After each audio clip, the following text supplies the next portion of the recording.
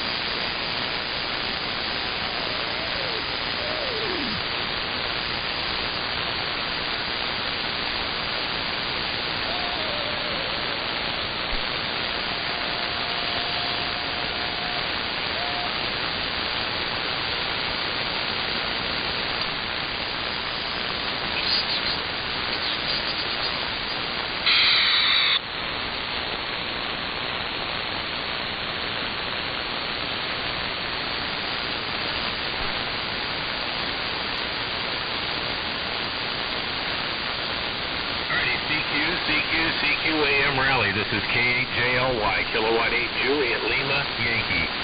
KJLY, CQ AM Rally, and KJLY is standing by.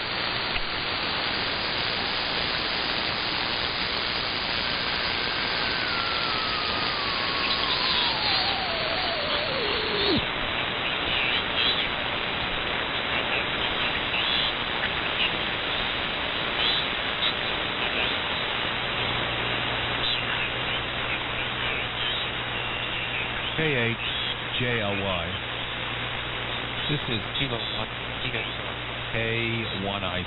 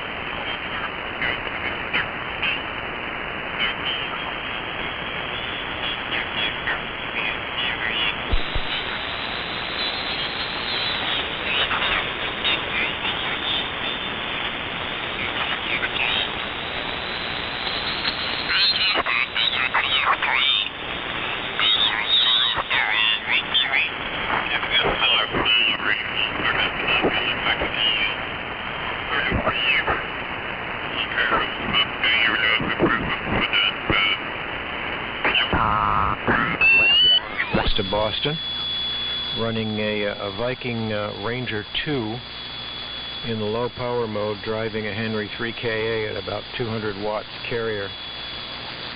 And it's actually the first time I've run it in this configuration, so I'm just curious as to how it sounds at your end.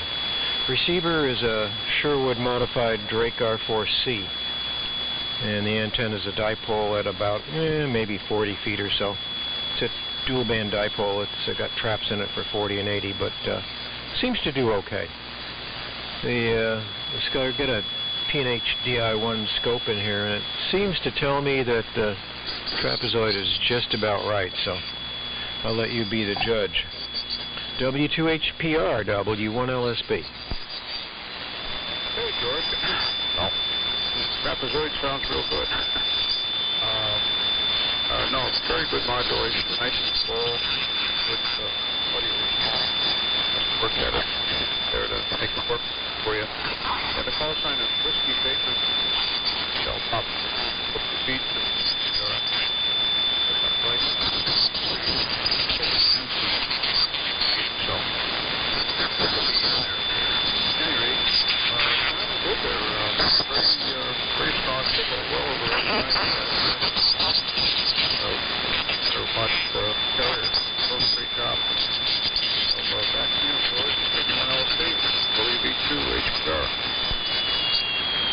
Yeah, okay, Steve. Sorry, got it right this time. WB2HPR, W1LSB. Yeah, this is basically the Timtron low power mod, where the B plus is dropped considerably on the PA tube on the 6146. Only getting actually not quite getting enough drive out of it for the Henry. The Henry likes a little bit more. It's putting out the Ranger is putting out about 10 watts right about here. And based on some tests I made earlier, the Henry wants about, 16, 17 watts to drive it to 350 or so out. But, the difference between 200 and 350 is negligible, so I'm happy the way it is.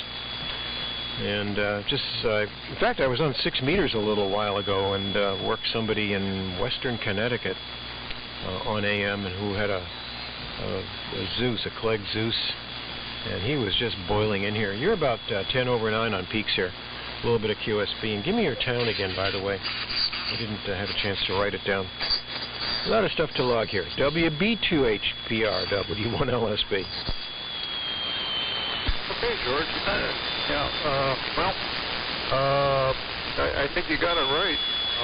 Sounds terrific. There are just a few minor mods made in my Viking 2 by me, and I've used a lot of input from Janice Carson. And there were a lot of good notes in electric radio, which I studied, and I incorporated a number of those. And there was a suggestion made to do some remedial work on the screen supply, the modulator. I did that. A couple other things. So I like the way it's working. This microphone is an old Electro Voice Mercury 911 that didn't work, so I put new guts in it. Anyway, now a transistor microphone, but it looks like the old, still has the same housing anyway. Anyway, that's about it from Troy, and 14, 15 degrees here, solid ice, so we're not going anywhere. Today and have fun working lots of stations. I'm sure you will. That signal you got there, George, sounds really good. 7-3, and all the best from WB2HPR. So on. Yeah, okay, Steve. Thanks a bunch for the contact. Really appreciate it. You too. It's about 18 degrees here last I looked. And yeah, still 18, so lots of ice, just as you said. Yeah, this Ranger has had kind of a mix of mods. Some of my own, some suggestions by WHAI, and some of Tim's stuff, so hopefully it's all worked out. I've had numerous Viking 2s, by the way. That's a nice transmitter. 7-3, have a good day. WB2HPR, W1LSB. Have a good one. Take care. And good luck again with the AM Rally. This is WB2HPR, Troy, New York. 73, WB2HPR, here is K1IC. We've got a kilowatt one something, but I didn't call sign. If you could repeat it, please, I'd appreciate it. K1 question mark, go ahead. Yeah, this is Kilo 1 India Charlie, K1IC. Oh, an integrated circuit. Okay. I know what those are. Good morning. It's a balmy 15 degrees now. Check that. And the name is Steve. Here at Tango Echo Victor Echo. And it's about 150 miles north to the and I'm using a Johnson Viking 2 and an HQ-170 with a dipole. Back to you. Kilowatt 1. I see WB2HPR.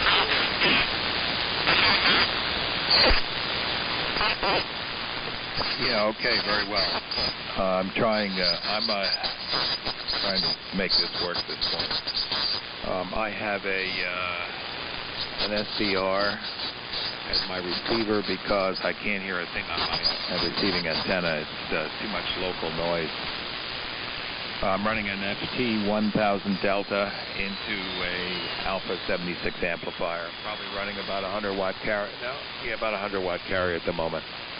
And I have a DX60 here, which I was tuning up and was working pretty well, but it is a little heavy to tune up here and operate with the receiver, so I might switch over to it, I might not. But I wanted to make contact with you and say hello. I heard you calling CQ earlier, and you're doing fine here in Fairfield, Connecticut. The name is Gary, Golf Alpha Romeo Yankee. I'm located in Fairfield, Connecticut. And you got the rig, and the antenna's a center-fed ZEP fed with 600 ohm wire line, cut for a half wave on 160 meters, and that serves me pretty well. But locally, recently, the noise level has gone way up, and it's a real problem. So I have to resort to remote receivers in order to be able to hear stations, especially in high-volume cases like this. So I hope you're copying me, Steve. WB2HPR, here is K1IC.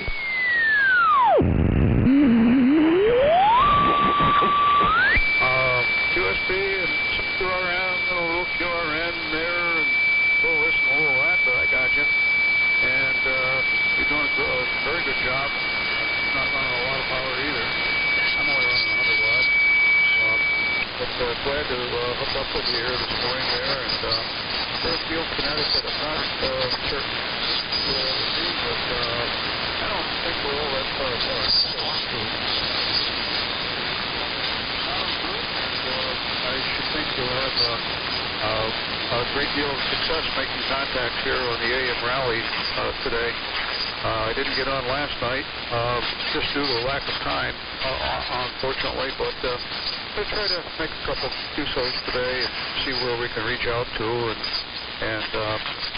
But you sound very good, and I'm sure you'll do well. So good luck, and have a good morning there, Gary. Stay warm. K1IC, WB2HPR, 73. Yeah, 73, Steve. Yeah, thanks. I'm just interested in chatting with people. I'm keeping a log, but I'm not going for points or anything.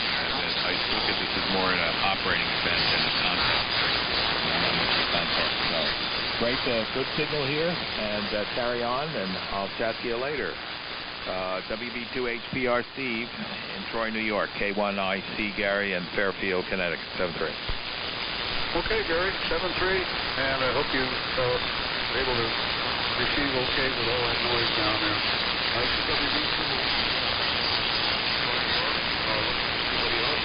The AM Rally here, WB2HPR, standing by. Kilo America 1, Tango Kilo Oscar. Kilo 1, America 1, Tango Kilowatt Oscar. WB2HPR. Good morning. Name here is Steve, Sierra Tango Echo Victor Echo, and in Troy, New York.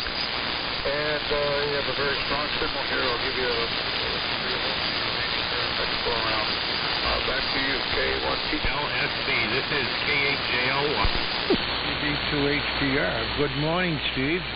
Name here is Jim, and QTH is near Boston, in the town of Winchester, and it's cold out. Sunny, 18 degrees, and I think I'm going to stay in today. Operating conditions, I haven't fired this rig up in about 6 months, and everything seems to be rocking and rolling. It's a Globe King 500, and the antenna is a inverted V up about 50 feet. You have a nice signal into Winchester. You're between 10 and 20 over S9. Great audio, and your little Johnson rig here and your 100 watts are doing a fine job. So back over to you, Steve, KA1TKO. Okay, Jim. A very nice signal here. And there is a rapid flutter.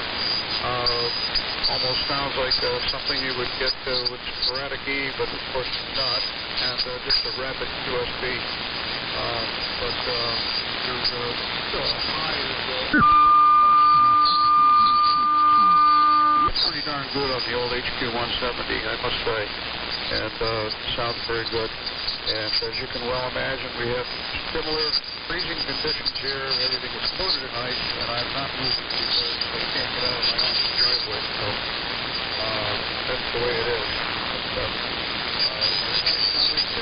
and doing a great job for you there with the inverted V. So hope you make lots more contacts here, Jim. K1TKO, WB2HPR, Troy, New York. Okay, Steve, 73 and happy radio, and you have a great day and have fun playing AM. 73 for now, KA1TKO, clear with WB2HPR. 73. Okay, Jim, so long. Thanks again for the contact, and you stay well, stay warm. WB2HPR is Troy, New York. Looking for anybody else who might want to make the contact for the AM rally. WB2 Hotel Papa Radio standing by.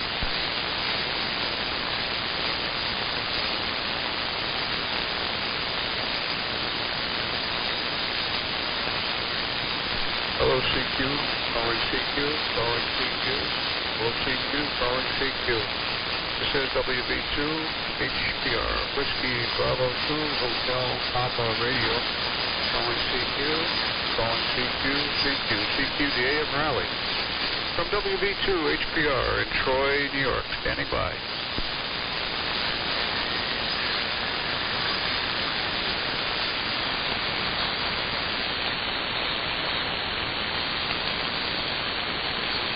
Calling CQ, calling CQ, calling CQ, oh CQ, CQ, CQ, CQ, the AM Rally from WB2 HPR, Whiskey Baker 2, Hotel Papa Radio, calling CQ, calling CQ, calling CQ, CQ AM Rally. Here is WB2 HPR, Whiskey Baker 2, Hotel Papa Radio, Troy, New York, standing by.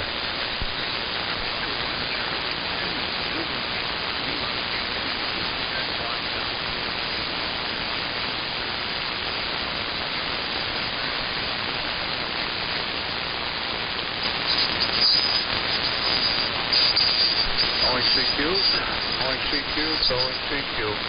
K1 India Charlie. K1 IB. This is WB2 K1 India Charlie. K1 IB. Hotel Papa Radio.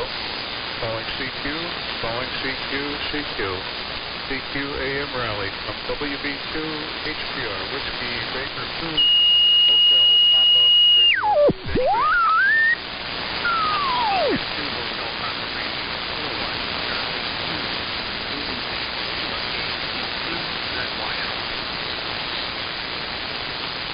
I want to try that again. I heard you call my call sign, but then you faded right out. So if you could try again, please. WB2HPR standing by. 2HPR, kilowatt Charlie. Zulu, Lima, KC2, ZYL. Sorry. not coming through. Kilowatt something, and that's about all I got. Kilowatt. Maybe we'll be able to make contact later.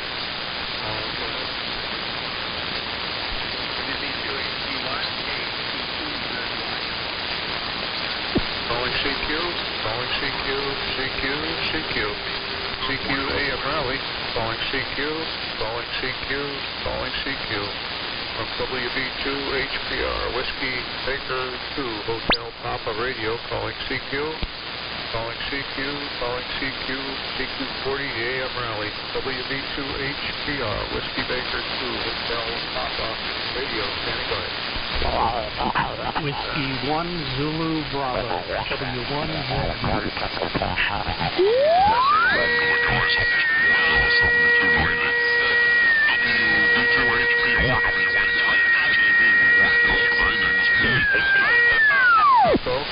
And I'm in Troy, New York, and freezing my backside off.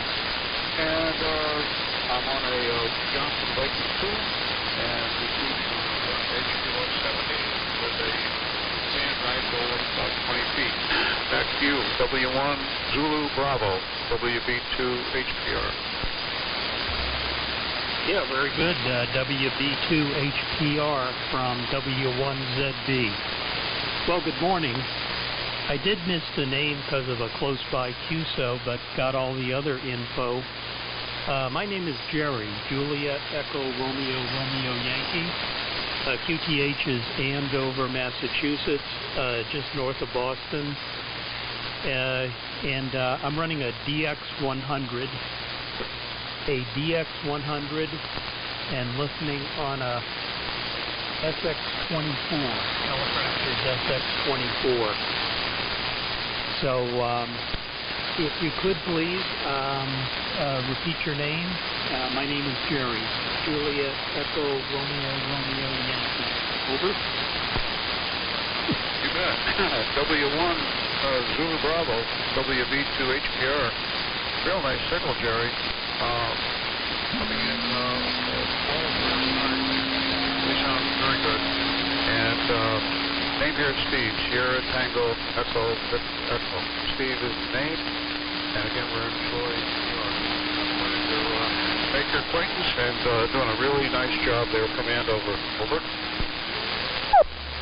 Yeah, very good, Steve. Looks like 40 is getting crowded. And my SX24 is struggling to keep up with the various nearby AM QSOs. But you sound very good here. I'm just using inverted C. And just running about 75 watts power. So good luck in the AM rally. We try to get on at least a little bit on one of the days, and it turned out to be today. Good luck, and we'll let you make some more contacts. WB2 HPR 73, Steve. This is Whiskey 1 Zulu Bravo. Have a good day. Bye. Okay, Jerry. Perfect job. And for 2 RPs, so to speak. And I'm only running just shy of 100 watts here myself, so not a powerhouse by any means. But I didn't get on yesterday, so I just didn't get a chance. But at any rate, good to hook up with you here this morning. Stay warm, stay well, and hope you make some more contacts there. Nice sound on the station. W1ZB, WB2 HPR. Looking for additional stations that might want to make the contact on the AM rally. WB2 HPR standing by. 7-3, Jerry.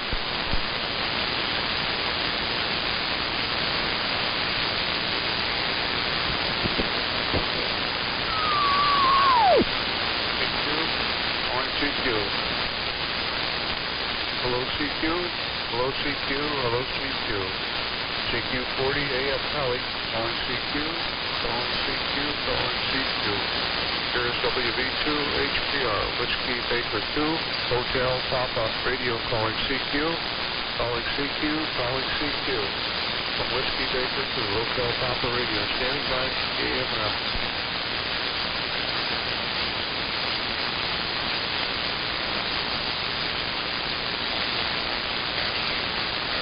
Calling CQ, hello CQ, calling CQ, calling CQ.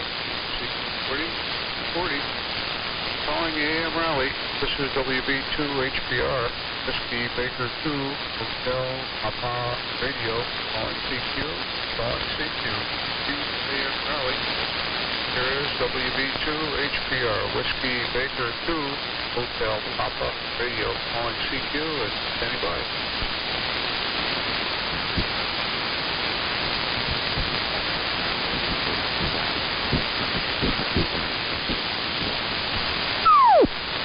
CQ, calling CQ, calling CQ, calling CQ.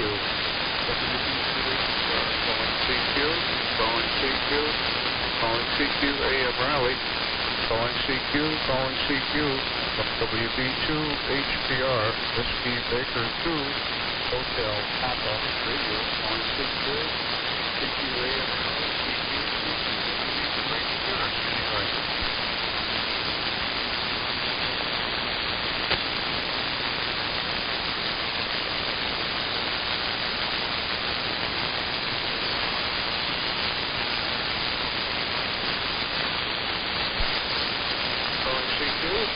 Calling CQ, calling CQ, OCQ, CQ40, CQ40, WB2 HPR, calling CQ, calling CQ, Whiskey Baker 2, Hotel Papa Radio, calling CQ, calling CQ, calling CQ.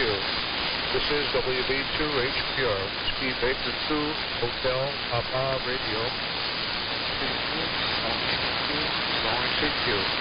CQ the AM Rally, WB2 HPR, standing by.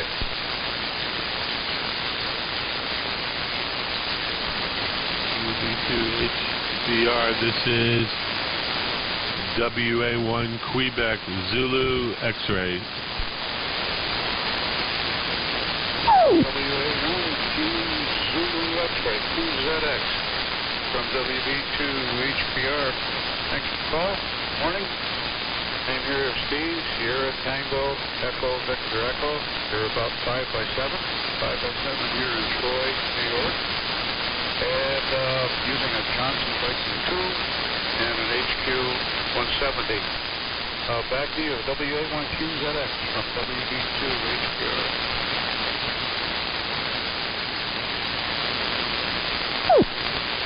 Yeah, very good. WB2 HPR. WB2 Hotel Bravo Romeo, I believe. This is WA1 Quebec Zulu X-ray. Very good. You're about 10 over S9 here, located in Chelmsford, Massachusetts, about 10 miles northwest of Boston. And the name here is Dan. The name is Dan, Delta Alpha November. And we're running a Flex Radio 6400 with a 15-watt carrier. Okay, back to you, WB2 HBR. This is WA1 QZX.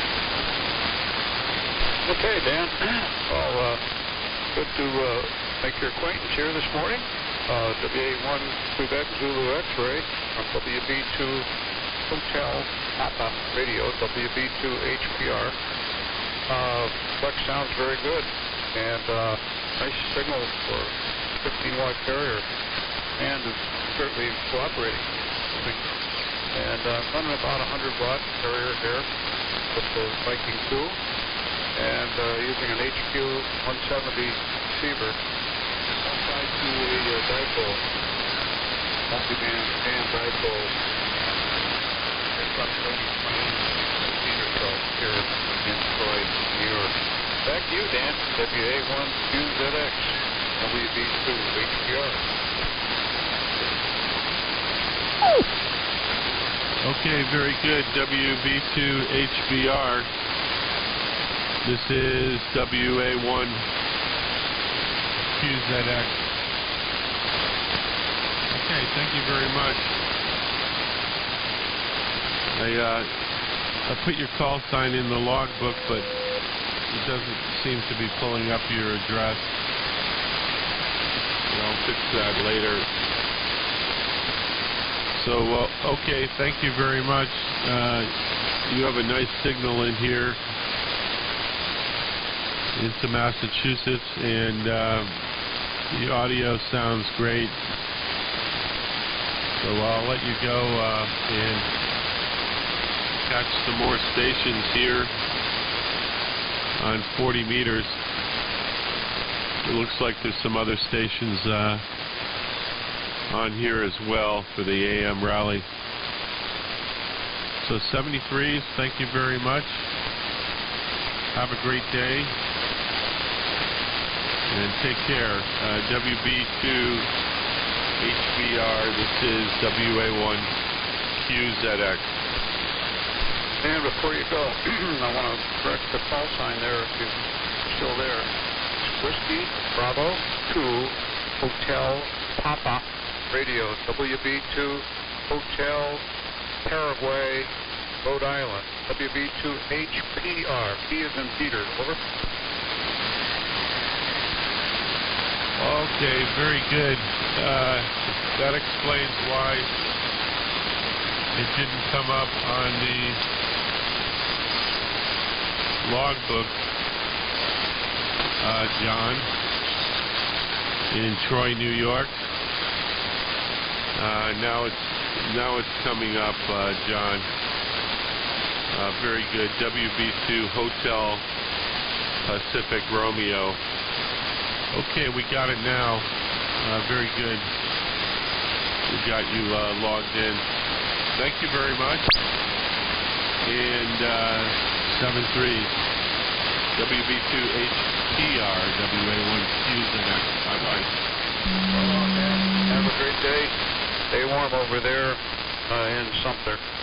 This is WB2 Hotel Papa Radio, WB2 HPR. Looking for the additional contacts on the AM rally here on 40 meters this morning. WB2 HPR in Troy, New York, standing by.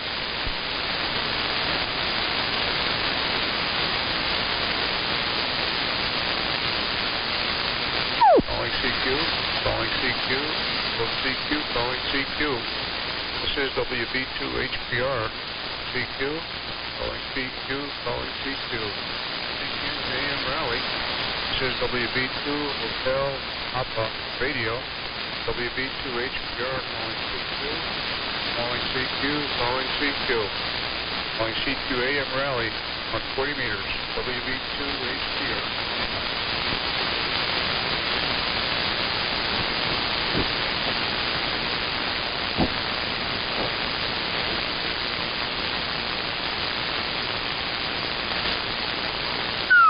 CQ, calling CQ, calling CQ, calling CQ AM rally, calling CQ, calling CQ. Here is WB2 HPR, Whiskey Baker 2 Hotel Papa Radio, calling CQ, calling CQ, calling CQ. CQ the AM rally, WB2 HPR, Troy, New York, standing by for a call.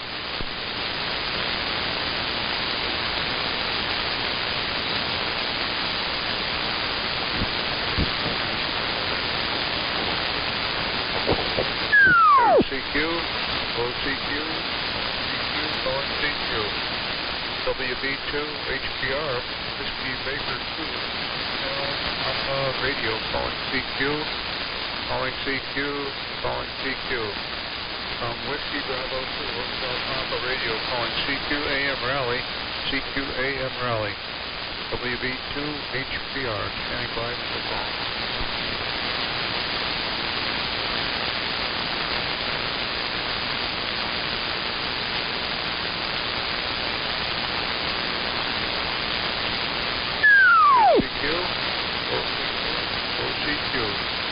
CQ40, CQ40, WB2, HPR, calling CQ, calling CQ, calling CQ. Whiskey Bravo 2, radio, calling CQ, calling CQ. WB2 HPR, standing by for call.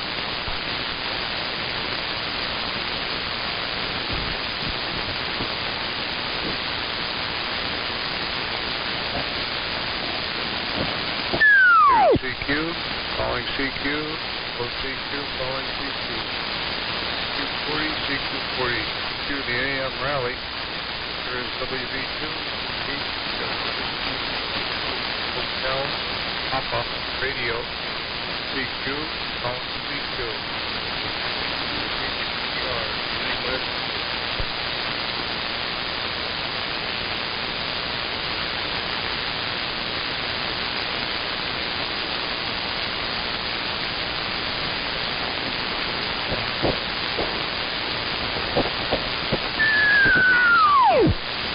CQ, calling CQ, CQ, CQ40, 40.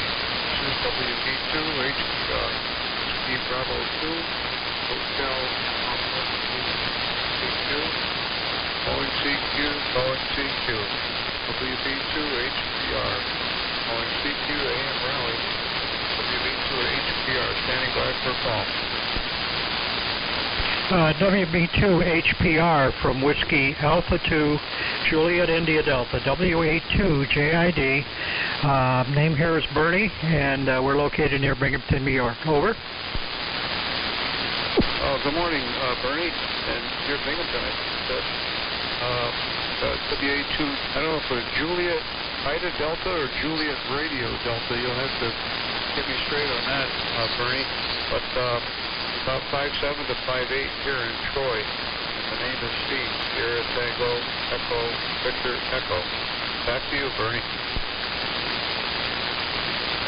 Okay, Steve. Yeah, it's getting to be a little bit of a hard copy here also. You're about an S8. We're running about 100 watts, and we're running a Flex Radio 63. I'm sorry, 6300. Yeah, I have a 7300 ICOM also, but lots of vintage radios, but I'm not running anything right now. I'm sitting in my nice warm bedroom running a Flex Radio into a KPA 500 amplifier running about 100 watts carrier. Name here is Bernie, and we're located in Vestal, New York. Victor Echo Sierra Tango Alpha Lima, New York, about 10 miles west of Binghamton, New York. And the band's getting busy.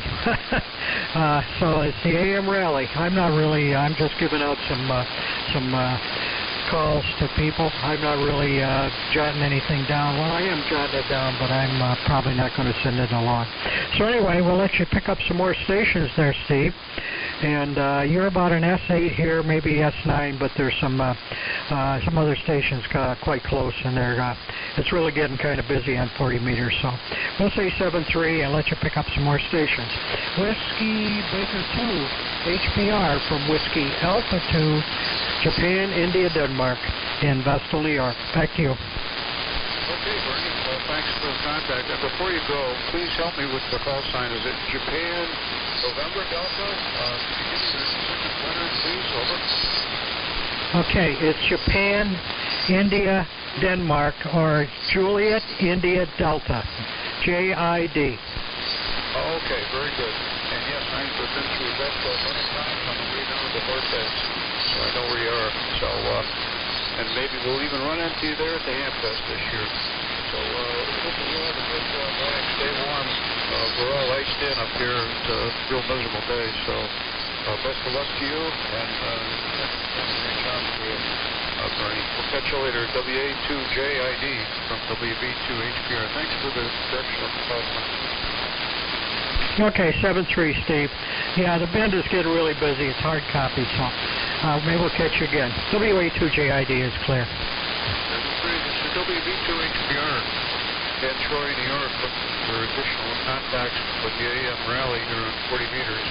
So I'll be calling C240 rally, C240 AM rally, WB2 Hotel Papa Radio in Troy, New York, standing by for call.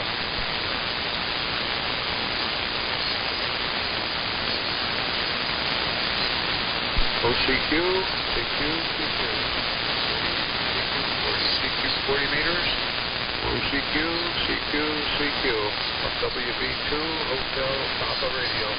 Calling CQ, calling CQ, calling CQ. CQ40, CQ40. WB2, HPR, calling CQ40 on the AM rally. WB2 HPR, standing by.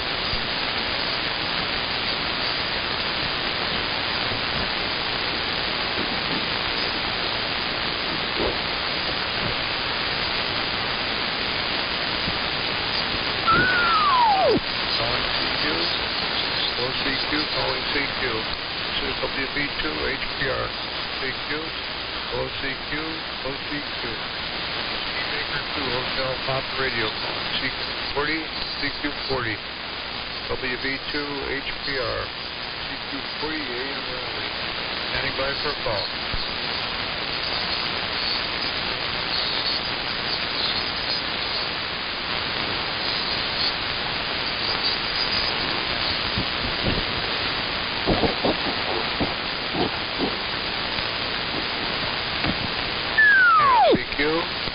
CQ, calling CQ. Hello CQ, calling CQ. WB2, Hotel Papa Radio. CQ, calling CQ, calling CQ. CQ40, CQ40. 40, CQ40. WB2, HPR, standing by for call.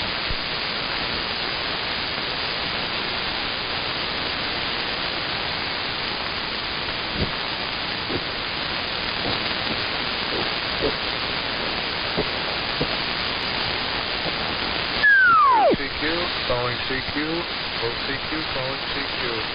CQ40, CQ, CQ, CQ, the AM rally from WB2 HPR. Calling CQ, CQ, AM rally, WB2 HPR, standing by for a call.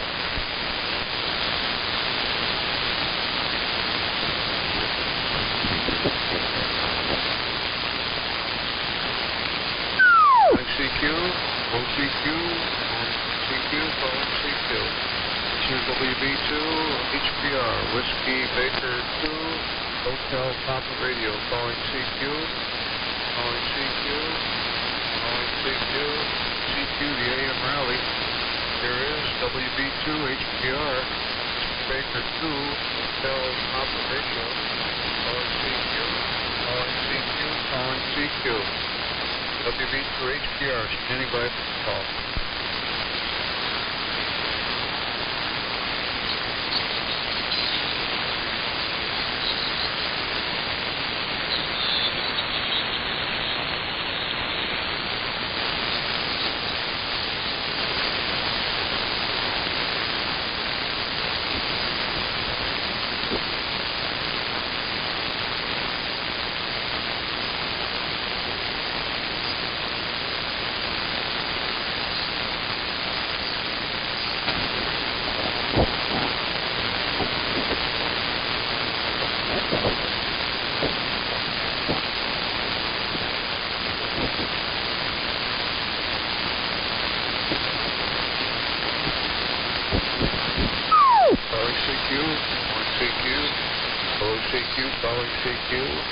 CQ40, CQ40.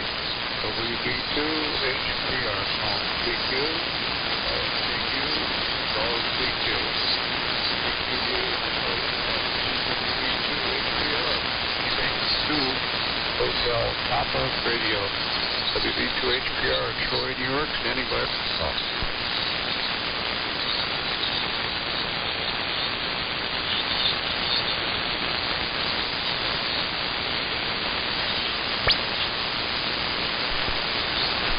CQ, calling CQ, calling CQ, calling CQ.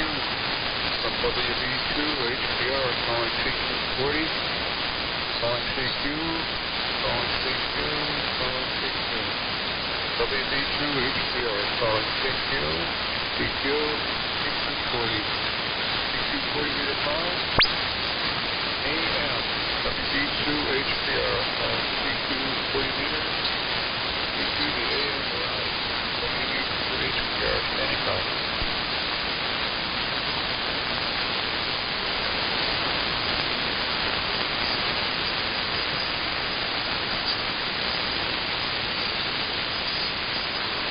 calling CQ, low CQ, calling CQ, CQ40, CQ40, WB2 HPR, calling CQ, low CQ, low CQ, calling CQ40, CQ40, AM Raleigh, WB2 HPR, calling CQ, standing by for call.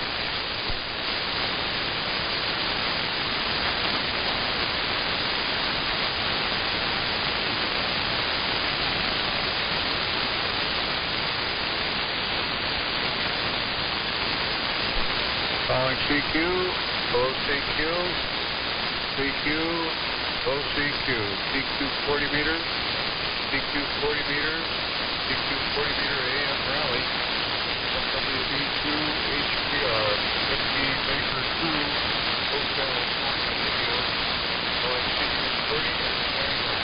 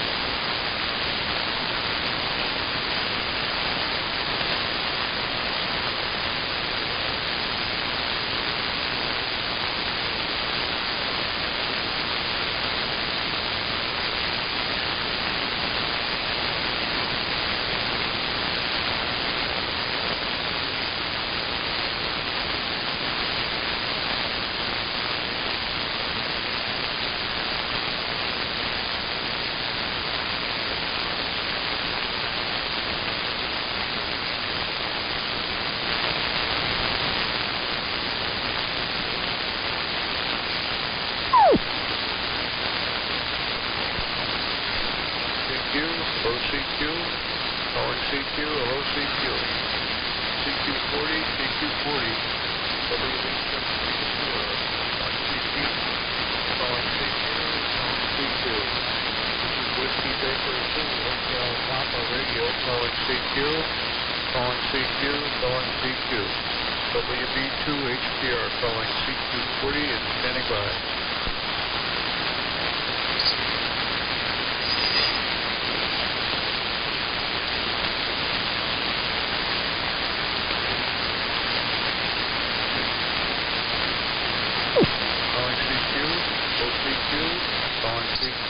CQ, WB2 HPR, Whiskey Baker 2, Hotel Papa Radio, calling CQ, OCQ, calling CQ, Whiskey Bravo 2, calling CQ, CQ40 AM Raleigh, CQ40, CQ40, WB2 HPR, standing by.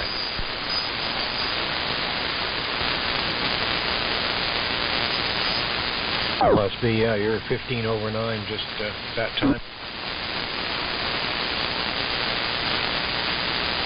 Making a Ranger 2 into a Henry 3KA at about 200 watts carrier. And the receiver is a Drake, Sherwood modified Drake R4C. Antenna's a dipole at about 40 feet. And running an old Heil HC2 element in a D104 case with a baffle and all that kind of stuff. And nice to hear everybody. DX100 sounds good. David, good to see or hear you again. And the Buffalo station, if you'd like to make a contact, I think you got my information. I just need your name and location, and we can call that one. KC2ZYL. Why don't you go ahead and give me that information? W1LSB. I also heard W4GUZ check in with us, too.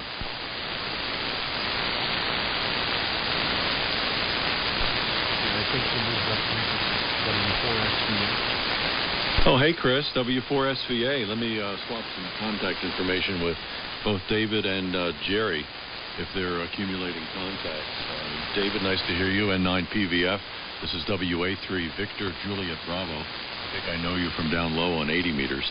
Location Annapolis, the capital of Maryland. Transmitting on a K7 and receiving you on an ITT McKay. The receiver model number is the 3040 Alpha. Do you copy, Dave? Oh, yeah, absolutely terrific copy, as always. And I think you have my setup here. It's a modified Valiant with a NC303. And I'm in Holden, Massachusetts, which is very close to Worcester. And you're coming in, the estimator on the 303 is a little funky. It's either pins or it'll show me a little bit and I'm trying to zero beat it. So everyone was coming in quite well. I was on 15 for a while and couldn't raise anybody, so I decided to jump down here. And that's the nice thing about having a web SDR. You can find out, oh, that's where everybody's giving from. WA3 VJB, let me pass it back to you. And I did copy,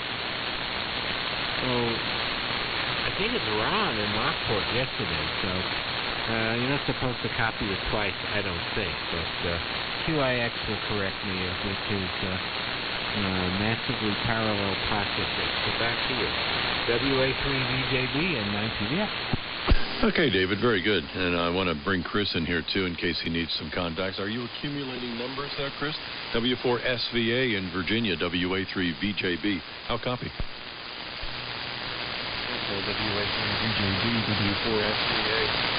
Yeah, I'm kind of casually keeping along here. So I'll throw out my information and admit I haven't been listening all that well. I got you down in the low call, but none of the other stations on frequency have had it written down yet. My name here is Chris, located in Solon, Virginia, on a disc kilowatt and National HRO 60 receiver. Just got done eating breakfast, a late breakfast. Had to pull the hay wagons out in the field. Had to wait for the ground to freeze up. We had some really bad mud yesterday from when the ground thawed out, and then we had some rain. So had to get that done. Then I found my way into the shack here and getting some good radio time here on Sunday.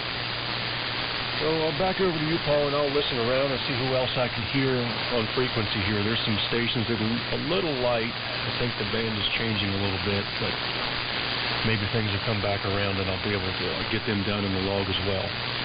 WA3 VJB, W4SVA.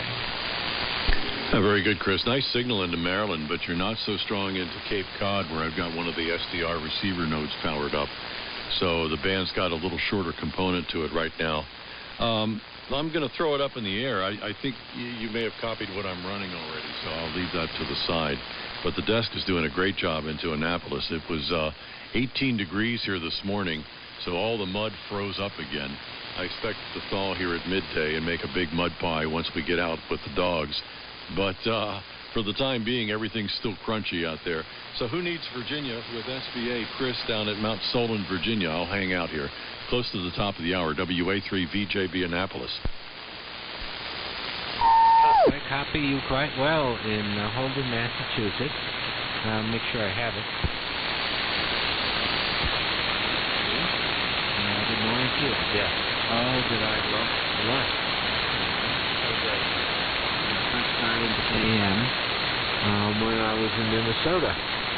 And I ended up with a Ranger and a Valiant, and this is not the original Valiant, but I knew, I think his name is Ed Willis, and he had only 5 decks in his basement. 3 of them actually had the guts in it, and he had modified at least 2 of them for 160.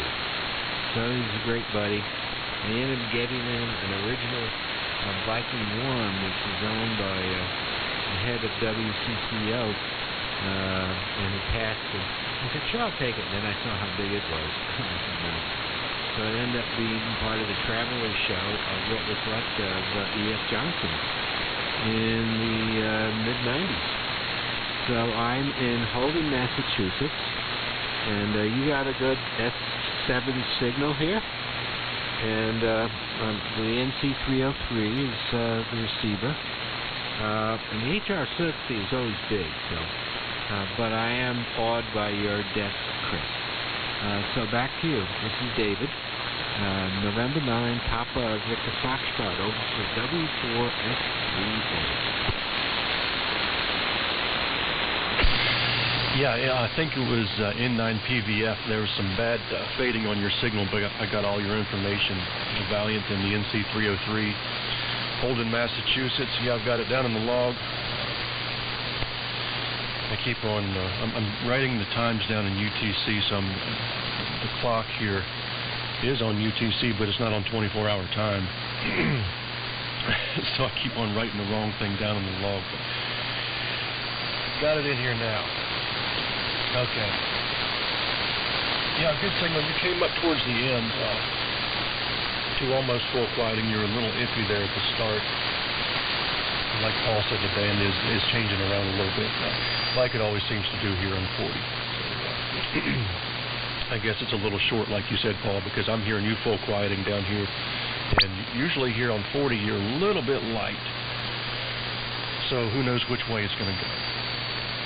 All right, I don't know where it goes from here, but I'll be listening for anyone else on frequency. This is W4SVA. Chris in Mount Solon, Virginia. Chris, you copy W1LSB? 1 Zulu Bravo, W1ZB.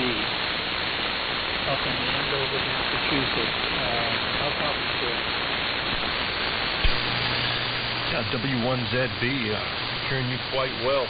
Andover, Massachusetts, go ahead. Yeah, Chris. You have a good signal here, too. You're settling in about 5 or 10 over 9. And the interesting thing is the local stations within like 50 miles of me are also 5 to 10 over 9. So that doesn't usually happen on 40. And Paul's are booming in here with about 10 to 15 over.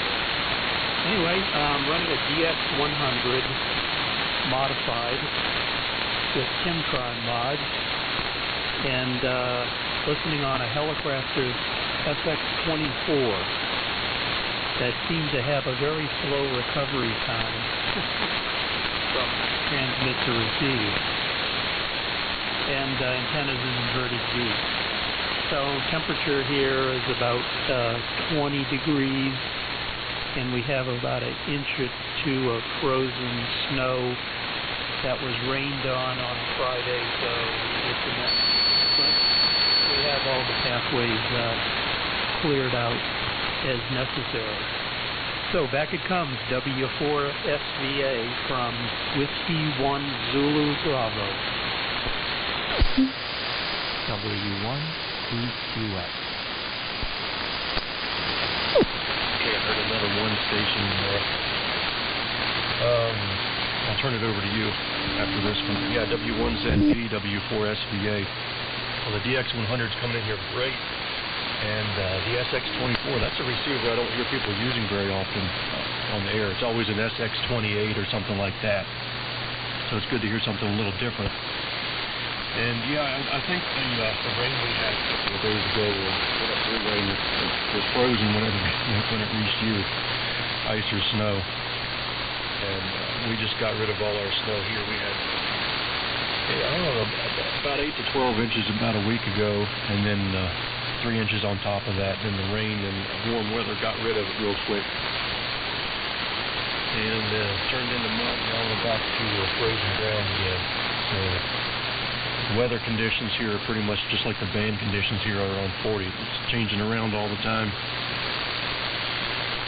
All right, I'm going to throw it over to the breaking station. And like I said, I don't know who else is in here and whose turn it is. I don't want to hog the frequency or anything. So the breaking station, go ahead. My name is Chris, located in Mount Solon, Virginia, and my call is W4SVA. Okay, great, Chris. W4SVA along with W1ZB and I believe N9PVF. This is W1EQX. Whiskey 1 Echo Quebec X-Ray. Name here is Carmine. The name is Carmine Charlie Alpha Romeo Mike India November Echo, and we're located in the town of Shrewsbury, Vermont, just about 10 miles southeast of Rutland, right here in the mountains, the Green Mountains of Vermont. Everybody's sounding very good today. The signals are very strong, local signals as well as you, Chris. You, Chris, and as well as Paul, WA3VJB, which I haven't talked to in years on the radio. He's very strong here too, as well as the two Massachusetts stations. So very good conditions all around. The radio here is a Flex Radio 6500, running an amplifier about 125 watts out into a end-fed half-wave antenna, cut for 80 meters, but of course it runs 80 through 10. It's up about 55 feet. So, Chris, very good on the lack of snow. Well, we had 11 below zero here this morning in Vermont, so we got about 15 inches of snow on the ground. Anyway, I'll send it back your way quickly, and I just wanted to say hello to everybody else on the frequency. Love to catch up with all of you. And I am doing kind of like the armchair AM rally here, so I'll be happy to give you all some numbers there. So W4 SVA, this is W1 EQX. W1 LSB. Okay, W1 LSB. With W1 EQX and others on frequency, W4 SVA. A great signal, Carmen, from the Flex 6500 and the amplifier. Now, 11 below. I'm glad it doesn't get that cold here. We reached -3 a couple of weeks ago. And that's not unusual, but it usually jumps right back up after that. We only have a few days of that. Usually January or February during the winter. So, yeah. Stay warm up there for sure. I think we have about 25 degrees right now. The thermometer is saying 32, but the sun is shining on it. So it's definitely still freezing here. Let's see, I'll turn it over to W1 LSB, and then you can kick it around to whoever else is on frequency. I'm going to sit back and listen for a little bit. This is W4 SVA. Go ahead. W1 EQX, my savior. Oh, you don't know how much 80-meter AM I do in the morning because of your courtesy. And I appreciate the extra 4 channels you added to the WebSDR. So it's very good to talk to you. And say Maxima.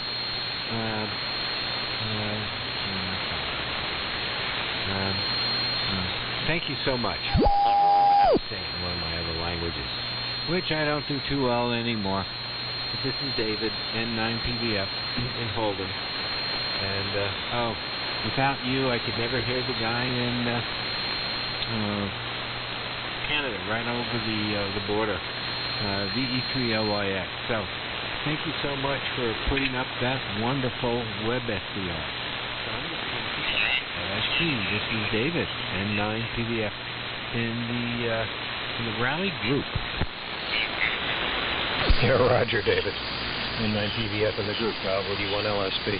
And let's see, to Chris, you are a good 5x9 and occasionally peaking 10 to 20 over here in Sudbury, Mass, about 23 miles west of Boston. Rig is a Ranger 2 driving a Henry 3KA at about 200 watt carrier. And the receiver is an old, well, not so old, a fairly current, I guess, R4C with Sherwood mods. Everything that Sherwood had is in here. The antenna's a dipole at about 40, 45 feet, something like that.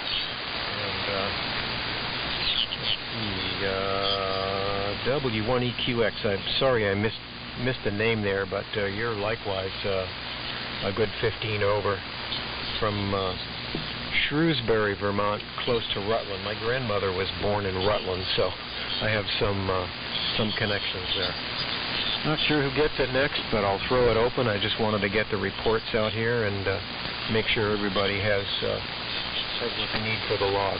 This is W1LSB, W1 Lower Sideband, and Historical Sudbury, Mass. W1EQX from WA3VJB. Carmine, it has been a while, and I echo David's compliments of your adding nodes there to your web SDR. Thank you for that. And I wonder how copy at Shrewsbury, Vermont, W1EQX in the group WA3VJB.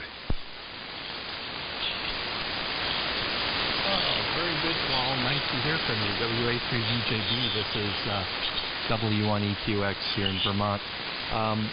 Yeah, the signal is about 20 over. Very solid signal. I think you, Chris, as well as W1LSB here are kind of the channel masters. All doing very well.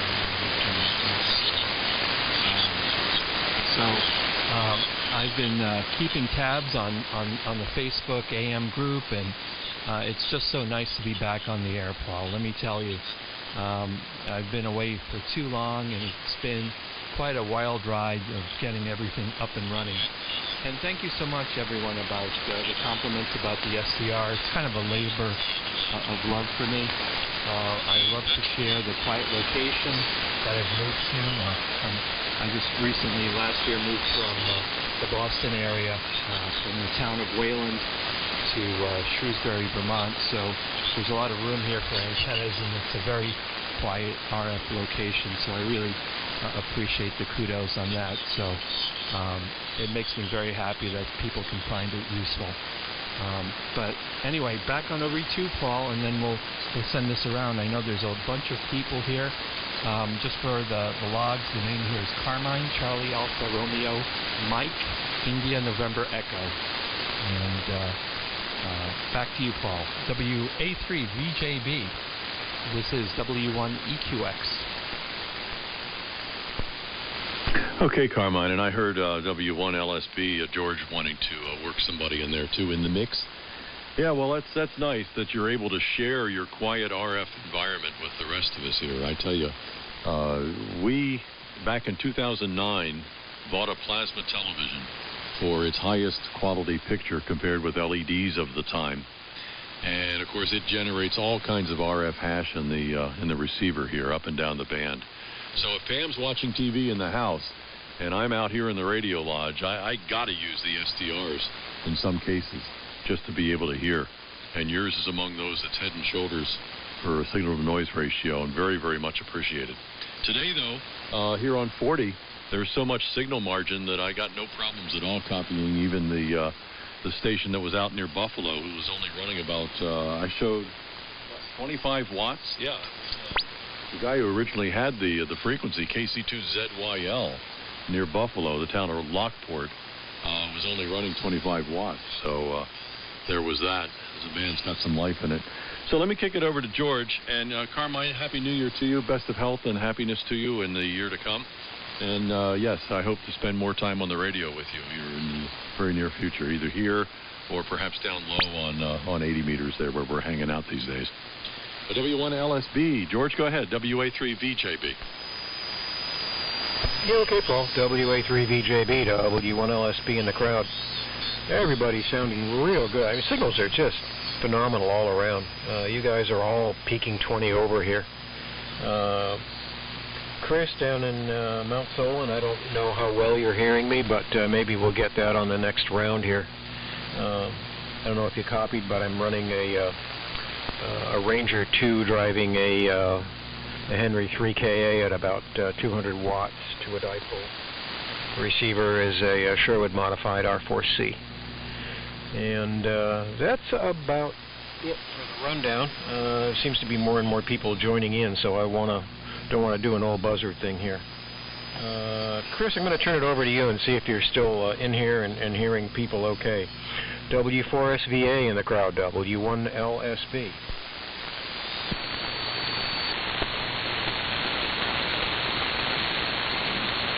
W1LSB and the big group, W4SVA. Yeah, I'm hearing you just fine. Big signal down here in Virginia, George, and I'll have you down in the log with the Ranger 2, Henry 3KA, and the R4C receiver. Everyone so far is coming in very well. It sounds like the band is improving all around, stations distant and close in. I'm hearing Brandon up frequency a little bit, and then there's another one up on 7295, so there's a good amount of activity here on 40 today. Let's see. Just looking at the time, I'm going to have to run out of here at some point. I'm going to eat lunch, Paul, so I don't forget to eat lunch again. But I'm going to throw it up in the air and sit back and kind of go into listening mode and see who else is on frequency. This is W4SVA. Please, W1ZB here. Yeah, Ron in New York. I didn't get your call, but go ahead.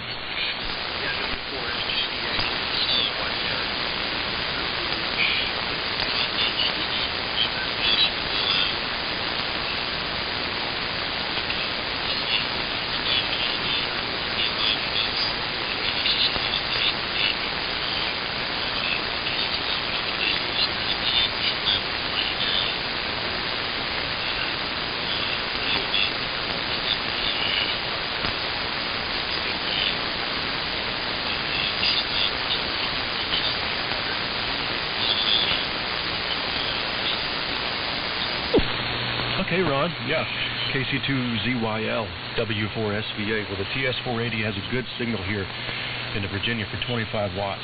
Yeah, certainly putting out a good signal. My name is Chris, and I think you got that. I'm located in Mount Solon, Virginia, which is about 15 miles south of Harrisonburg in the Shenandoah Valley. And the transmitter here is a Johnson Desk, receiver a National HRO 60, and the antenna is a horizontal V, fed with open wire line, back to a balanced tuner. So I'll let you work a few of the other stations here. This is not my frequency. I just kind of jumped in here and let you kick it around and try to work some of the other stations here on frequency. KC2ZYL W4SV.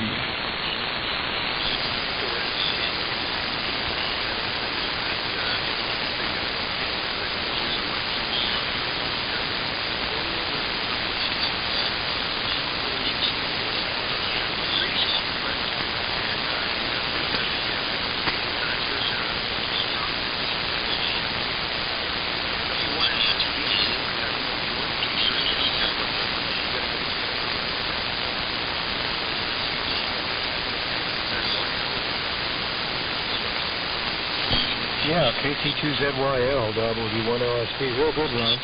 You're on the left side, but I am hearing you. You're about a 5.6 to 5.7 on peaks, sometimes a bit stronger. But nice to hear you in there. I sure know where Lockport is. I have relatives that live in Webster, just east of Rochester. And I used to, back when I was selling TV broadcast transmitters, I used to go out to Buffalo fairly often, actually. That was many years ago. Someone in here mentioned James Millen. Jerry, I think it was you. Pardon me. You need another cup of coffee to grease the throat here. And I've got a bunch of Millen exciters here, the low power guys, as well as a Millen modulator and a VFO. And one of these days I'm going to fire all that stuff up and maybe drive the 3KA with it. So Ron, I gather you copied the Rig OK, the Ranger 2 and the 3KA running about 200 watts out to a dipole and the R4C receiver. So good to hear you in here. Just want to make sure you copy all that. KC2ZYL, and thanks, W1LSB.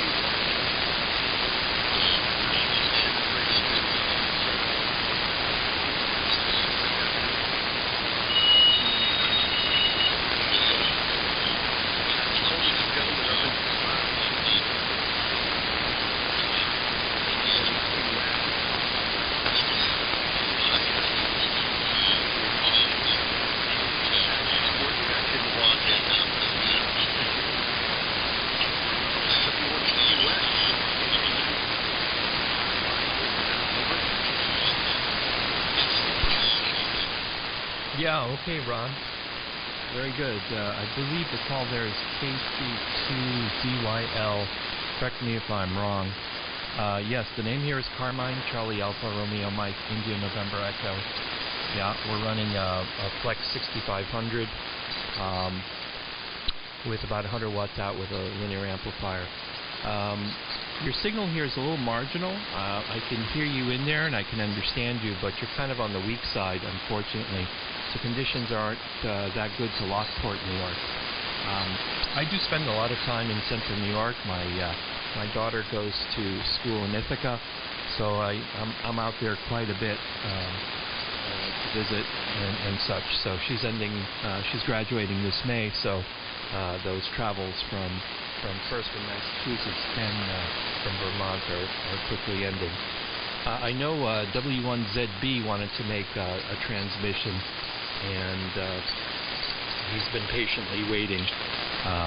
So let me just send it back on over to you there, Ron. Hope you can copy me pretty well, or I'm not sure if you can, but KC2ZYL with W1ZB waiting.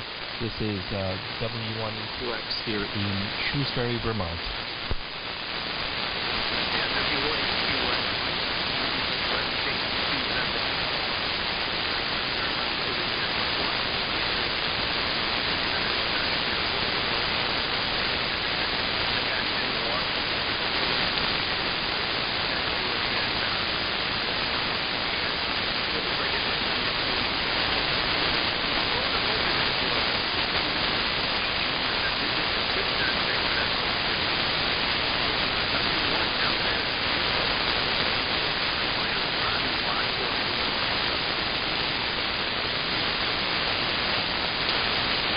Yeah, if you asked me a question there,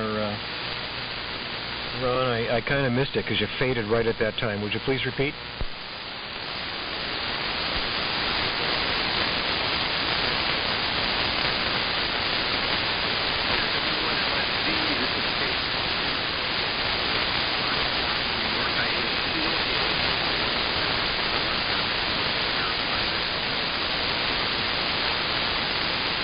Yeah, I'm just not copying. You're just almost into the noise here, Ron. Sorry about that.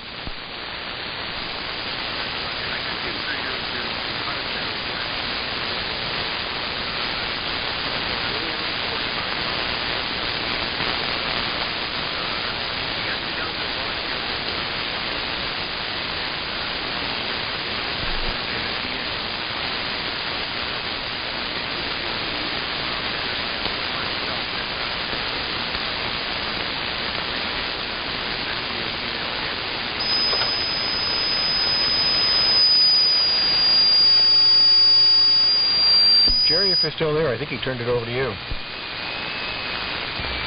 Yeah, okay. Thanks a lot, guys. This is Jerry, W1ZB in Andover, Massachusetts. And I want to say hello to Carmine, W1EQX.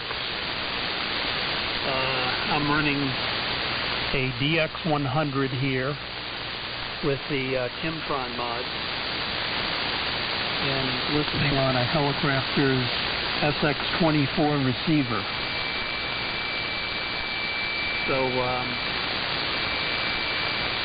I want to say, Carmine, that the web SDRs have become more and more usable in my shack since I got one of these Amazon tablets and can run the client software on that.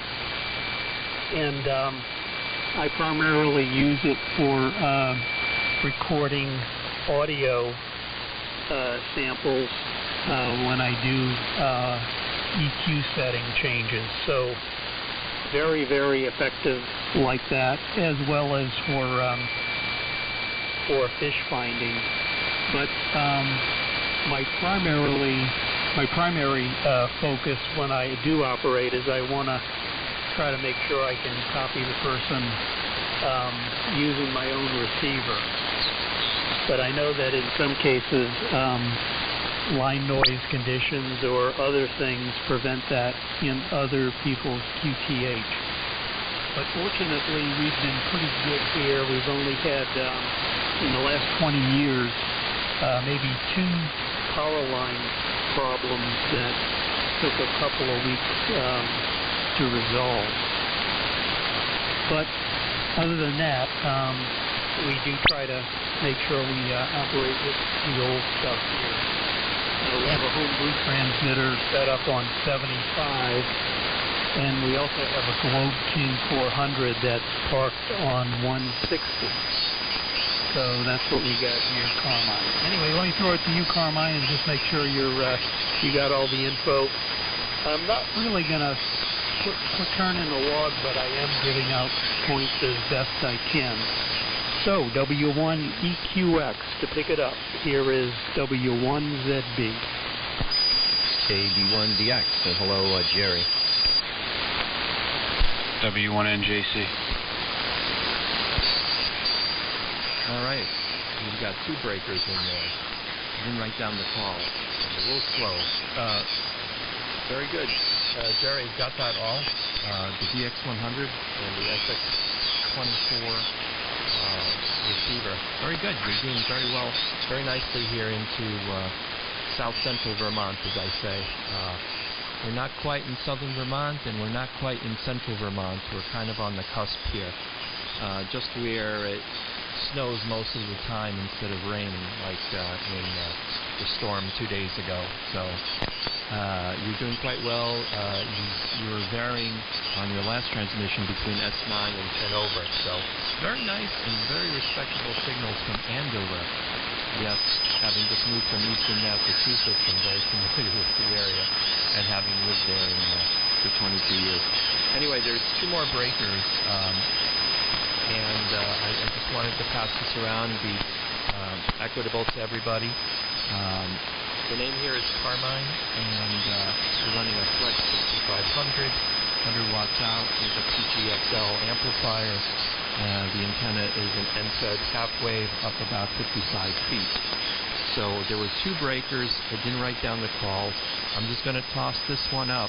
So I guess whoever keys down first or loudest will probably make it. There's a bunch of stations here, so I want to be very equitable.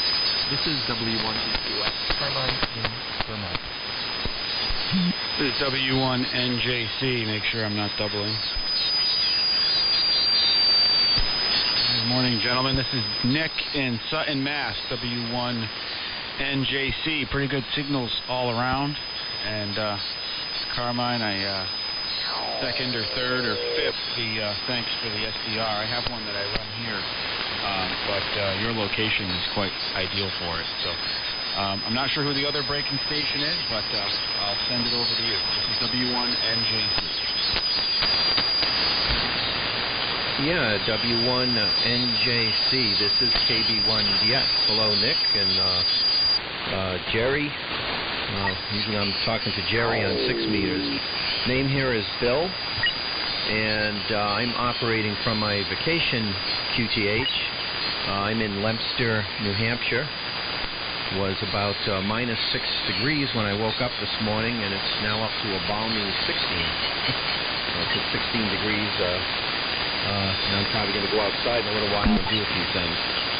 But station rundown here for those that are interested. I have for the transmitter a Johnson Viking Valiant 2, and the antenna is a double extended ZEP up about 60-70 feet. And listening to you guys on a solid state receiver. It's a Ten-Tech Eagle.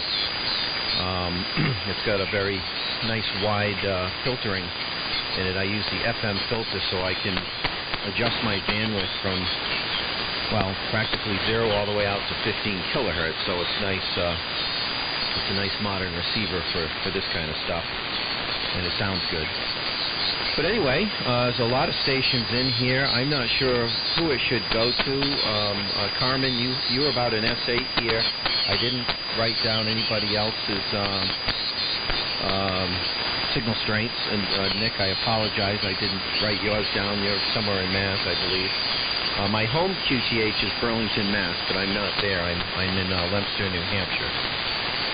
So I'm not sure who should get it, but I will just kind of throw it up in the air here and see who wants to take it. This is KB1DX. Nice to hear you, Bill. W1LSB. Hey, I think it's George. Is that correct? Yeah, that's affirmative. We're usually acting on, I think, 6 or 2 or 432, one of those. Good to hear you here. I was going to jump in and confirm with you guys. Bill, running a Ranger 2 here with a Henry 3KA at about 200 watts out and an R4C Sherwood receiver dipole at about 45 feet. And Nick, W1NJC, nice to make your acquaintance here. Name is George, QTH Sudbury, Mass.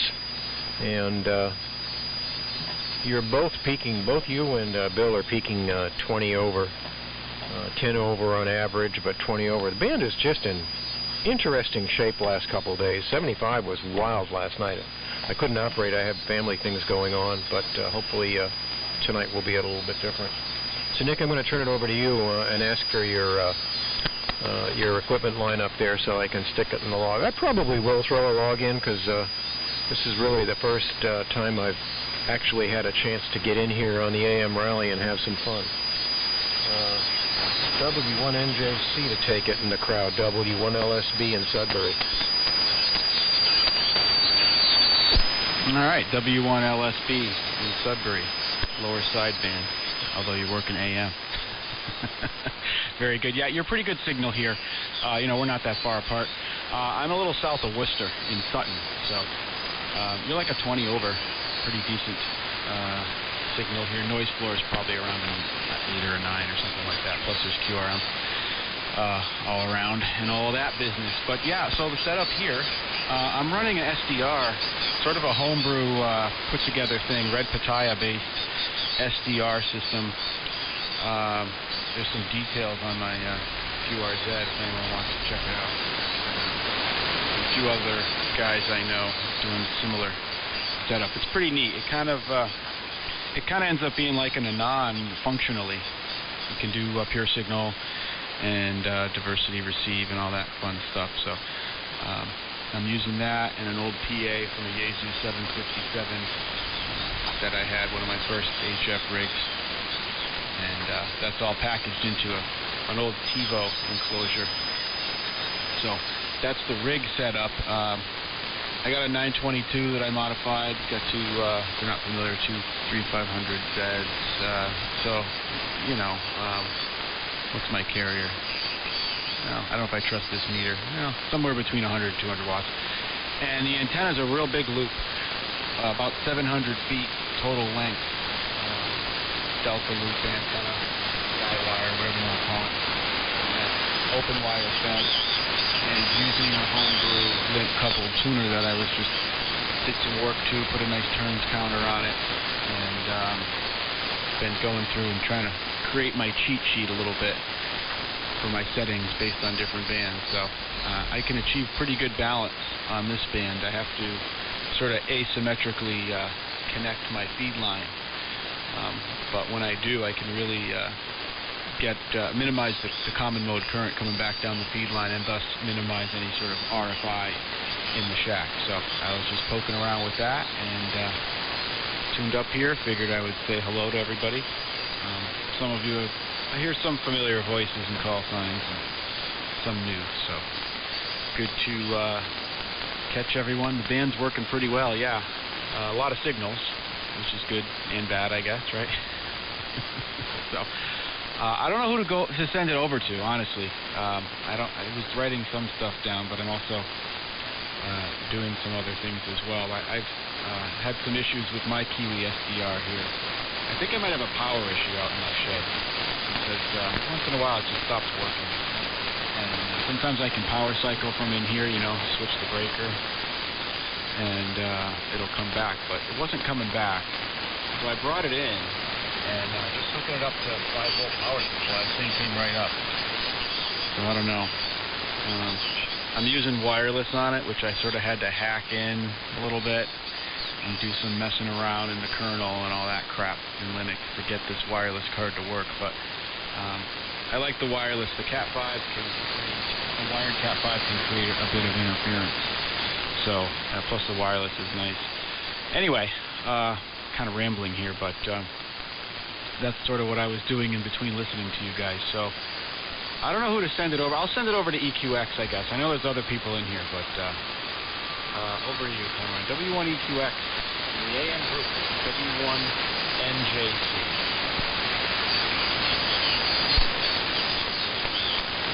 Very good, Nick. W1NJC, W1EQX. Sounds like you got a really fascinating setup there. I'd like to talk to you more in depth about it, but it's not the time or the place to do that. One suggestion I have on the Kiwi SDR, if you have it, if it doesn't boot up properly, if it shuts down properly, it's usually a voltage issue. I've had the same issue. Make sure that barrel connector is in securely, and you're not using like very very thin wire. The 5 volts, it draws quite a bit of current when it boots up. So my suggestion to you is look into the voltage. It should be 5 volts dead on the input of the Kiwi. If it's not, it's going to have problems booting up. So that's my suggestion. First thing is always the voltage power supply. But I'm sure you've looked into that. I love to hear more about your SDR setup for your rig and all of that stuff, but we'll take it another time. Anyway, I'm going to just drop it here and let more people work other people. Gentlemen, I've got everybody here on my list.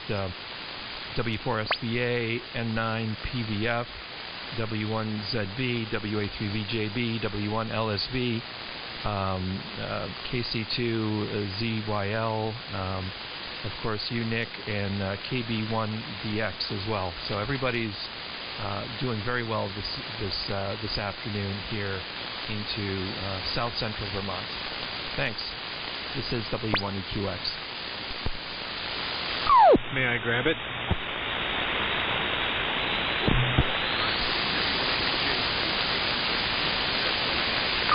Carmine, I used to teach at Cornell, so I hope your daughter's having a good time at graduation. I don't know what her next plans are, but I hope she has an exciting time now that classes are almost back in session. W1NJC and KB1DX, I can work you both at the same time.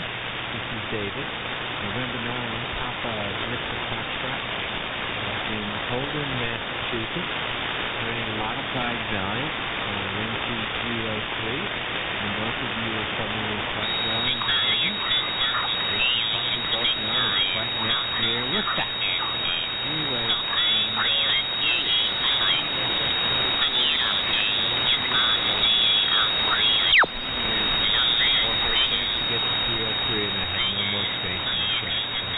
I'm going to break for lunch. So, I know someone was calling you next, so I will relinquish until 7:30. Hopefully I'll pick you up after that. And I do you temporarily if you want.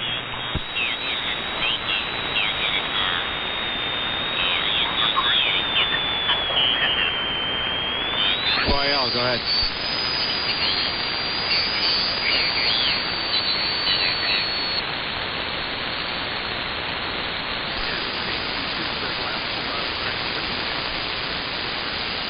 Go ahead, Ron.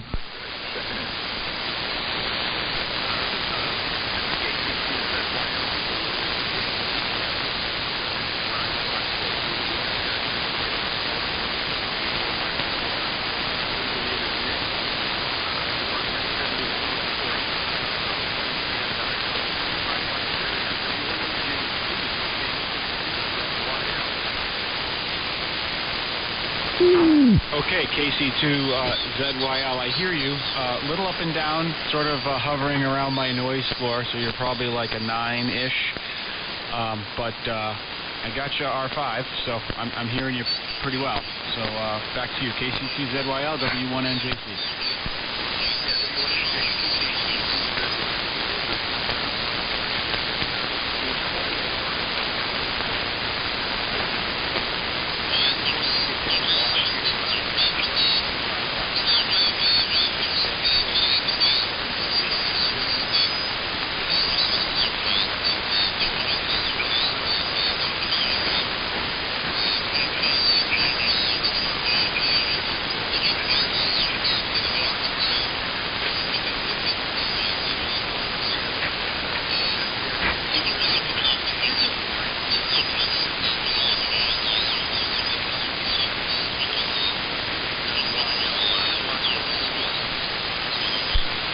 Okay, Ron, very good. Yeah, when the QRM from the adjacent signals disappears, you come in quite a bit better. So, but again, no problem really copying you. And yeah, QTH is Worcester County. The town is Sutton, S-U-T-T-O-N. I'm about 10, 12 miles south of Worcester, kind of in between Worcester and the Rhode Island border. So, Worcester County, not too far from David there in Holden. So, yeah, southern Worcester County. And Lockport, if I'm not mistaken, that's western, far western New York, right?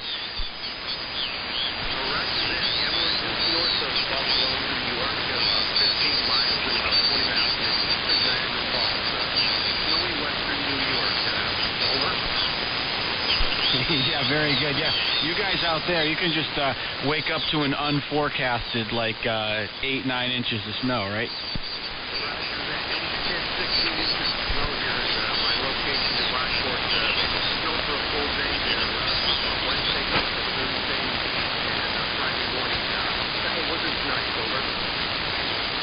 Yeah, very good. We just had a big nor'easter come through here last weekend. Ended up with about over 20 inches. I was close to 2 feet here. It's hard to tell. The drifting was crazy, but it was the real light stuff. But you guys with the lake effect, I mean, that's a whole different animal. Like, I know some people from out there, and it's not even in the forecast, and you wake up and there's, you know, half a foot of snow. You're like, oh, that must be Tuesday. We got 6 inches. Go ahead.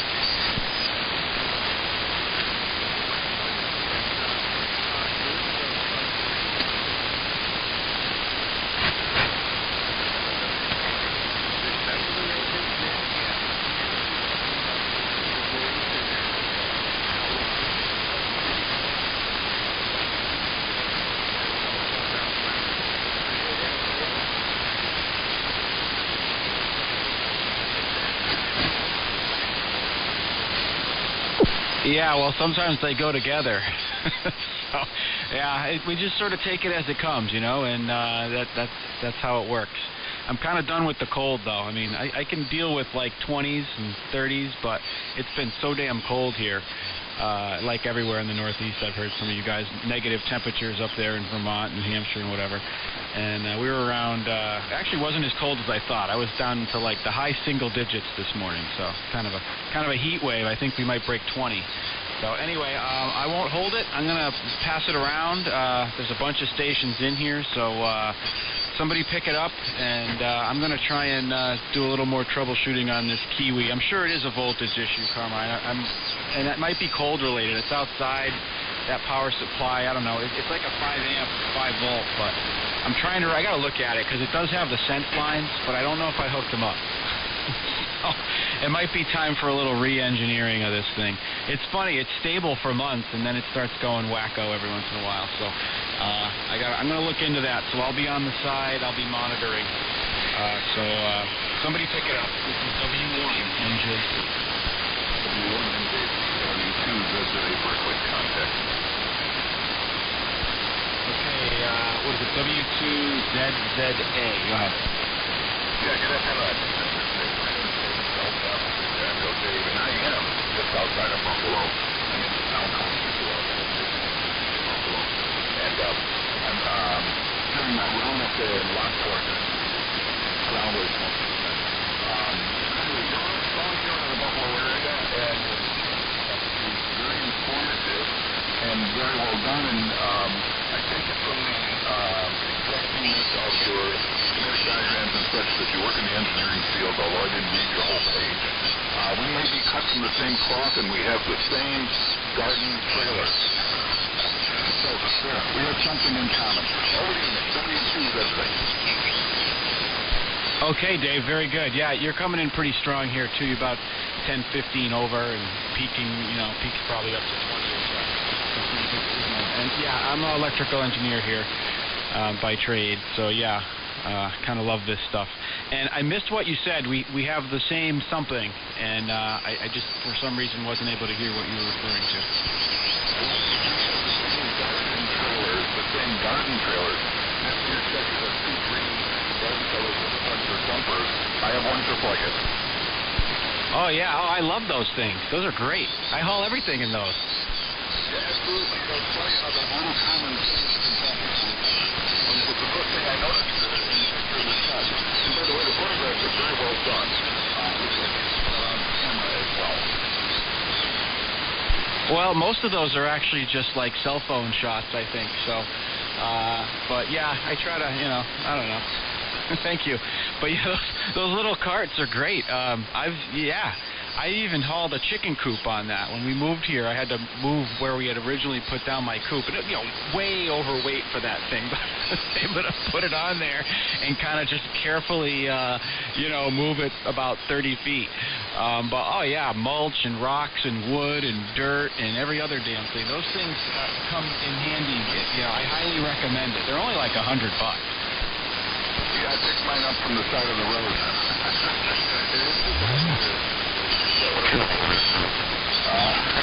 For $12 I'm all set. And I painted the rusting spots with more green paint, so there you go. And we got a great signal here into the Buffalo area. Hope to work you again down the log, maybe on a regular basis, but I think we've got a lot of notes that we can do. Anything more to NBC, W2ZZA. All right, Dave, very good. Well, thanks for the call. And, let's catch up sometime. I'm not usually on 40 all that often, but I kind of bounce around. I like 160, but I can be found probably anywhere. So, yeah, you can shoot me an email, too. My email's good on the QRZ there. And take it from there. So, all right, I'm going to run outside and take some measurements on this thing.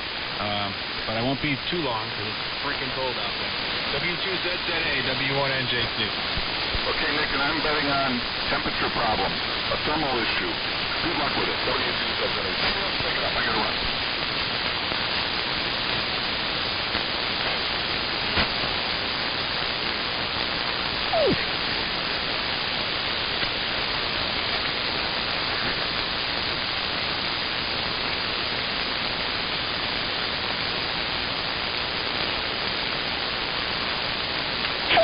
Putting in the log too. KC2ZYL, W2ZZA. I know we've met our email subject. I can't remember what I want.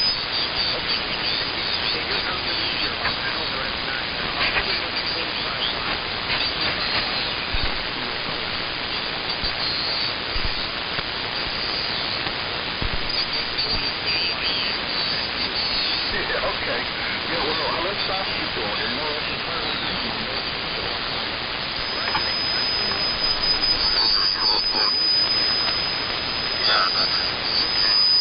Roger that, yes. The land of the Cape Cod home.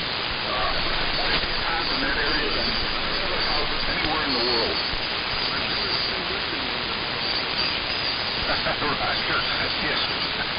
It's funny. It's part of the northern Florida, the scenic zone. That's what they built after the war.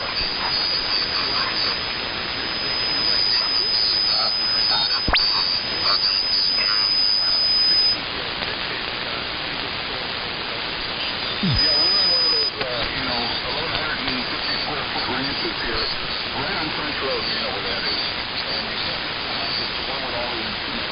Just kind of down in the area, used to run Senator TV. Okay, Ron, take care, and good luck in the rally here. It sounds like it's been well received by many members of the weather and button.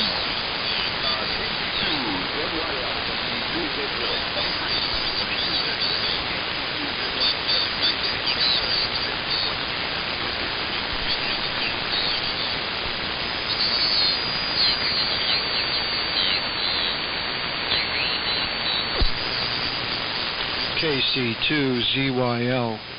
KC2ZYL. KC2ZYL. This is N2B. November 2. Bravo Echo.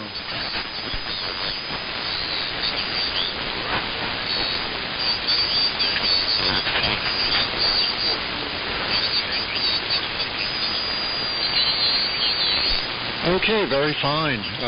This is N2B turning. I believe you said Ron with an R, radio rather than anything else. Name here is John. Juliet Oscar Hotel November. And you're hitting us with about a 5x6, about a 5x6 here with plenty of QRM in there, plenty of signals. So it's really lively on the band this morning. The location here is in Sandyston, New Jersey, and I'll spell that for you. It's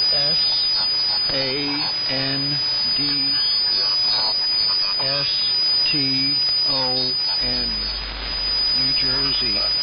That's in the northwest corner of the state. And the rig here, I'm running a Globe Champion 150. Globe Champion 150. About 80 watts a carrier. And that's to an inverted delta loop, 60 feet. And the receiver is an old Hammerline, BC779A. BC779A. And that's the old Super Pro radio from its manufacturer date is 1942. It's the militarized Super Pro 200 series. How copy there, Ron? KC2ZYL. This is N2BE.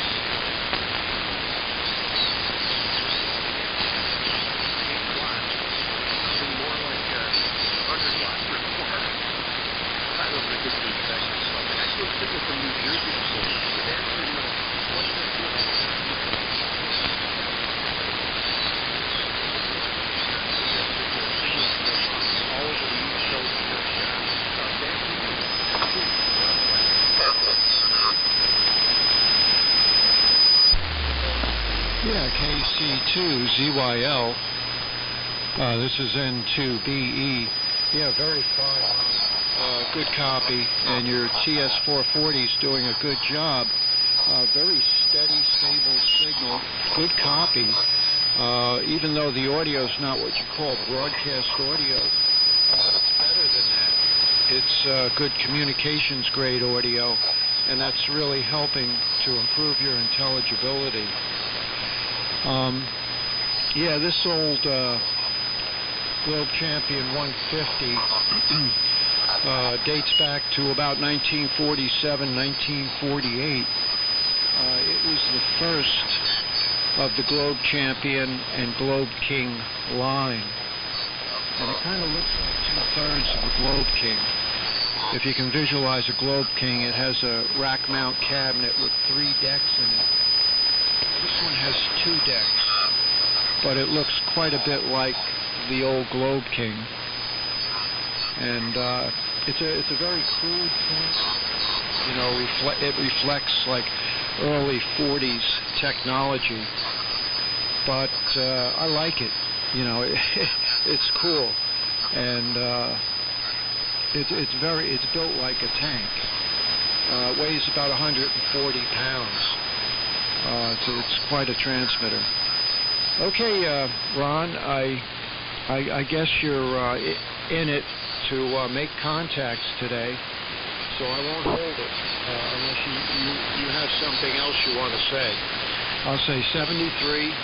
Thank you for the contact, and good luck in the event. KC2ZYL, this is N2BE.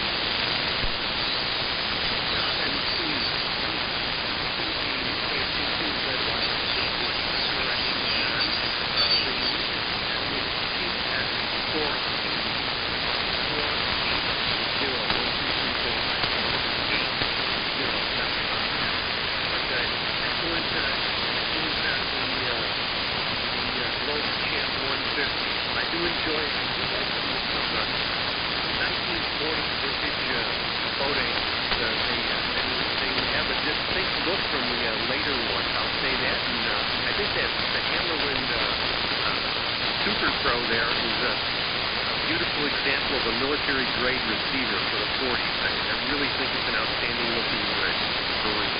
7-3 there, John. We'll catch you again.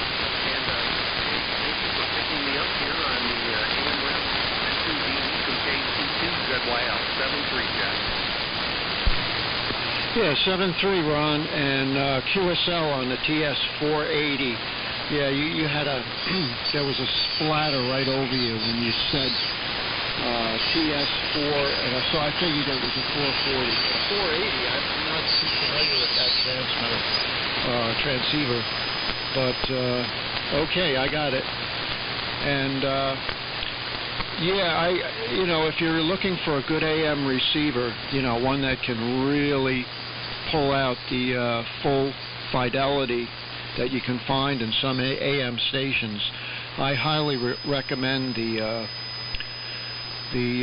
old Hammerland Super Pros, the 200 series. This would be the equivalent of a 200LX Lima X-ray. It has the long wave in it as well, so you'd get 135 kilohertz on this as well. And it's quite good. It's very sensitive. I've already copied signals down around 135 kilohertz, amateur signals on that new band. Okay, 7-3, Ron, and thanks for the contact, and good luck in the event. KC2ZYL, this is N2BE, now clear.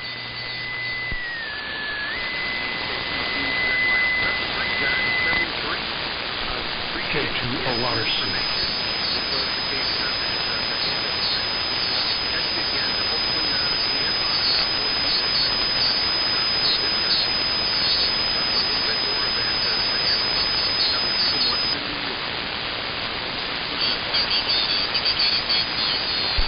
K2ORC.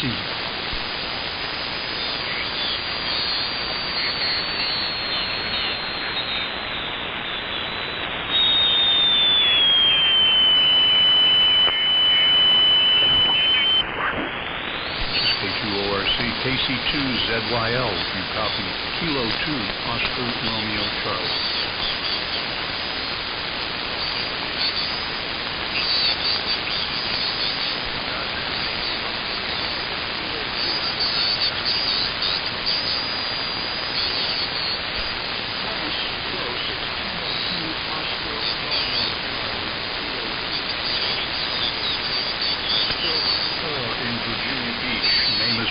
Papa Alpha Utah Lima.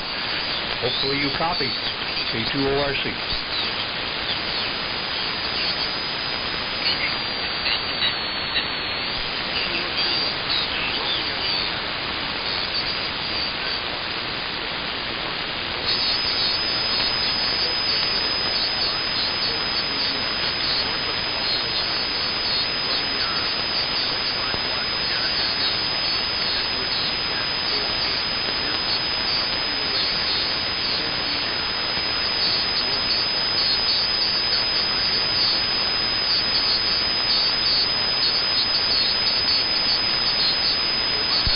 Okay, Ron, very good. The call is Kilo 2, Oscar Romeo Charlie. Kilo 2, Oscar Romeo Charlie. The rig here is an ICOM IC718 barefoot with external audio. Good, you're above the noise, Ron, but I'm using an NSED antenna.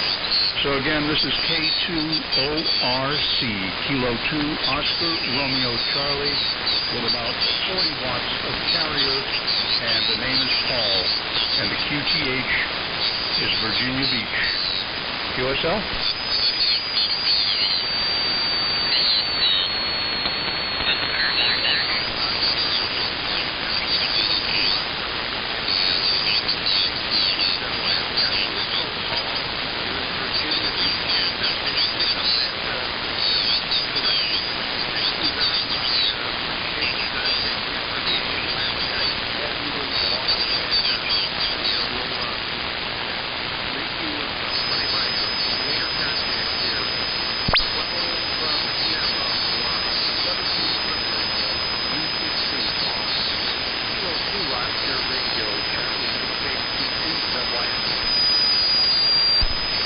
Ron, your 25 watts are making the trip here down to Virginia Beach. So you can't ask for much more than that in the late morning on 40 meters. So I'll say 7.3 and not make you go through all the trouble having to dig me out of the noise. There's a lot going on.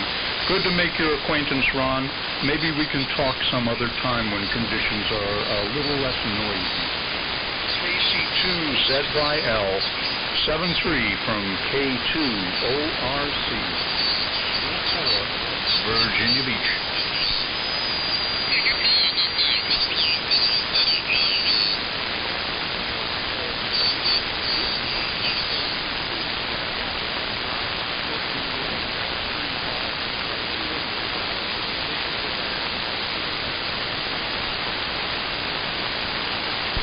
Virginia Beach Station from W1NJC.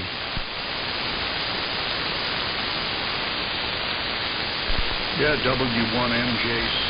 W1NJC. 4, Virginia Beach.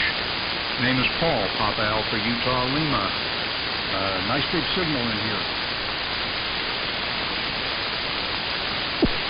Okay, Paul, I might have missed the call there. I think the last three are Oscar, Romeo, Charlie. The beginning, I don't know what you said, maybe KC2. But, yeah, I can hear you. You're sort of at my noise floor, and then there's some QRM. Makes it a little difficult, but nice contact from Virginia Beach. This is Nick here in central Massachusetts. Back to you. Okay, Nick. Very good. Yeah, the call is Kilo 2. Kilo 2, Oscar, Romeo, Charlie. Kilo 2, Oscar, Romeo, Charlie. ICOM 718 audio and about 40 watts of carrier right now. So, yeah, you're a good solid S9 to 10 over here with an NFED So you're doing well. I'm sorry I'm not a little stronger right now. Usually do fairly well into New England conditions right now. W1NJC, Nick in central Massachusetts. This is Kilo 2, Oscar, Romeo, Charlie, Virginia Beach. Okay, Paul, good copy that time. Yeah, you're about a 9 or so, maybe a little over, but there's a QSO just a little below us, and one of the signals is pretty strong, so when he's going, it makes it a little harder to hear you. But you were pretty good that time, no real problem. Got the call, K2 ORC, very good. Well, hope you're staying warmer than we are up here, because all of New England here is pretty frigid this morning. So, but thanks for the contact. Yeah, running a homebrew SDR here, probably about 150 watts a carrier or so, and link coupled tuner and a big loop antenna fed with open wire. Back to you. Now that is an old school antenna setup, Nick. That is definitely doing the trick for you. I love open wire, and were I in a different geographic location and my QTH watt a little bigger, I would definitely be exploring that option. It just does so much more for you and opens up a lot. Yeah.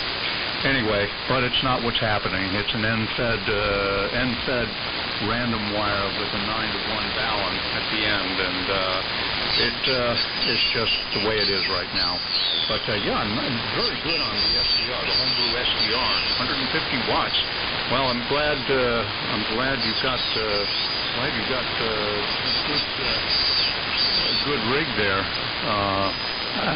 Nice way to spend those cold, wintry days indoors. I came down from upstate New York about 16 years ago, moved down here, and I know cold winter weather very, very, very well. A lot of snow, a lot of cold, and interminable winters. One of the reasons we came down here. If you look at my QRZ page, Nick, you can see at the very bottom a couple of photographs. Great page to run. Much more modest setup, but at least it gets out, and I do have good audio myself. All right, Nick, W1NJC, K2ORC,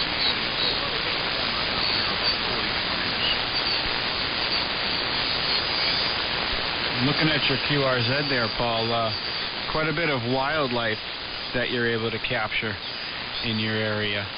I've certainly had the foxes here. We have chickens, so every once in a while a fox will show up and try to eat them, unless I get there first. But the coyotes, they tend to run off as soon as they see my dog or me or anything.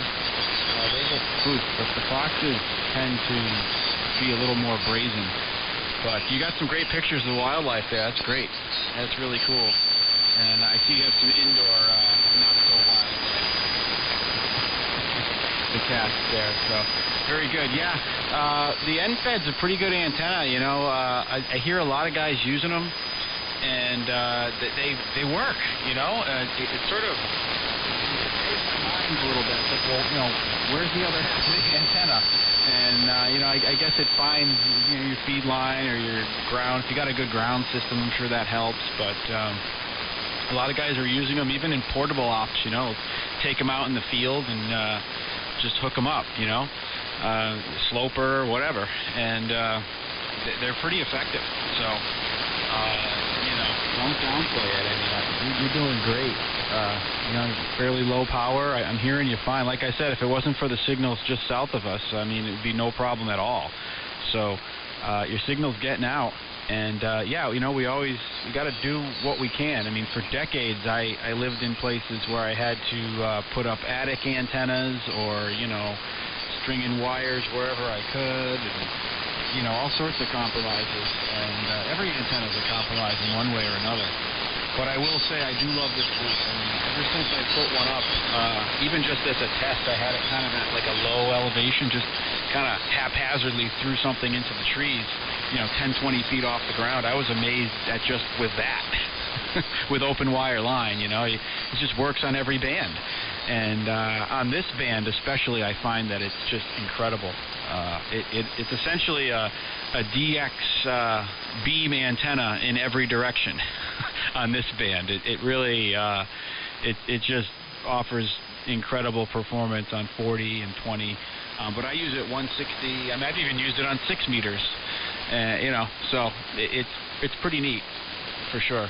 So, yeah, we all just have to work with what we got, Paul. That's what it is. And wherever you can string up a wire or whatever you can do, you know, the wire doesn't have to be straight either. I tell people this. They go, I don't have enough room for, you know, 160 or whatever, even 75. And I say, well, you sure? Because it doesn't have to be straight. I mean, you think a dipole, okay, it's perfectly straight. Yeah, that's great if you can do it, but if you can't, just get something up there, zigzag it around. Who cares? It'll work. You know, it's better than no antenna. So I always encourage people to experiment, and more often than not, you know, whatever you get up there, it's generally going to work better than you might think. You think, can you compromise something? Oh, that'll never work. Well, you know, give it a try. You might be surprised. I've done that plenty, and I've been surprised with the results. But you're doing fine with the NFED. I assume you have like one of those, like a 49-to-1 transformer or something like that at the feed point. Yeah, that's a pretty neat concept. And like I said, I hear a lot of guys using them, and you know, they work. So no worries. All right, very good on being up in New York. I saw the 2 call. I figured you're probably no stranger to the cold. So hope you're enjoying the warmer weather down there. K2ORC, W1NJC. Yeah, W1NJC, K2ORC. Well, the secret with this antenna for me, and they say art thrives on its limitations, and you certainly understand that concept very well with the antennas that you've worked with over the years. You've described them. This one here I run with a tuner and a 9-to-1 balance, 9-to-1. And I run a 60-foot counter source out from the tuner, and then I have some radials, elevated radials off of the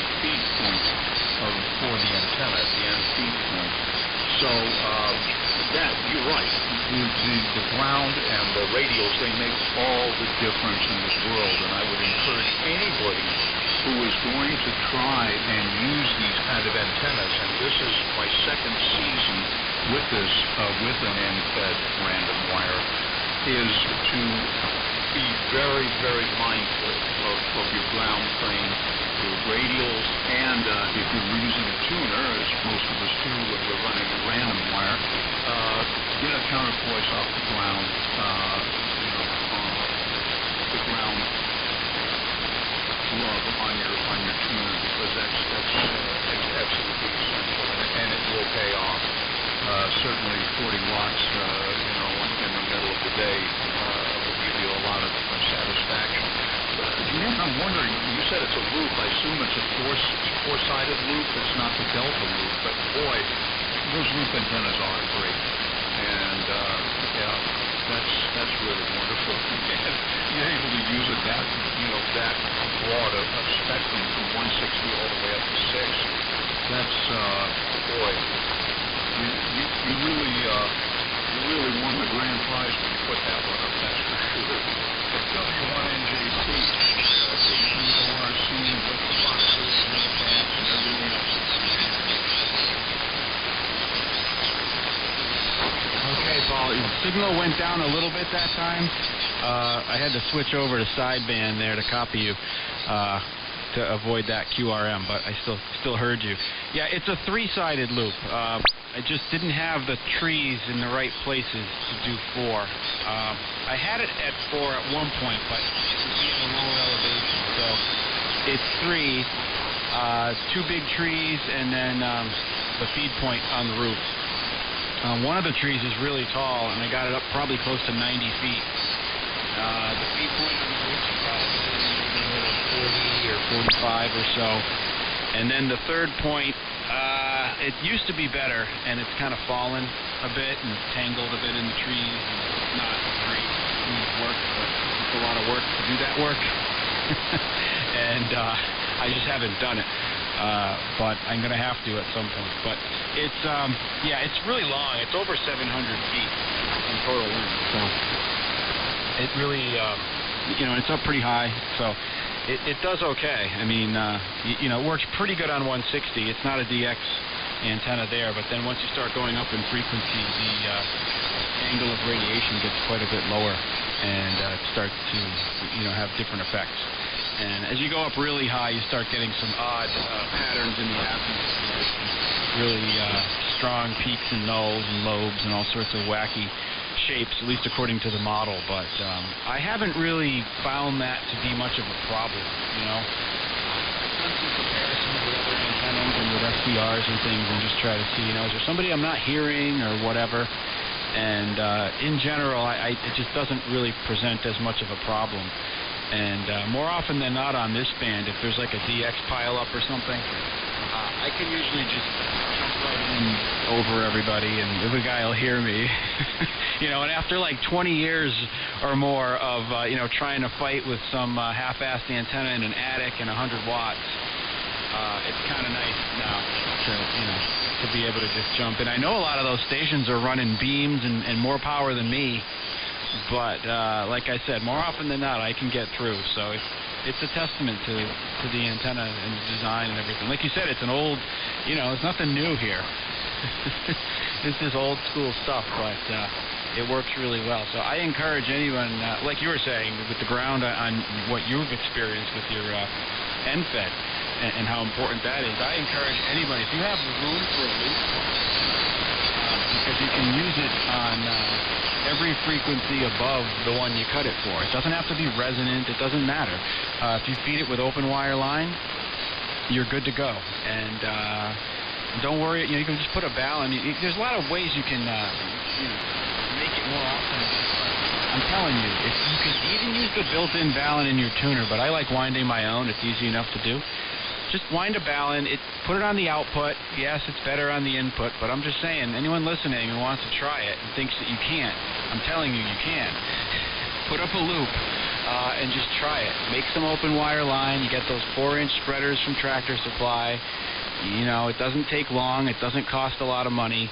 and you might be amazed by the results. So if you're into experimenting with antennas, I would put that on your list because it's hard to beat.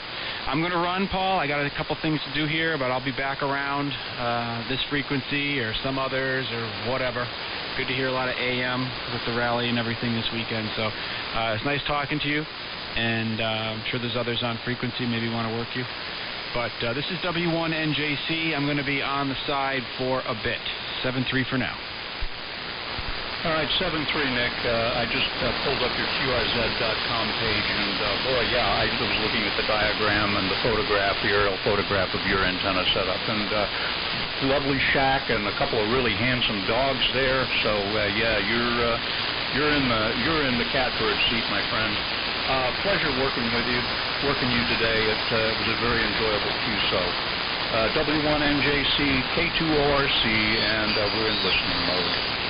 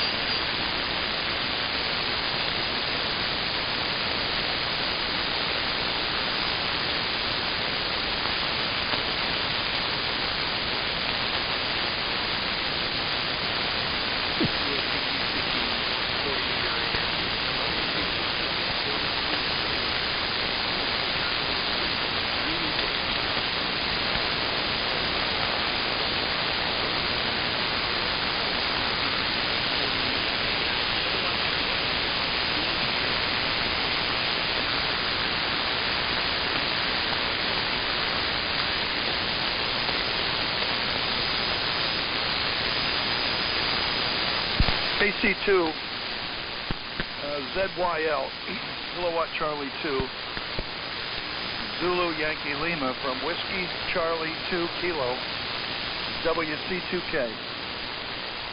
Whiskey Charlie 2 Kilo, go ahead.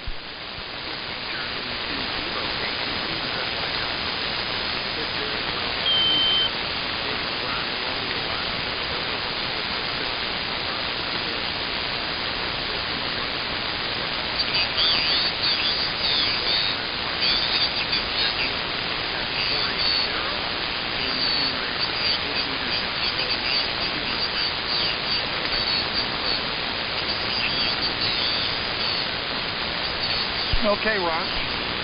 KC2ZYL. This is WC2K. Good afternoon, Ron. From Tabernacle, Southern New Jersey. We're located about 30 miles east of Philadelphia, Pennsylvania, and 30 miles west of the Atlantic Ocean. at Barnegat Inlet. And name is Rick, R-I-C-K, running 50 watts to a Kenwood TS990 and a half-wave dipole, no loading coils, half-wave dipole that's at about 70 feet, tied between two towers, 70 feet above ground. Your signal is weak, but the frequency seems clear. QRM is at a minimum, so I can copy your 2.5. So I guess the report is 5.5. I'll give you a 5.5 report. TS480, I think all the Kenwoods sound good on AM, but the 480 and the 6-meter version of the 480, yeah, 480. I know what the 480 is. The 480 is the one that can be separated, correct? Or is that a 200-watt model, as I recall? It has a separation kit for mobile. Is that right, Ron? QC2ZYL WC2K.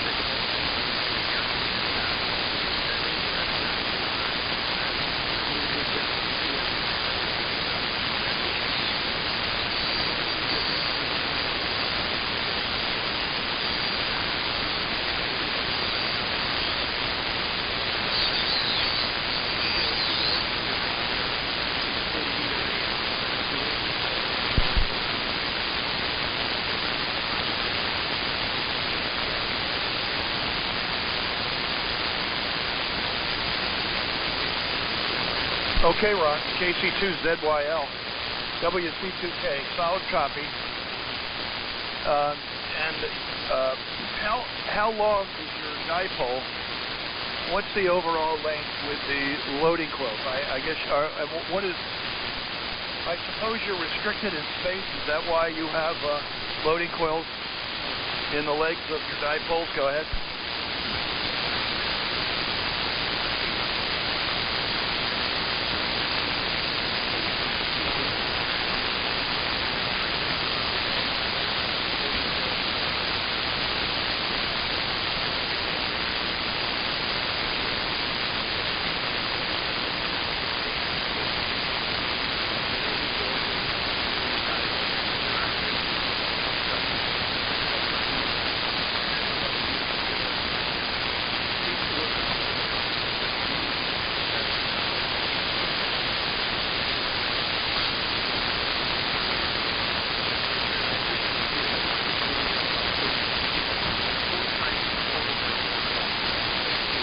Yeah, okay.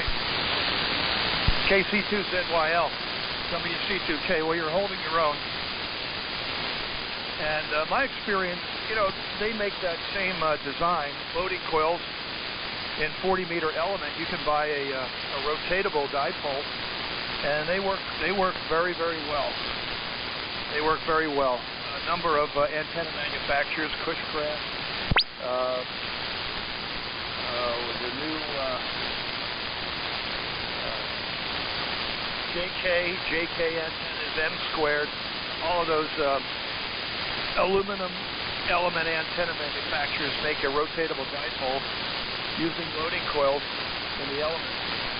Are your loading coils closer to the center of the center insulator?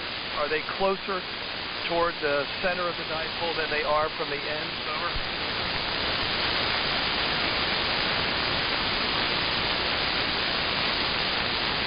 Still copy, Ron?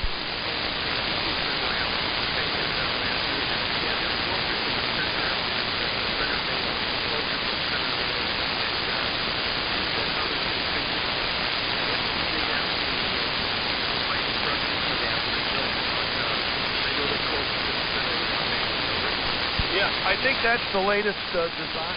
And I remember Van Gordon. I've been around. I've been licensed for over 55 years. Van Gordon was a big name, like Barker and Williamson. They made some good antennas and antenna components. So I'm familiar with Van Gordon. I had forgot about them. Until you just mentioned them, I didn't know they no longer existed. So I'll have to check that out. But I think your design there is the most recent. They used to put the loading coils out toward the tips of the element, and I think that Force 12 or JK, one of those companies, decided by experimentation, I guess, that they work better toward the feed point. So very good. Well, it's certainly working, and you're probably a little close for 40 meters, but coming in very well from Lockport, New York. So that's the story, Ron. I'm just getting on for the day. I'm gonna tune around. Maybe I'll give this frequency back to you. You were calling CQ, and thank you for the QSO. I'm going to tune around and see what else I can see, what other kinds of cool equipment we can come across. I know that these Kenwoods do sound good. The 480, no exception. The audio is excellent, and the the 430, the 440, and the 680, which I think was the 440 with 6 meters. I think that 680 in particular was a good performer on AM, just right out of the box. So that has to do with filtering mostly, and the right filter for AM, and good old Kenwood audio. So 73, Ron. Nice chatting. Thanks for the QSO. KC2 ZYL WC2K.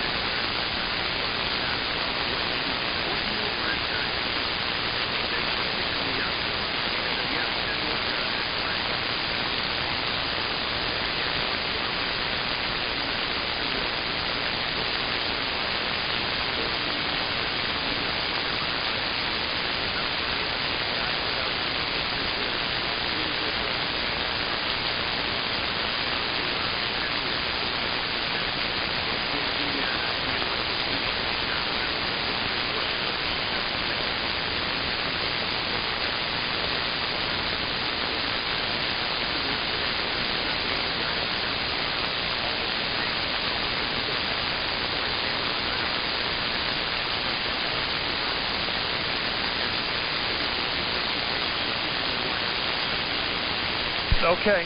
Thank you, Ron. 73 for now. KC2 ZYL WC2K. Clear. QSY.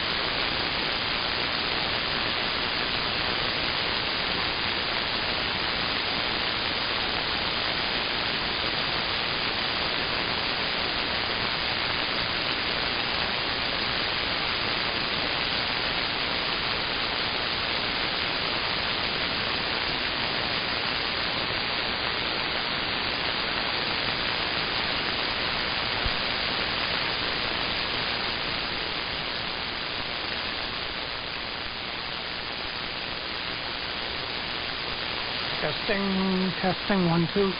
Anybody using the frequency?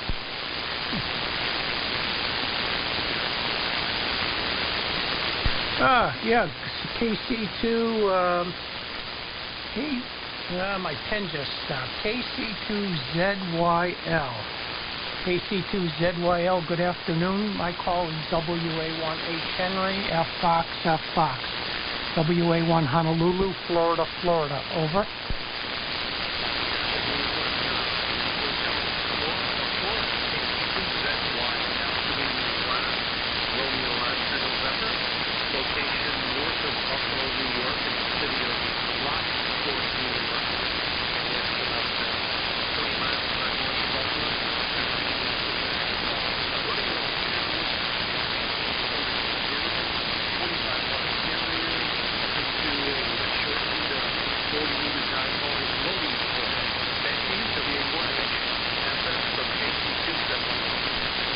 Yeah, okay, good, Ron. Nice to meet you. When your signal's up, there's a lot of fading, but when it's up, it's doing pretty good. But when it drops down, you do fade into the noise. But anyway, I guess you're only running 25 watts. Good deal. I'm running. My name is Steve. Sierra Tango Easy Victor Easy Steve, and I'm located near Springfield, Massachusetts. QTH is near Springfield, Massachusetts. And I'm running a Kenwood TS440, about 80 to 100 watts of carrier with an amplifier. Kenwood TS440. Go ahead.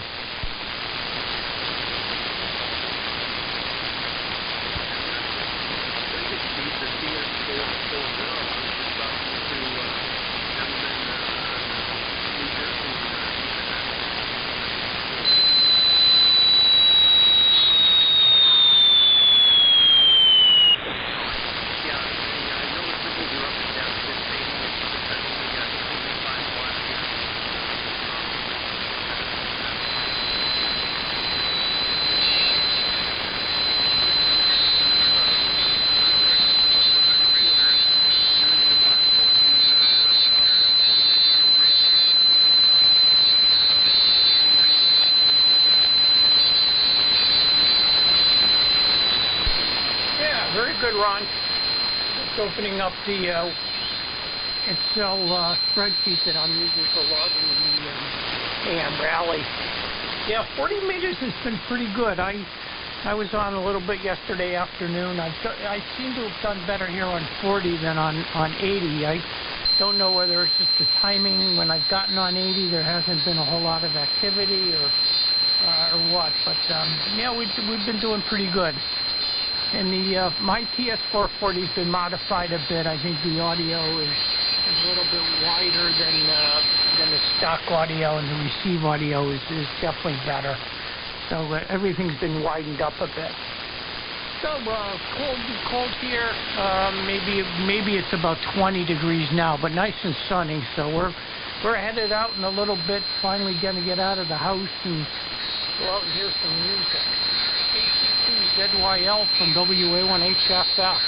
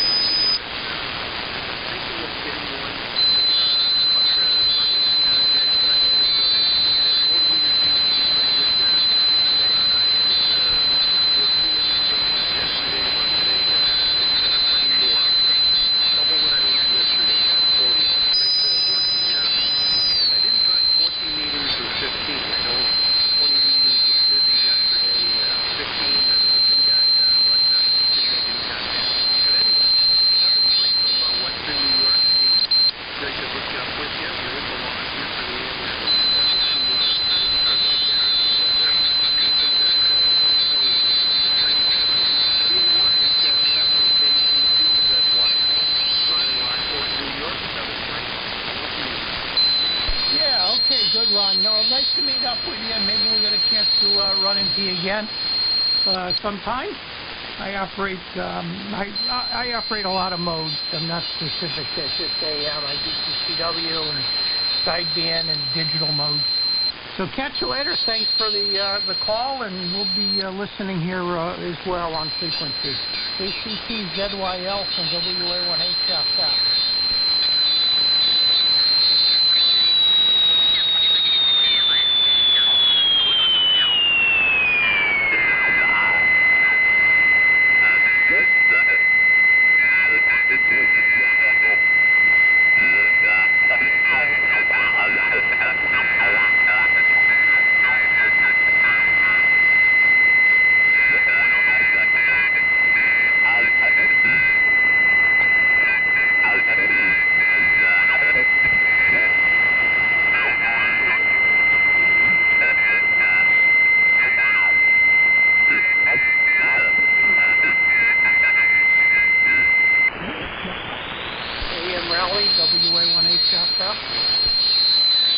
WA1 HFF from Whiskey Alpha 2, Juliet, India Delta. Good evening, Steve. Or good afternoon, Steve.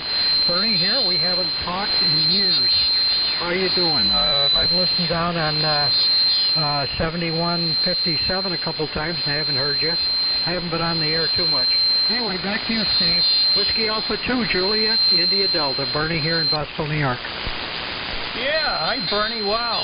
Yeah, Vestal. I remember. You know, Bernie, the last time I think we spoke, you might have been portable in North Carolina or South Carolina, but yeah, my memory, you know, I probably have it in my other logging program, but anyway, good to hear you doing a good job out here on AM. And I think the only other time I probably worked on AM was maybe on 3705, you know, at some point. And I haven't been on 7157 all that much. I've been starting to get back on there a little bit. There's some folks that I've been meeting up with on Monday afternoons. That's been about the extent of my 40-meter sideband, but the band has been great.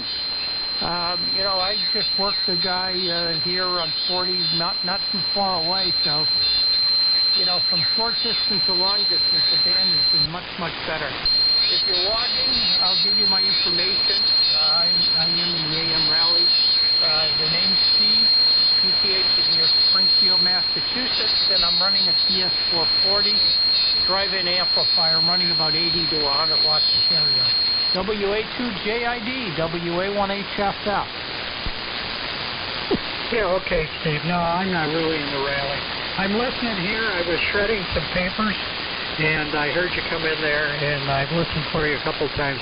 I kind of was off the air for a while, and I haven't been down in South Carolina for some time now. No, my wife got very, very sick, and I was really tied up with her. Unfortunately, she passed away 2.5 years ago, and so I've been back on the air.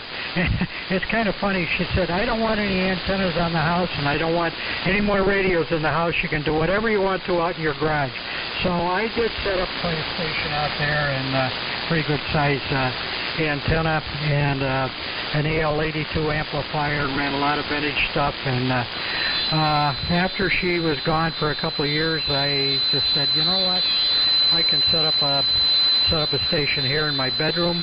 So I've got a Flex Radio 6300 into a KPA 500 amplifier. It's all solid state, automatic. I can run it remotely, and no knobs. There's absolutely no knobs whatsoever. I use everything with a mouse, or there's some push buttons, but I'm upgrading that station, and my antenna is an off-center fit dipole. It's up about, maybe 18 feet at the feed point. It's a slope that goes up to about 40 feet out on the other end.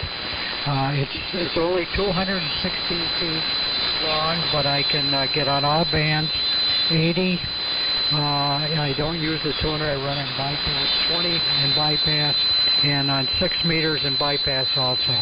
And it tunes up very well here on 40. So anyway, that's pretty much the station here. And I'm not really in the rally, Steve. I'm going to go grab some lunch, and good to talk to you again. And I'm sure we'll get on the bands and talk to you again. 3705, I've listened down there, and I haven't heard too much activity. So, but anyway, I'm on the air with Flex Radio, all solid state SDR, and the cold garage is going to stay cold, and I'm going to stay here in a nice warm house. It's 72 degrees. Okay, I'll say 7-3. I'm going to grab some lunch, and we'll be listening around on the band. WA1HFF from Whiskey Alpha 2, Juliet, India Delta, in Vestal, New York. 7-3, Steve. Yeah, real good, Bernie. Boy, you're bombing in, and you sound great. Your Flex 6300 sounds very, very nice, and sorry to hear about your wife. I think when we used to talk, a few years ago, I think she was having some issues at that point, as I recall. So I'm sorry to hear that. And I remember you used to operate out of your garage and a bunch of old cars too. I imagine you maybe still have some of those. So maybe 3720. I know Jim and Dave, KH WA2J and Jim EJG and, you know, a bunch of the old calls that you'd be familiar with. They're on 3720 in the morning. I don't often get on there because some of those guys way out in the western part of New York don't hear me real well. And a lot of times I'm headed off to exercise. So I haven't regularly checked in, but perhaps I'll try to get in there. So nice to work you. I hope we get a chance to talk to you more frequently. WA2JID from WA1HFF. Yeah, okay, Steve. Yeah, before I go, there's a frequency I've been getting on quite a lot recently, and it's way up in the band on 80. It's 3997, almost all the way up at the end. And there's a QRZ page for it, and the guy that runs the page is in the not QRZ, I'm sorry, Facebook page. It's called The Old Coots, and he's in Connecticut. So you guys could probably talk quite easily. And I talked to several guys. We get on in the afternoon, sometimes around as early as 3 o'clock in the afternoon. Sideband 3997. So you might want to drop in there sometime. A couple of guys down in Pennsylvania. And, yeah, we have a nice round table there. Anyway, I'm going to grab lunch, and maybe we'll carry on the band again. WA2JID, 73, Steve.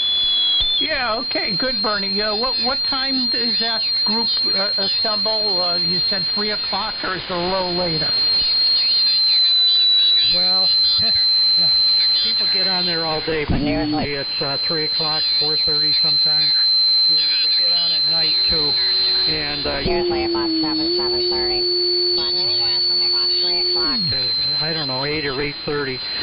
Sometimes we get some other hecklers that are close by and they don't want us on the frequency. So, but anyway, 3997, usually in the afternoon, 4:30ish, you might hear somebody. A lot of times there's somebody listening and you just freak in there and they'll come back to you. But anyway, and we're called the Old Coots, and KB1AL runs the Old Coots page on Facebook. I don't know, you may have talked to him before. KB1AL is on there quite often. And he's got a similar problem with his wife. And actually, I gave him a hospital about a year or so ago just so he can take care of his wife. But he's having the same problem. So anyway, we'll say 7-3. I got to grab my lunch. And stop in there, 3997. In the afternoon and even after supper. A lot of times they're in there until about 8:30 or so. 7-3. Yeah, okay, good deal, Bernie. I wrote it down, and I'll try to stop in there and say hello. And I know Al very well. I used to talk to him quite a bit. And I know I was trying to get to his house at some point to shoot some pool, but that never happened. So anyway, take it easy. Nice to talk to you, and hopefully we'll do it again soon, Bernie. WA2JID from WA1HFF in the AM rally. WA1HFF. Oh, was that you, Ken, K2UPI? I recognize the voice. I didn't hear the call. K2UPI, go ahead. Okay, Steve. Very good, K2UPI. Yeah, I'm on a rice box here. I was just fooling around and good to talk to you again, Steve. I'm the CS430 right now. Well, I'm on the older, the newer generation. I'm on the TS440. Running into an amplifier at about... the carrier drops down all the time, or shoots up. Somewhere's around there, about 180 to 100 watts. Good to hear you, Ken. You've been okay? Go ahead. Yeah, I'm doing fine, Steve. This is the first time I've had you sitting on AF. I worked a little side band, mostly CW with it.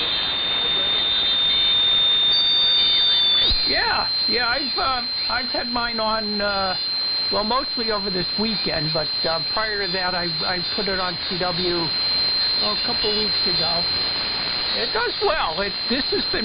Mine's been modified a bit for better quality AM. I do seem to get some good reports with it. And I've had it since new. This was the very first brand new piece of ham radio equipment I ever bought back in, I'm guessing it came out around 1987. I think I bought mine in 1988. So, been with me a long, long time. K2UPI from WA1HFF.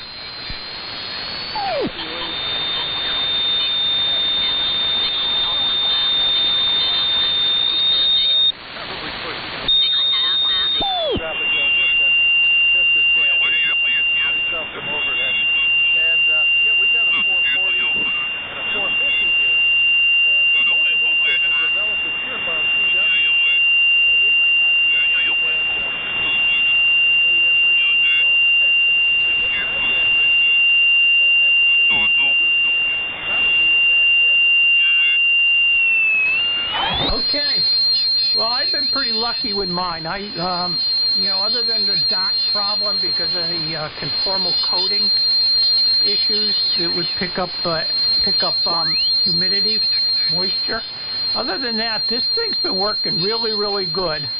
I mean, it had a lot of years where all I did was turn it on and maybe make one contact every like 6 months, but over the last few years, it's been doing pretty well.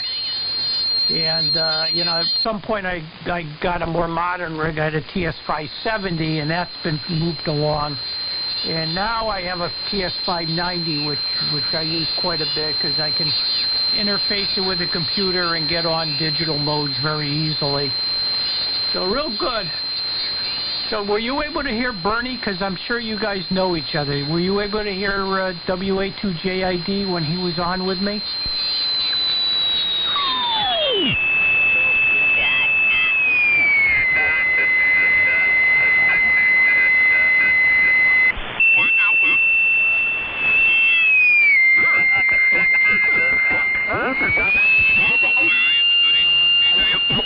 To a sideband mode at all, so it sounds fairly good. Ken, over.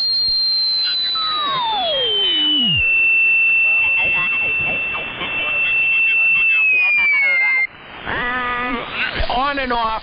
We occasionally he'll get on. There's a group from Massachusetts, and he's friendly with one of the guys, John. You may know John, WA1GOS from 7157. And Bob will show up every now and then. And he's doing okay. We communicate via email, I think, more frequently than we actually get on the radio together. Over.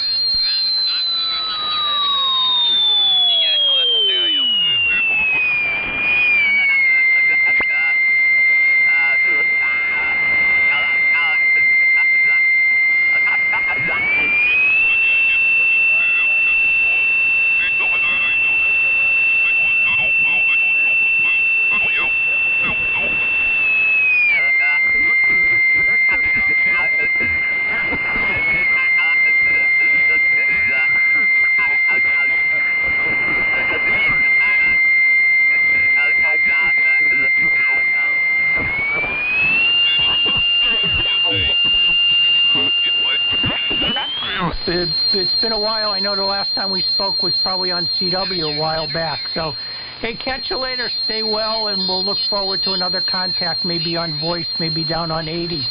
K2UPI from WA1HFF.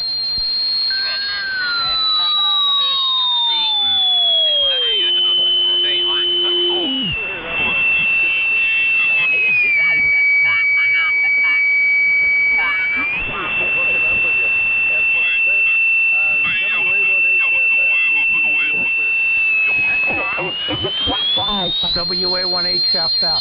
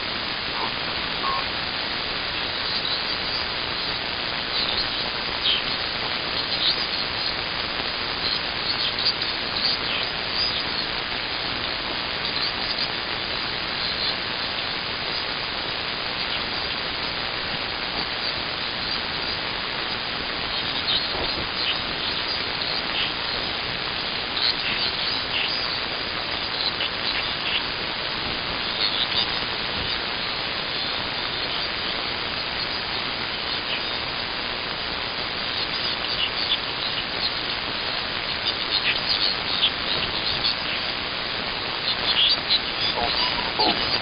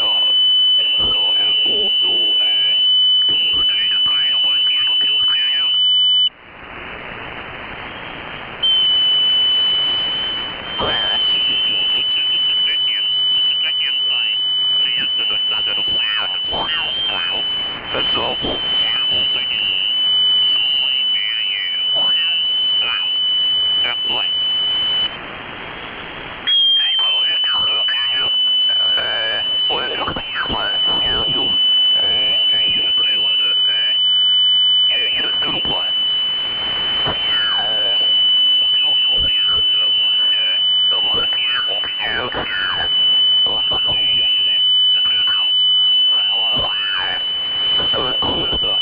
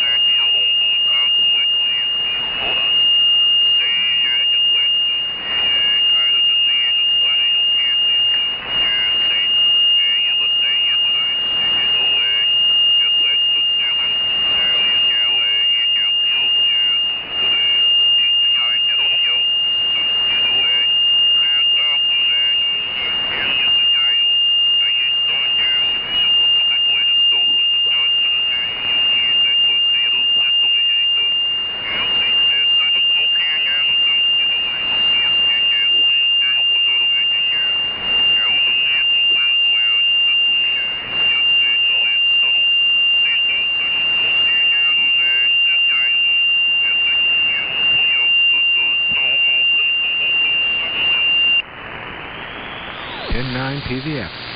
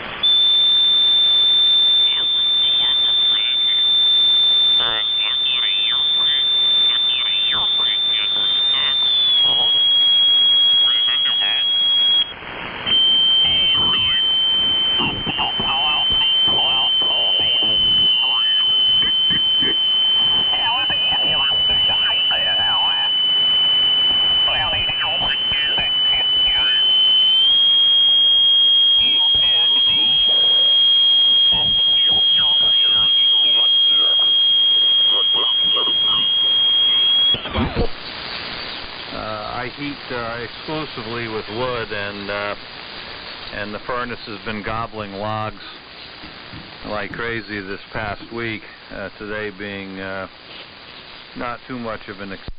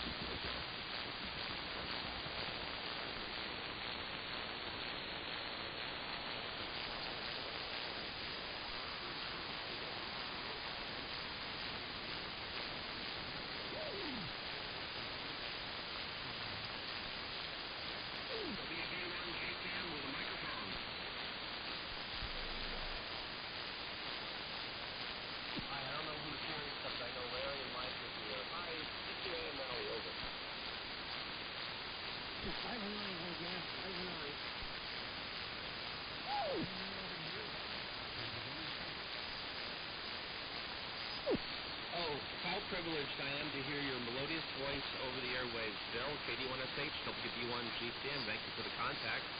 AM Rally, DX100 here, dipole antenna, and receiving in an R390.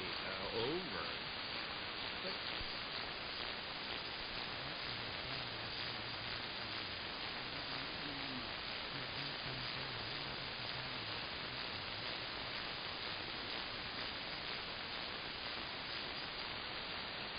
Very good. I don't know who else is in here, but I do hear Mike via the ionosphere at WA1MTZ, WD1GCM. Over.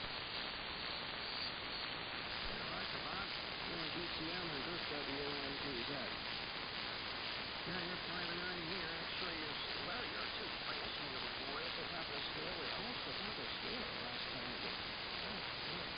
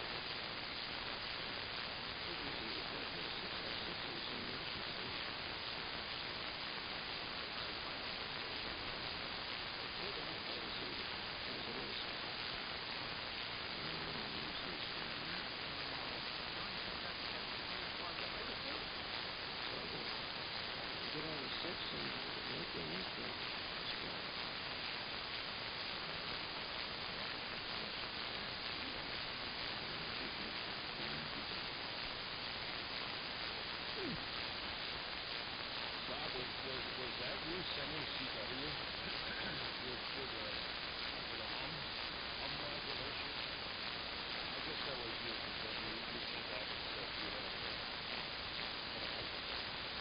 I've been designing with Bob. Been looking at concepts and all that sort of crap. Back in the log. I do not have you in the log for 6 meters, so that's something you gotta consider. I'm all warmed up. I've got 46, but no stretch, so I just turned up the volume and listening to really.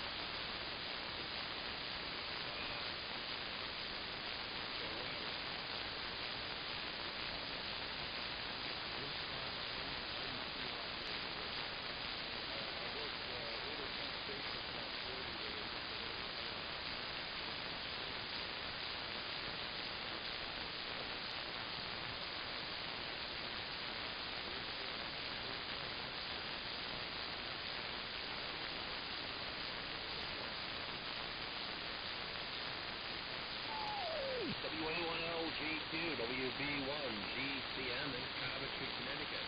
Hey, Larry, very good. Excellent. I can get on 6 meters too. I'll do that and let someone else have a chance here on this frequency.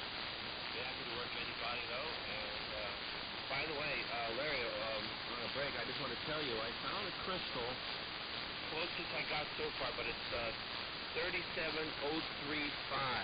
37035.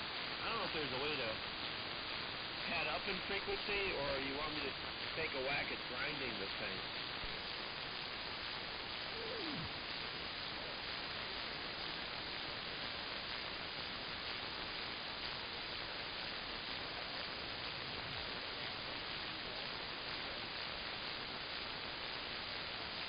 Yeah, well, presently I'm looking for that crystal oscillator kit that I put together for QRT. I'm going to find that so I can use that as a tool. So I'll try to come up with a crystal for you. But I found a close one that works. I had it loaded up with the DM400.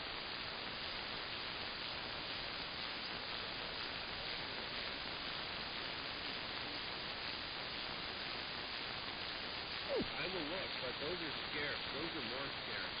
I will look. I expect something like that. Anyway, turn it up to Bill. May I please? All's well here. I just started in the rally, so I'm new here for the event. Sure miss being at the lab and being on close fires. It's just as good here at home. I'm nice and comfy, and I love going to your classes here. KD1H, WZ1QCX. How you doing, Bob? WA1QIX and Bill and everybody else.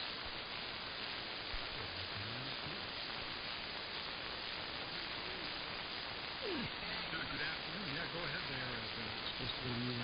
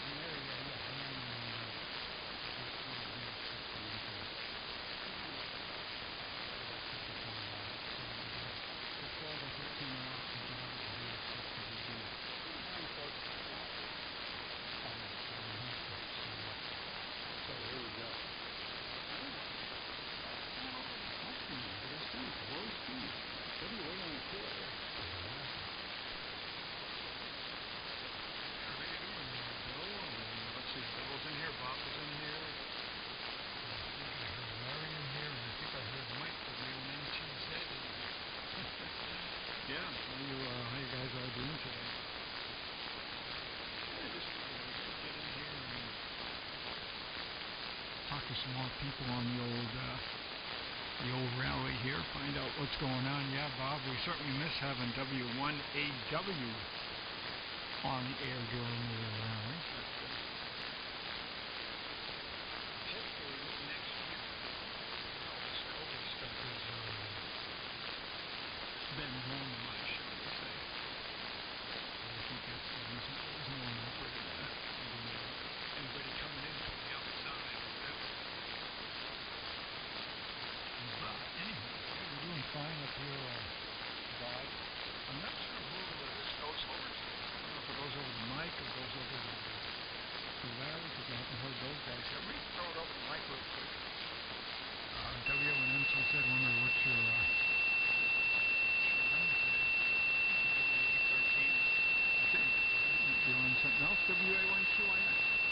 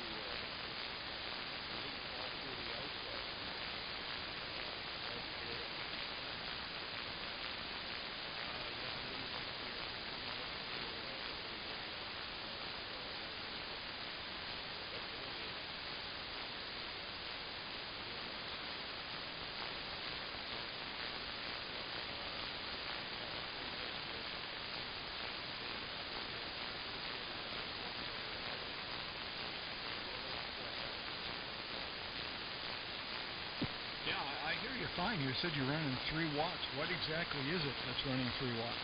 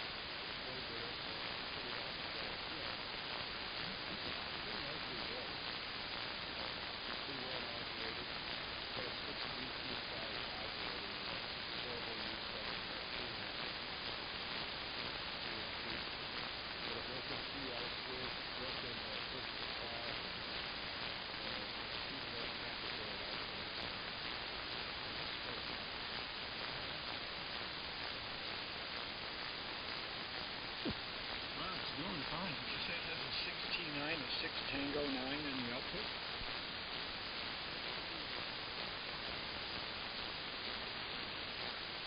Yeah, I've heard of the tube. So it's a 6T9. What kind of modulator is it? Heising or series or what is it?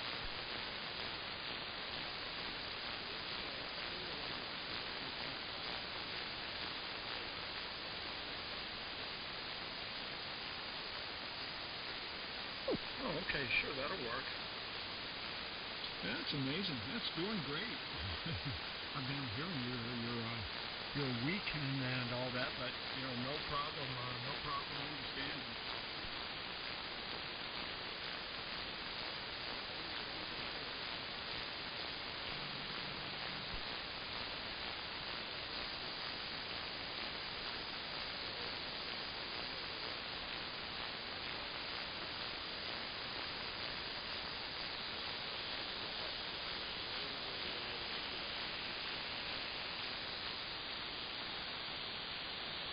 And that's the 6BQ5 is not that old a tool. I mean, it's old, but I think it's late 1950s, 1960s sort of vintage.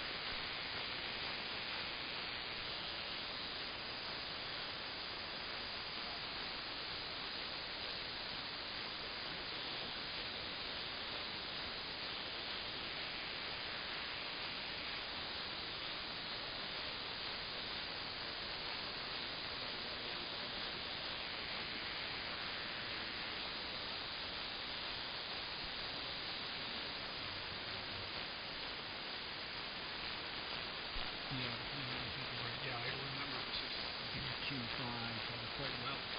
Anyway, listen, I don't want to monopolize this. Pass this around to all the other guys that are in here. Bob, I'll throw it over to Bob then. You can give it to Bob. Wonder if you're hearing Larry running low power there. I'm sure you are, because he's a lot closer to you than he is to me up here in central New Hampshire. I don't know if I've talked to you since I moved up here to Mirror Lake, Bob.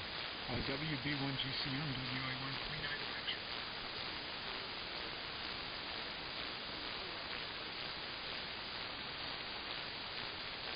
Okay, W2AO recognized. WA1 GYX. WB1GCM. Hello, Steve. I've talked to you a couple of times from Mirror Lake, but your remote operation is dropping the signal or full firing just a slamming signal. And Larry, quite honestly, I thought maybe we were running maybe 25 watts or perhaps even 100. And I don't know, you are local, but you do have to be sideways for me to hear you on this band. And even so, now you're decent. I'd give you a 5, and that 5, not a strong signal, but a reliable signal. I haven't missed a single word, nor has there been any fading on the signal. So it really does sound really top-notch. And I remember that transmitter, and maybe you can substitute if you want to give that a shot. Put a 12AT, 12 Alpha Tango 7 in there. That might work to reduce gain. Try something like that, but whatever you're doing now, just don't touch it. It's working perfectly. So I won't hold it too long here. I shall pass it to the braking station, W2 Alpha Oscar. This is Whiskey Bravo 1, Golf Charlie Mike. My name is Bob. I'm in Coventry, Connecticut. I'm running a DX100, 100 watts, using an R390 receiver made by Collins, indoor dipole antenna. Located in Coventry, 20 miles east of Hartford. Please pass them fairly. 0 Delta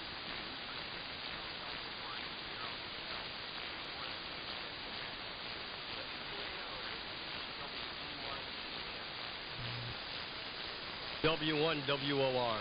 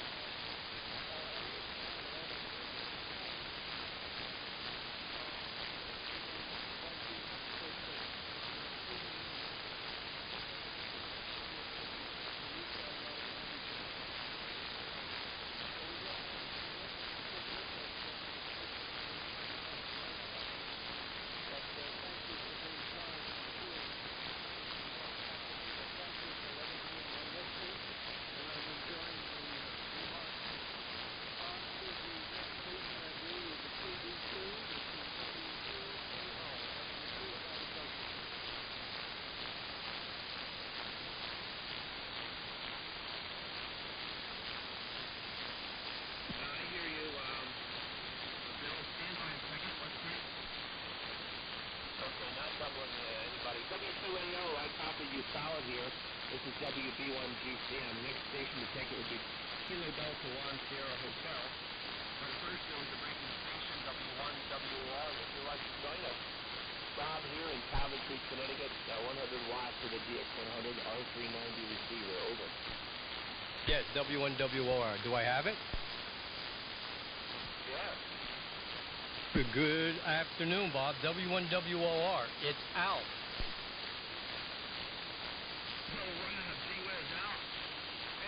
Good. I like it. W1WR. You know what? That is one heck of a classy call sign you landed, my friend. That's very good. It's been a while to talk to you. It's good to hear you. And hello, everybody on frequency on the AM rally. So we didn't do working too much. Yeah, it came up in a conversation, and it brought back memories there. And you know, Long John Neville was on there in the nighttime slot there, and a friend of Jackie Gleason's also. My last name is Neville. So as I grew up as a youngster, every time somebody asked me, "What's your last name, Robert?" I said, "Neville." You any relation to Long John Neville? So I had to live with that all my life. And you're probably not in relation. Worse than that, Rob. But, oh, gosh, you sound great. I'll pass it on to everybody else so they can give salutations and exchange information in case anybody hasn't worked with you. So W1WOR, good modulation, good signal. H1SH, WB1 GCM. Very good. Very good. Good afternoon to Rob. Haven't heard you for a while. I still always think of you as M1NOS. Picking your mind at least to the W1WOR call. Very good. KD1SH, it's California, Kansas, running a D60.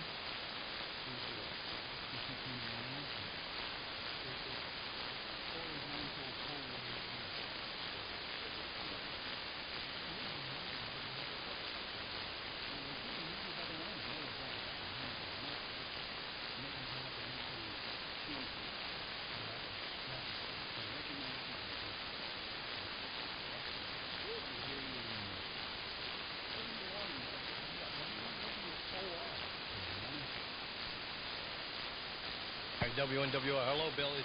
Yeah, well, Newtown's last time we talked, and we haven't been on the AM carrier net lately. We bought a new bed with sheets on it, and it's made of Velcro. So, and the hydraulics on the dump bed there is not working. So we've been sleeping in late mornings there. So, and busy with other things. But it's definitely good to hear you, and hopefully we'll see you. I guess Meriden Hamfest is not going to be going off. That's the Wallingford Hamfest. They lost the hotel there, and I was talking to Steve from what the heck is a radio place that he has there that sells. He's always at the Hamfest, and he said, yeah. So they were trying to find a new place, but it hasn't worked out. So everybody sounded good. I got a lot of noise down here today, and the band's been kind of crappy lately. So I don't know who else it goes to. So Bill, we'll pass it over to you if you want to pass it around. We were in here for just the one round. I'm sorry I'm not staying here. We're in the midst of moving an AL 1500 out of the way, and we have owner of the new Mercury 3S solid-state amplifier. So pulling the AL 1500, and hopefully we'll slide that amp there in real soon. So we'll just want to say 73's Bob, it's good to talk to you. We hear Steve QIX in the gang there. So we'll say 73's. Bill, you take it over. W1WOR.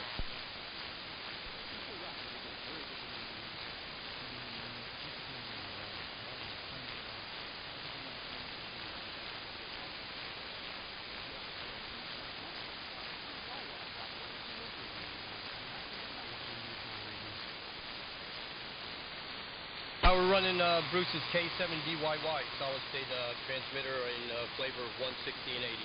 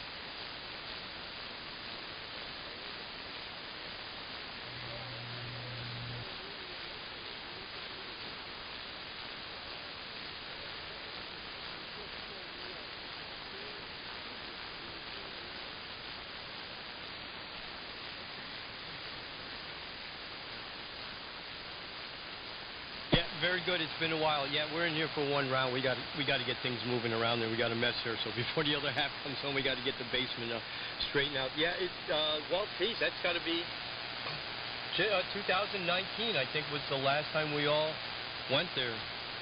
And I'm trying to think of Steve's radio place there. So that I think that American Hotels there is going to be. Low-income housing or something, senior housing. So it was never a busy hotel there. So trying to find another spot there. So yeah, it's good to hear you also. We're on 3822 sideband in the morning with a bunch of great guys there, and then sometimes fire up and get on 3873 with the 4 o'clock group there with the Master of Ceremony N1BCG, my neighbor, and but we haven't been doing too much there. Thing is, I'm on in the morning with a bunch of guys, and by the time I finish there, I'm all talked out. And I said that in front of my other half. She looked at me and says, I find that hard to believe.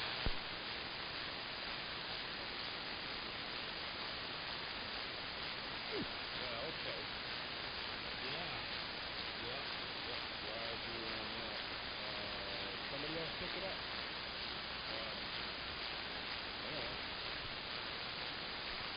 This is WA1NTZ. Just want to get a couple of calls from there. W1WOR. Anytime up here. I see there's one down here. That's what. West. And W2AO still within Westfield, New York. I'm over to Westfield, Mass. 100 watts output. Transmitter is an ART13. OLT 14 transmitter.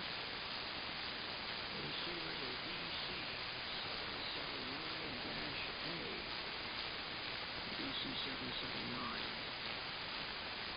So I'm going to climb out here for a bit. My back is starting to kill me sitting here.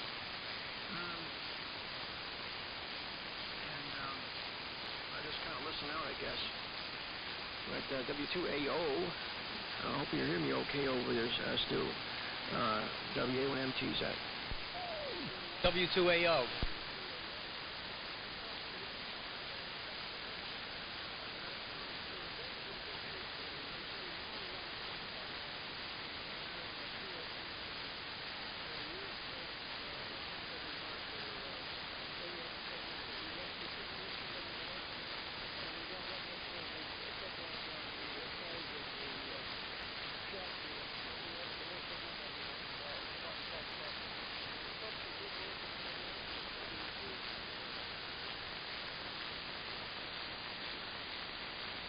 Roger, Stu, 100%.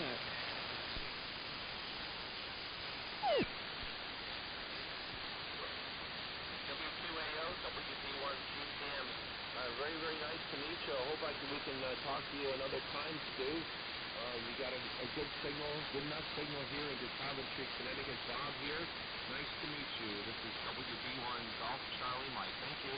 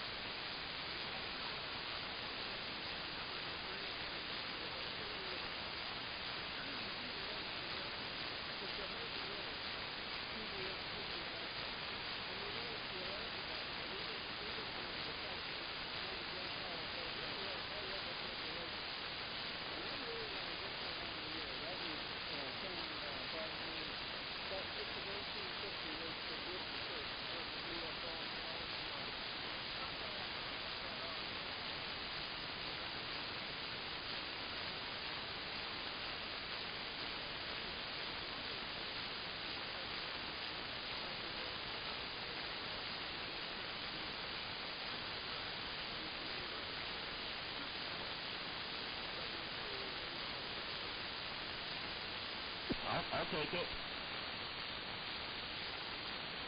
Yeah, Stu, the AM rally is the time to hear the Harvey Wells. I remember the TBS 50s, yeah, the 807, and I know it also had an accessory, the VFO.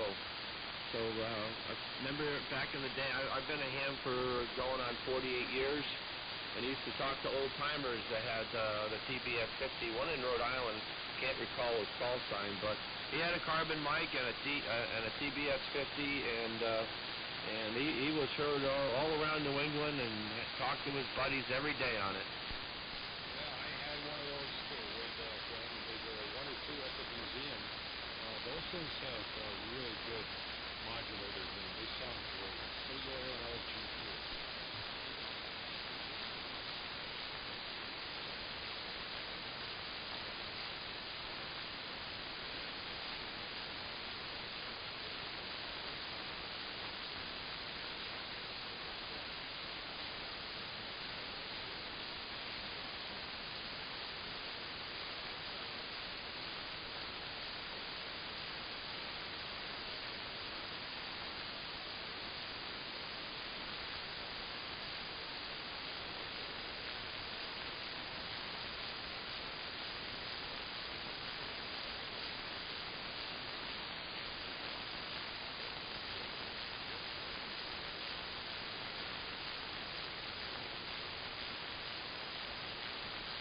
Yeah, see, your signal's coming up nicely too, and very good. We'll put that old radio on the air. We'd love to hear it.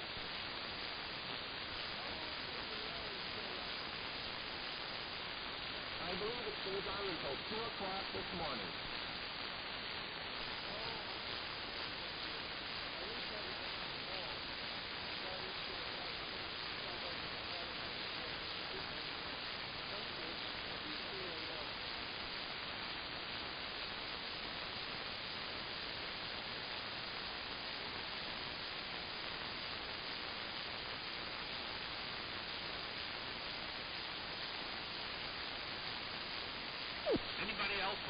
contact WB1 Golf Charlie Mike.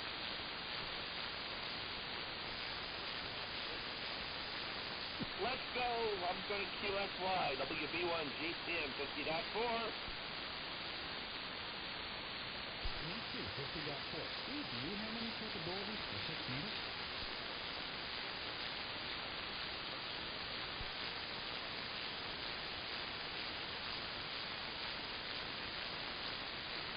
Oh, Steve, WB1QLS. Are you still there?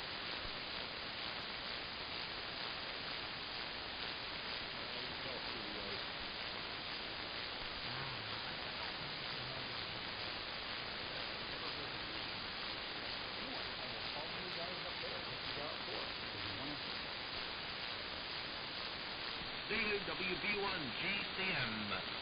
We'll be back on 80 meters later.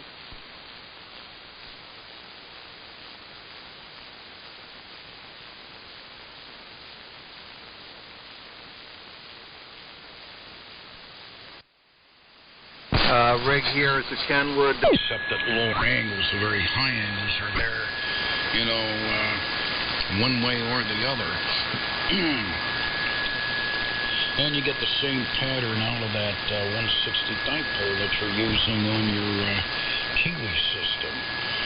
You know, 4-leaf clovered pattern on 40 meters. But an interesting thing is having the ends drop down, having a 120-degree angle inverted V. I believe this, you know, it's in a straight line, is it, or is it like a V-beam? No, it's in a straight line. It's in a straight line. And before we go any longer, the XYL just returned here, so I want to spend a little bit of time with her. We're cooking up some chili in the kitchen, so just wanted to give you fair warning. Okay. Well, in closing, Carmine, great to run into you, and being that you're set up in Vermont, I'm sure we'll be having hopefully many other high fine business QSOs to come. See you later. Enjoy the day. W1EQX and WA1HLR. See you now. All right, thanks, Tim. I appreciate it. Yeah, I'd like to hear more of your opinion on the antennas. That would be a great thing to talk about. Yeah, we'll meet up on 75 or something like that. So I appreciate it. And thanks for coming back to me. Yeah, and it's nice to catch up with you. So WA1HLR in the AM rally. This is W1EQX. All right, see you later. This WA1HLR will be listening. Here's WB2 HPR.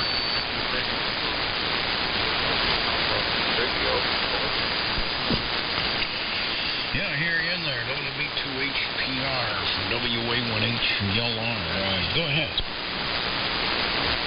Nice sound and signal here in Troy. Name is Steve. Here at Tango Greco, Troy, New York. Yeah, you kind of got swallowed up in some nearby stuff. Come again? Green by regulator circuit. And did some other adjustment. Back to you, WA1HLR from WB2HPR. Yeah, I didn't catch that. It seemed like it dropped out and got swallowed up by some garbage, but you came back up. What was that? What's your name? Where are you located at? Roger. Well, my name is Steve, here at Tango Echo Victor Echo, and I'm in Troy, New York. Tango, Radio, Oscar, Yankee, Troy, New York. Okay, you're in Troy, Eastern New York. Yep, been through there before. Yeah, anyway, I heard you on there with the rally group, and I thought I'd take the call.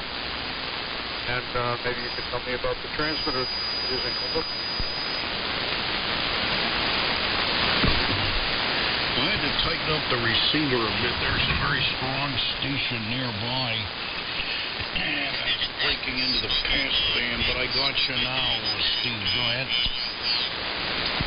Yeah, Roger. As I said, I heard you talking with the other station. I thought I'd give you a call and give you a signal report and make an exchange in the AM rally to tell me what kind of radio you're using. Over.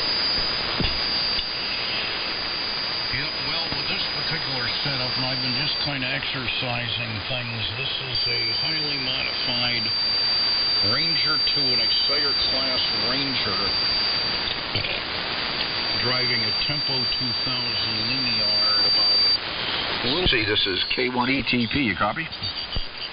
K1ETP, loud and clear, loud and clear. I got another station in there too. I'll take them after you. Name here is Paul, Papa Alpha Uniform Lima, QTH, Trumbull, Connecticut. Rig is a Kenwood TS930 and a SC200 linear and a 75-meter dipole. So go ahead and QTH, Trumbull, Connecticut. Go ahead and give me your info. Yeah, okay. Very good, Paul. This is K1ETP. Yeah, my name is Rich. RIC signal here. Being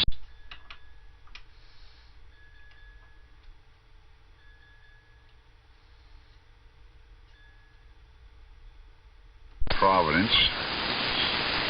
And I'm running 200 watts with a homemade 813. Modulated by a pair of 813s and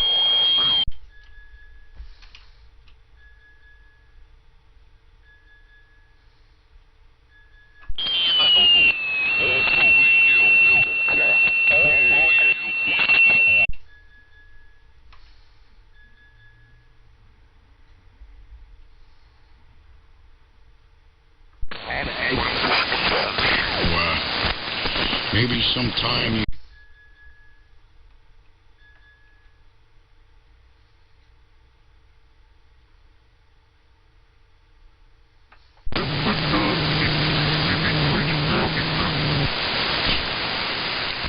Okay, well, I'm only half-assed into the AM.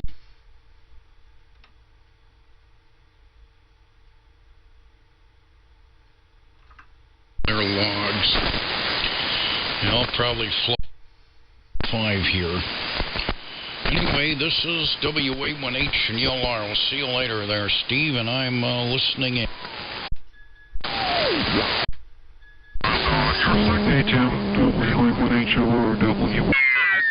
Operating double sideband with carrier. We're kind of close to each other for a daytime 40-meter contact. But your 200 watts and your audio and everything else is definitely.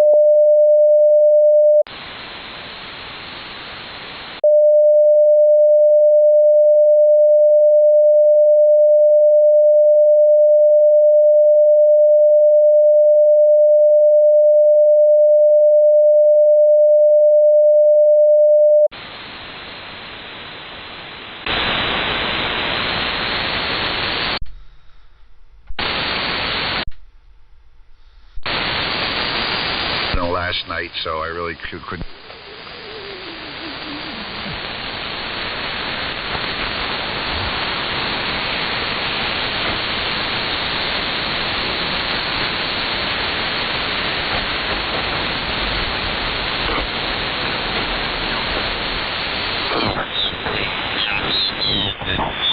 Here.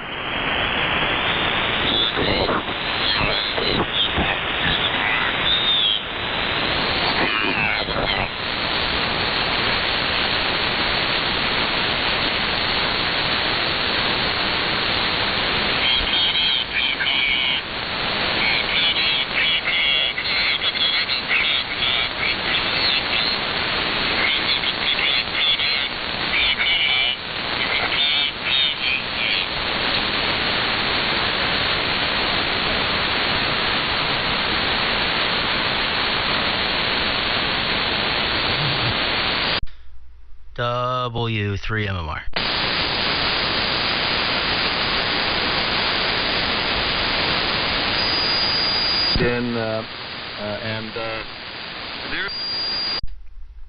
You still in there, Timmy? WA1HLR, W3MMR.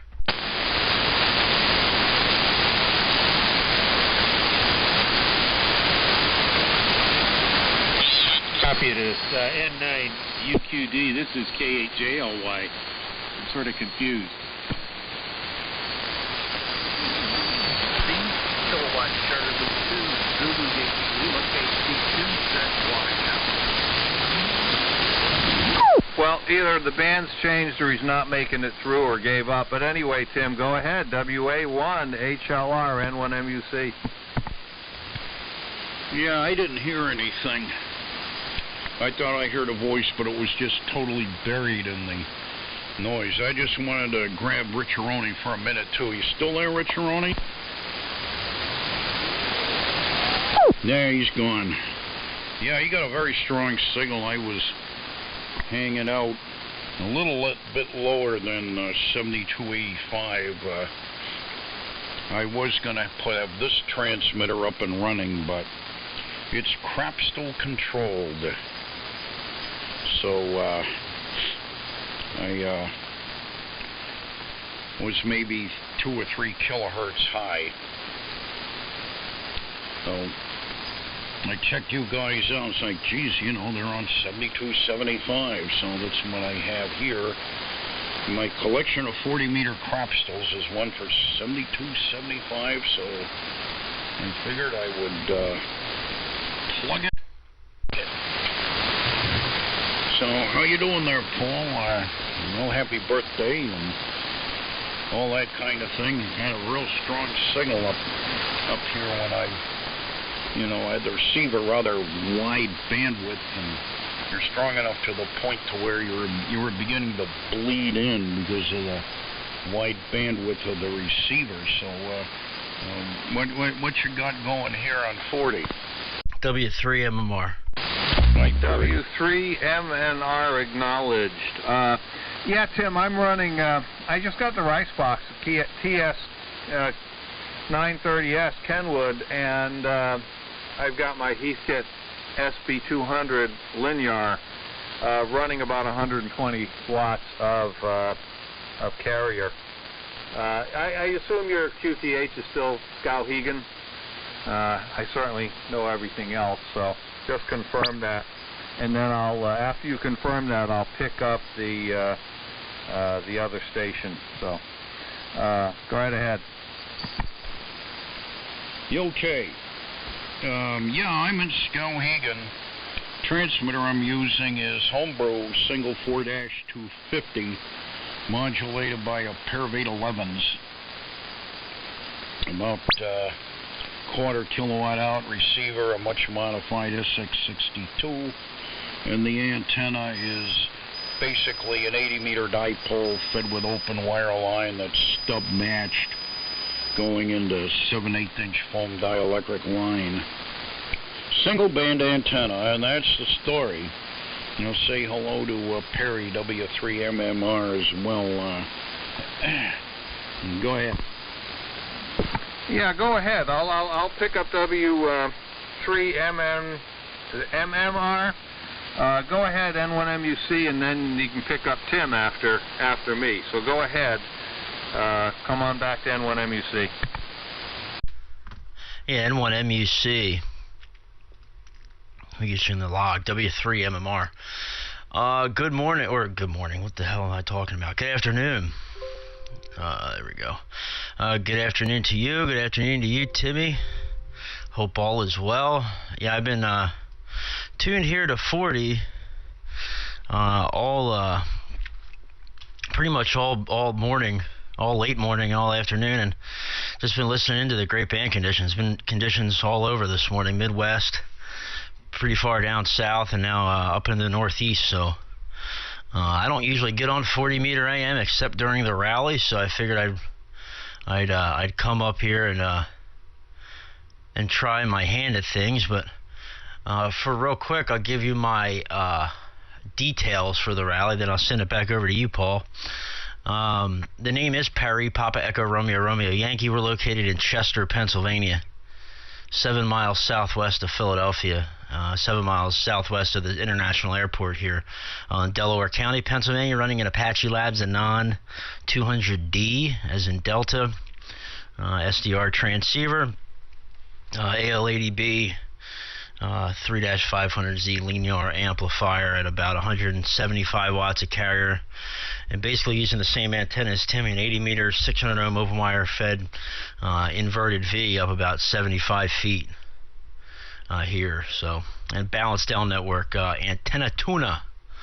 So that's the operating conditions here. Hopefully you guys are doing okay in the rally. I know, Tim, I heard you say that you know, you're not being rude, you're just, you know, out hanging around basically. So cool stuff, man. Great signals all the way around. Over to you, Paul. N1MUC in the group, W3MMR. Is that Michael Romeo? Yep, that's correct. Whiskey 3 Mike Romeo.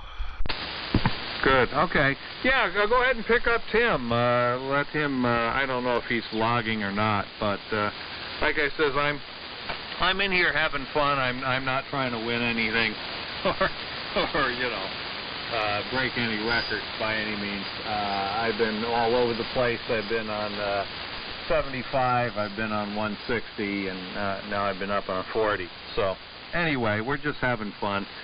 Thanks for the contact. Go ahead and give a shout out to HLR. This is N1MUC.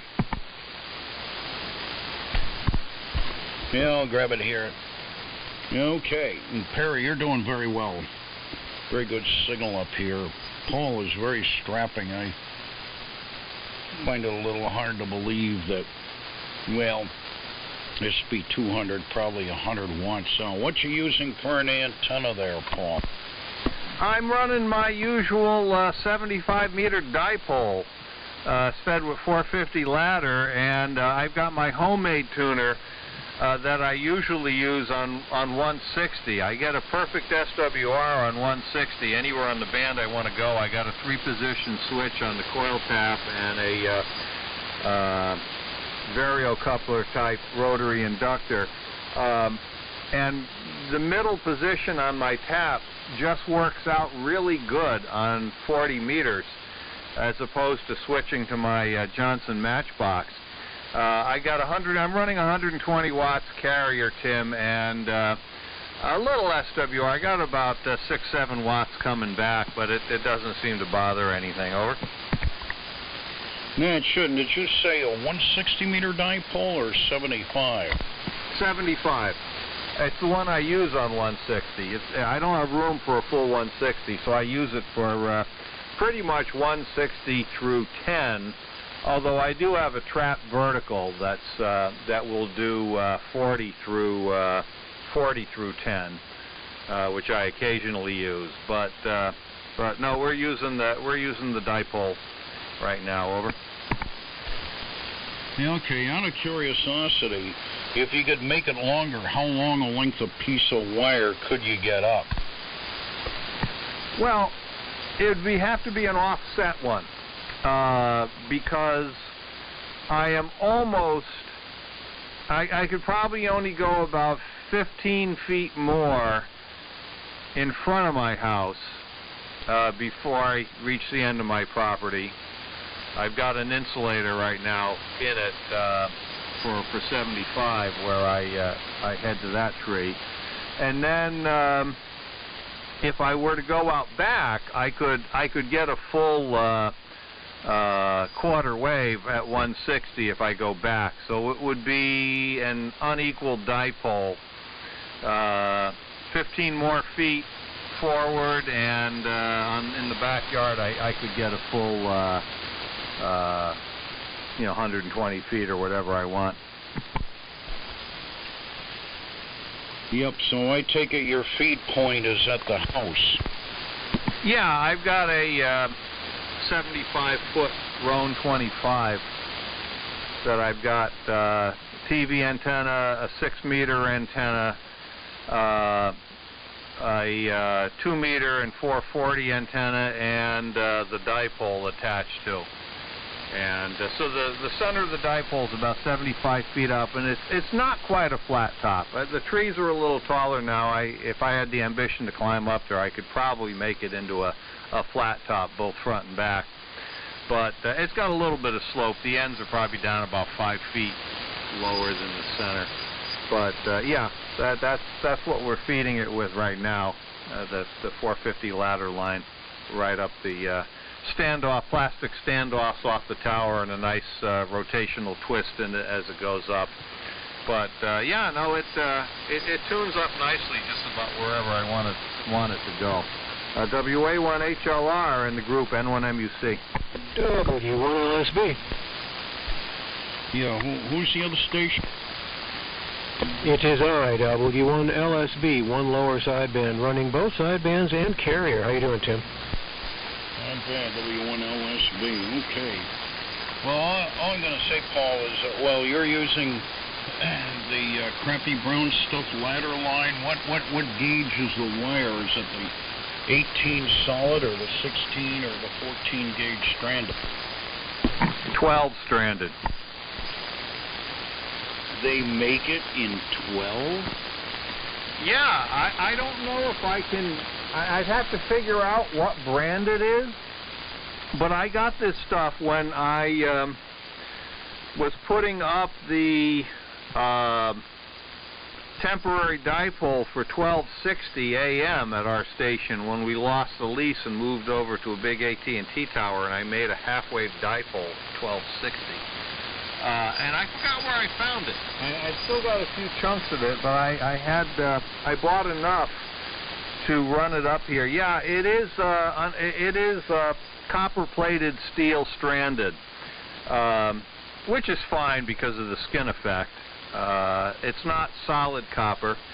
Probably be nice if it is, because I've had one or two incidences, not on mine here, but when I was using it at the radio station, where if it got a little crack in the insulation, eventually the copper plating wore off, and then the wire rusted through and broke. But yeah, no, it's 12 gauge. Wow. Okay. No, I've never seen that. I think maybe, I don't know whether the 14 gauge, it may have been 13 gauge, but that's the stuff I've always looked around for. Yeah, the stranded is very, very strong. Very, very strong stuff. Now, I was going to suggest, the thing is, feed an antenna center fed with open wire line. Having a resonant dipole means nothing. The length of the antenna will determine what your radiation pattern will look like. And that's it. So, you know, I think if I were in your position, you said Eagle, Tango, Oscar. At one end, and much greater length than the other end. Well, I would increase it by 15 feet on either side. You want to be a summer project. And that would give you another 30 feet, which your 80-meter dipole or 75-meter dipole would become more of a double extended ZEP here on 40, a gain antenna. A little bit more gain, somewhat sharper pattern. 75, it will not be affected. 160, you'd probably find it would radiate a little bit more effectively. As I've always been fascinated in short antennas and getting them to function like a 40-meter dipole on 75. And I've discovered all kinds of things. You know, I've got my 40-meter dipole outside here, which I had left it up on 15. I brought it down to 40 for the hell of it the other day, running some checks. And it's the antenna wire. It's an antenna that I made back in I think 1971. That's how far back it goes. It's number 8 solid. And the feeders, which I replaced, originally was number 10 solid copper. I replaced it with number 10 copper-clad steel. I like good, heavy copper-clad steel wire, very, very strong. And there's only less than 30 feet a line. And I could go into a chapter and verse on reactances and impedances and all that. Well, as it is, it's the feed line is a little bit short, so it's capacitively reactive. I've got Junction kilowatt flash blocks, but I wound up putting an inductor in parallel with the antenna feeders, where they are a very short distance from the Junction flash blocks. So basically, established a resonant condition on 75, but you get the center of that inductor is where you're really high. I love Timmy to death. But as you go out either side of the inductor, the impedance goes up and up and up, and it's up high enough to the point to where the Junction flash blocks, unmodified, will couple right into it. And so that's the tact I used, and, you know, I've been on 75 with the thing. It, you know, just, you know, in theory, RF energy, in this case, is not created or destroyed. It's dissipated in Hey, Jerry, good evening. Losses or resistive losses in the system. And being that the dielectric losses are very low with the insulators and the resistive losses are extremely low, it's like, what else could it be? Due to the low height and the very poor ground conductivity up here, that's what it is. Ground losses. Anyway, enough of that. I just wanted to pass that along. Perry, good to hear you in there. I've been spending a lot more time here on 40 during the day rather than 75. 75, the absorption valves are quite high with the solar activity. So W1LSB, you go ahead there. Are you in this mess? This AM rally mess from WA1HLR? Yeah, I guess you could say that. It's the first time I've really been serious with it. WA1HLR in the crowd, W1LSB. Very good, Tim. All very interesting. I think I heard you running a Ranger 2 a little bit earlier up in frequency. I gave you a call there, but I think you were having some issues at the end of the last QSO you had. Paul and I were yakking earlier today, looking forward to yakking with Perry. This is a Ranger 2 as well. It's not quite a stock Eliminator Ranger, but it's got elements of that in it. And I did modify the back socket so it's on the low power mod now with the diode, so the power supply. You know, when I first got this thing, it had the undioded plug in the back, and I looked inside, and sure enough, the rectifier was glowing red, and I thought, that's wrong. So it took me a while to figure it out, but I got it. Driving a Henry 3KA, which, as you probably know, runs a pair of 3500s, about 250 watts carrier out, something like that. And believe it or not, stock D104. I thought this was the high element, but it's not. Receiver is a Drake Sherwood modified R4C. That's about it. So yeah, I'm collecting points, collecting call signs, etc. Name is George. It's, you know, last time I think we talked on air as opposed to at Nearfest was when I was running the 32V3 and Kenny was running the SwapNet. So it's probably been a while. And I didn't pick up Perry's call, but maybe you guys can turn it over to him. Paul, by the way, one thing I forgot to mention. I noticed that you worked for NPR down there, or, you know, that end of things. But when CPTV went digital, I was the guy that did all of their microwave conversions from analog to digital, did all the engineering, and wound up doing installations and realignments, path alignments, and things like that. So, yeah, I'm pretty familiar with Trumbull, and I think you guys share a tower down there. I can't remember exactly. I know Trumbull was one of the sites. Paul, why don't you take it, and here we are again. N1MUC W1LSB. And KCHZUL, just saying hi from the frozen Columbus, Ohio area. Columbus, Ohio, acknowledged. I'll let you pick it up right after it, Mike. I'll keep this brief. Yes, indeed. We do share a tower. I know Andy and Joe very well, and have worked with them on different things. And we're on the Booth Hill Tower. That's a tower with rich history. It was the location of the first licensed UHF TV station. But anyway, let's. We got somebody in Ohio that wants to jump in here. Let them jump in here. We can all. They can come back to me, and we can all go around. Anybody that wants to pick them up for points, and then get back into the group rotation. I'll give it to Tim after me. So go ahead, Ohio station, N1MUC. I'm still here, W3MMR. And King Mike 4, X-Ray Golf 1, and UCMD, long-winded, and we're scared. Hey, Timmy, I can hear you. You are S9er here in Central Ohio. This is KC8ZUL.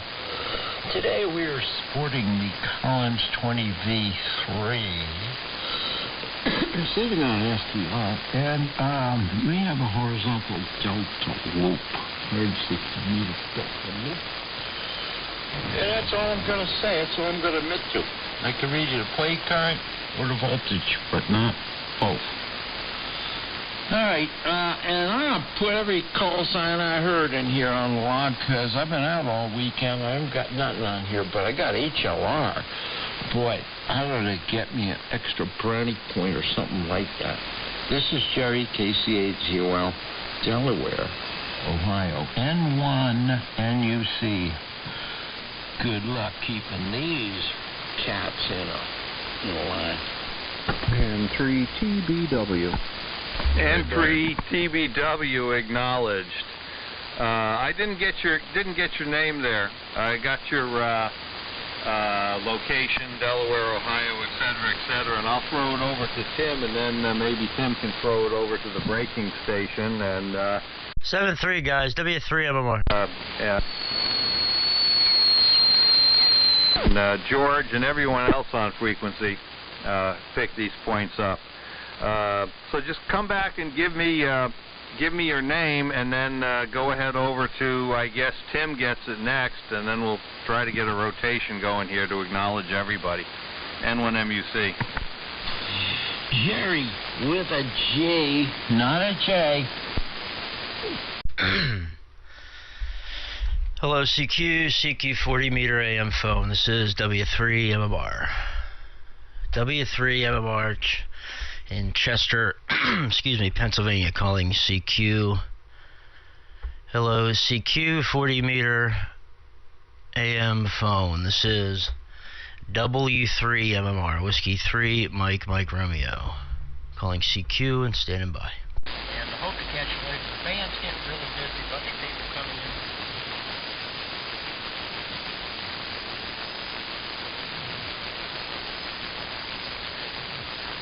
My Paravate 11s. And in here, to my knowledge, 12W. K8JLY, if you're copying us. This is K8JLY, Massillon, Ohio.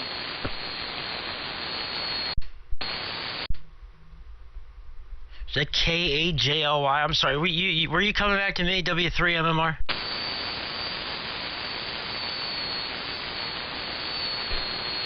W3MR, K8JLY, go ahead again. Yeah, yeah, it's Whiskey 3, Mike Radio, W3MMR. Yeah, I didn't know if you were coming back to me. I didn't hear I guess there was a QSO ongoing. Where I called CQ at, I couldn't hear the other side of it, and then the other station started coming back to him, so down a little ways there, so that was my fault. But good evening. The call is Whiskey 3, Mike Radio. The name is Perry, with a P, here in Chester, Pennsylvania. Good evening.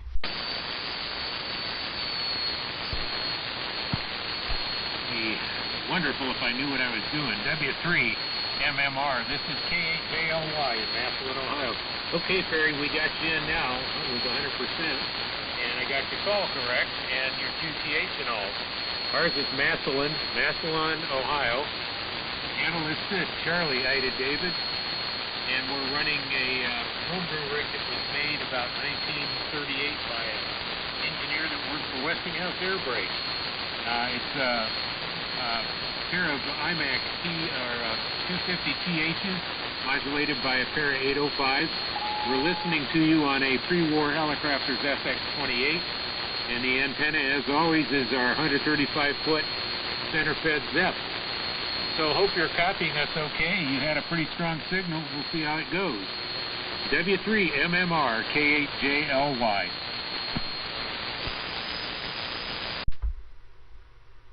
K8JLY from W3MMR. Well, great signal. Wow. Really good signal. Okay, let me see. Really, really great signal, man. I didn't catch your name. I'm sorry if I did not catch your name. Is it Cecil? Or Cetal? That's what is coming up in my log, but I could be wrong. But anyway, yeah, great to hear you, man, this evening. Great signal. And, yep, we're located here in Chester, Pennsylvania. I'm running something a little newer. I'm not on my boat anchor gear this evening. I'm on my SDR. I'm running an Apache Labs Anon, Anon 200 Delta. Here, software-defined transceiver, software-defined radio, and I'm using a single 3-500Z linear amplifier at about 100. What are we running? Around 180 watts of carrier at the moment, or maybe a little more. It's been going up a little bit here, but let me back it down. Yeah, about 180 watts of carrier. And you, like I say, you're putting in a great signal from Massillon. I know a gentleman from Massillon, but I think he might have. I know he's been pretty sick. K1BYD, Steve, Mr. Big Yellow Dog. I wonder if I know he wasn't feeling real well. I wonder if you've ever crossed paths with Steve. I used to talk to Steve quite a lot on 75 meter AM. Early mornings, around 4 or 5 o'clock in the morning before I go to work, and I know he wasn't doing too good, unfortunately, health-wise, and I haven't heard anything, and he's still his call's still active and everything, so hopefully all is well, but I just haven't heard him in a while. And I'll tell you what, that 1938 homebrew transmitter with the 250 THs in it sounds fantastic. And listen, if you want to hear it, and the reason I'm on my SDR this evening and during the AM rally is because I'm live streaming right now. If you go to YouTube and search the AM window, 3 words, the AM window, and common spelling, and you could see the live stream of our QSO at the moment, and you can also rewind it and see and go back and listen to the entire QSO if you want to listen to it over and over and over and over and over again if you wanted to. Okay, so figured I'd let you know about that. But yeah, we have some boat anchor equipment, a DX100 transmitter, a HQ140 receiver, NC303, Helicrafters SX99. Just picked up a Yaesu FT101 EE a couple weeks ago, so we're into it full force, man. I'm AM to the core here, so we'll send it back out your way. Great signal, K8JLY from W3MMR. W3MMR K8JLY. Real good, Perry. I got all of that, and I guess when I get into the house, I'll fire up the notebook and see if I can go through some of the video that's on there, or the audio that's on there on YouTube, since you're live streaming it. Sometimes, and I very much have appreciated it, some of the fellows that I've worked have emailed me the transmissions that I've made so that I could listen to how bad I sound at the other end. But I can't change my voice, and the equipment, I hope, it does all right. Like I say, this is quite an old piece and has a pretty nice history. I completely reverse engineered it to get all the schematics and everything, and restored it. And it's one of several rigs that I operate that are all actually they're in the 1930s. And yesterday we were on number 3 station running a rig that had a single IMAX T50, or excuse me, a 50T, about 1935. And this morning we were on with the rig with a single 812. So we're at the cutting edge of technology as long as it's before World War II. I think I'm at the cutting edge of technology as long as it's before World War II. Hey, listen, I won't keep you too much longer. I'm going to listen around if there's anybody else on. And good to talk to you. Fine on the equipment, all phases of it. And one of these days, who knows, I may cross over into the digital age, but don't look for it anytime soon. Back to you, Perry. W3 MMR, KHJLY in Massillon, Ohio. Yeah, real good, Sid. Well, I'll tell you what. You have one heck of a signal out here. Solid 20 to 25 over S9. And I have about an S7 noise floor. It's just easy listening. Armchair copy. Really, really great sounding station. It's great sounding signal. And a beautiful looking station as well. I just looked up your email. I'm going to email you the link, make it easy for you. I'll just email the link to you, and you can click on it and just start scanning back through if you want. There, Sid, but real good stuff. And I mean, really, really beautiful shack. Well, look, I want to get out of your way because I know you got all those filaments are fired up, and that electric meter's spinning a lot more than mine is right now. So I'm going to let you get to it. Go ahead out there, throw some CQ calls out there if there's any, unless there's somebody standing by. And we just wanted to get one CQ call out there because I was right down the band there on 7275, and it kind of got a little crowded. So I just wanted to get at least one transmission in here on 40 meters this evening. So I'll step out of your way, Sid. It's been a pleasure. Have a fantastic day, and I'll be dropping this email in your inbox here real soon. KJLY to tie the ribbons on it. This is W3 MMR in Philadelphia. Alrighty, W3 MMR, KHJLY. Thanks a lot, Perry. By the way, they call me Sid. I spell it with a C, Charlie Ida David. And it's because I'm under the Witness Protection Program. Oops, I shouldn't have said that. 73s to you. W3 MMR. This is KHJLY signing, and KHJLY is QRZ once again for the AM rally. This is KHJLY. November Delta 8 Delta.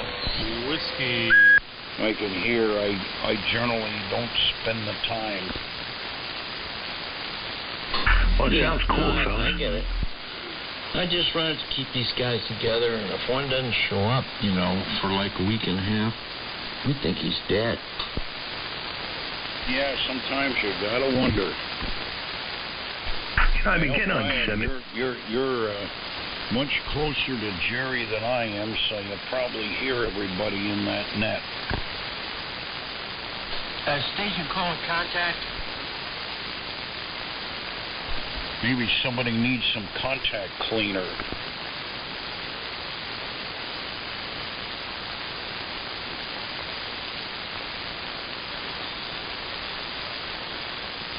Yeah, we're AM guys. This is a heavy metal AM weekend. But you should see a signal if you go. Spectrum Analyzer on the upper and lower, and there's the pinky in the middle to carrier.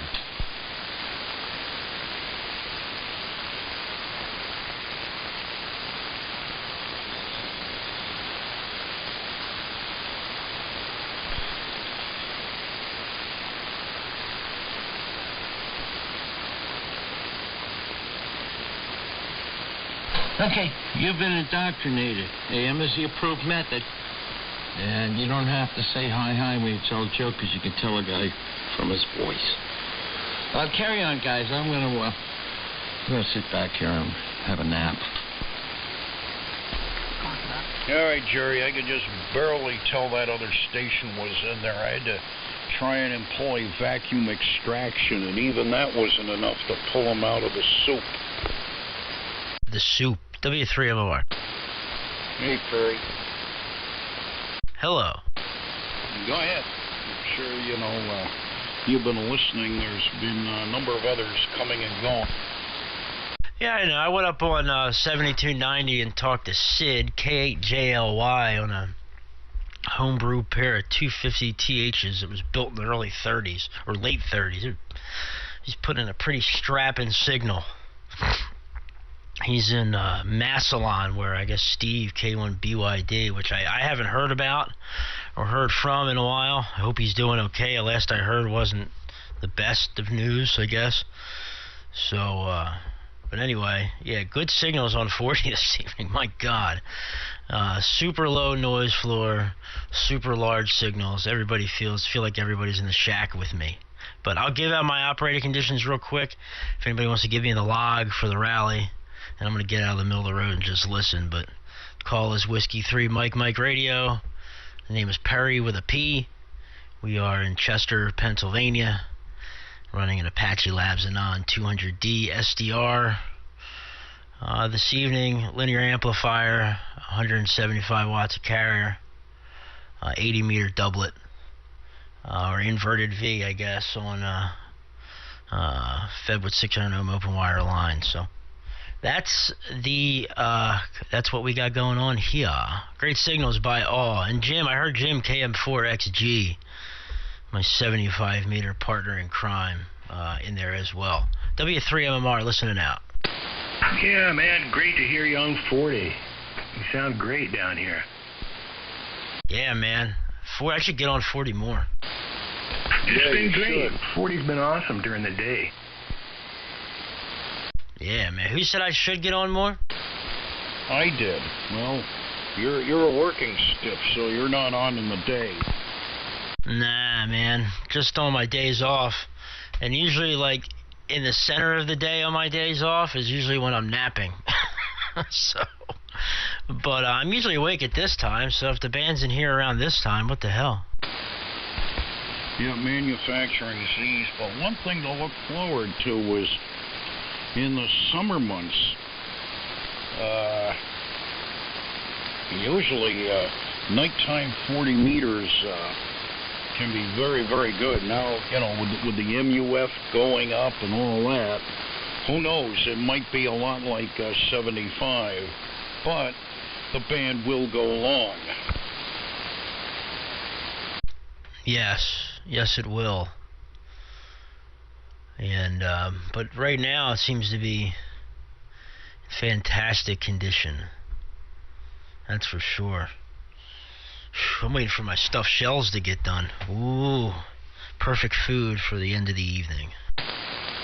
Yeah, I'm finding that the band starts to go long here in Washington right about 4:20 in the afternoon. Yes, that's a good time for the band to go long. It's when my night starts to get long. KV1 GMX? Yeah, another victim. Good evening. Who was that? Yeah, Kilo Bravo 1 Golf Mike X-ray, KV1 GMX. Hey, Jim, still your call. Yeah, we're on AM as well as all the other modes. But I figured I'd fire up for the rally, and I was chasing around the bands looking for any amplituded signals, and they're there. There's some beautiful signals here. Nice and loud, strong. Unfortunately, I'm in the PW bracket, 25 watts out, 100 watt radio, that's the best they do. Maybe someday we'll amp it up, but in the meantime, we keep it running. Over here in Framingham, Massachusetts, for those that write those things down for the rally. Currently is my Feisty 7300. I bounce between this and then 10-pack Eagle, whether I want these on the Japanese side or the American side. They work about the same though. And antenna is a end-fed wire, about 30 feet up for 40 meters. And seems to be working. Back to you. Yeah, I forget your name there in Framingham, but I certainly remember the call sign. Actually, you're very strong up here. You're fully quieting. You're up there with the other signals, believe it or don't.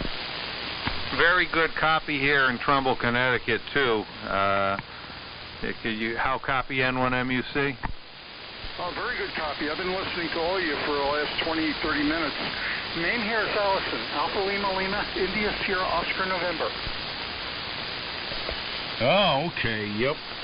Okay, Allison. Yeah, I remember you hearing you on 160. On 160, man, you're this week went up here on 40. You're doing real well.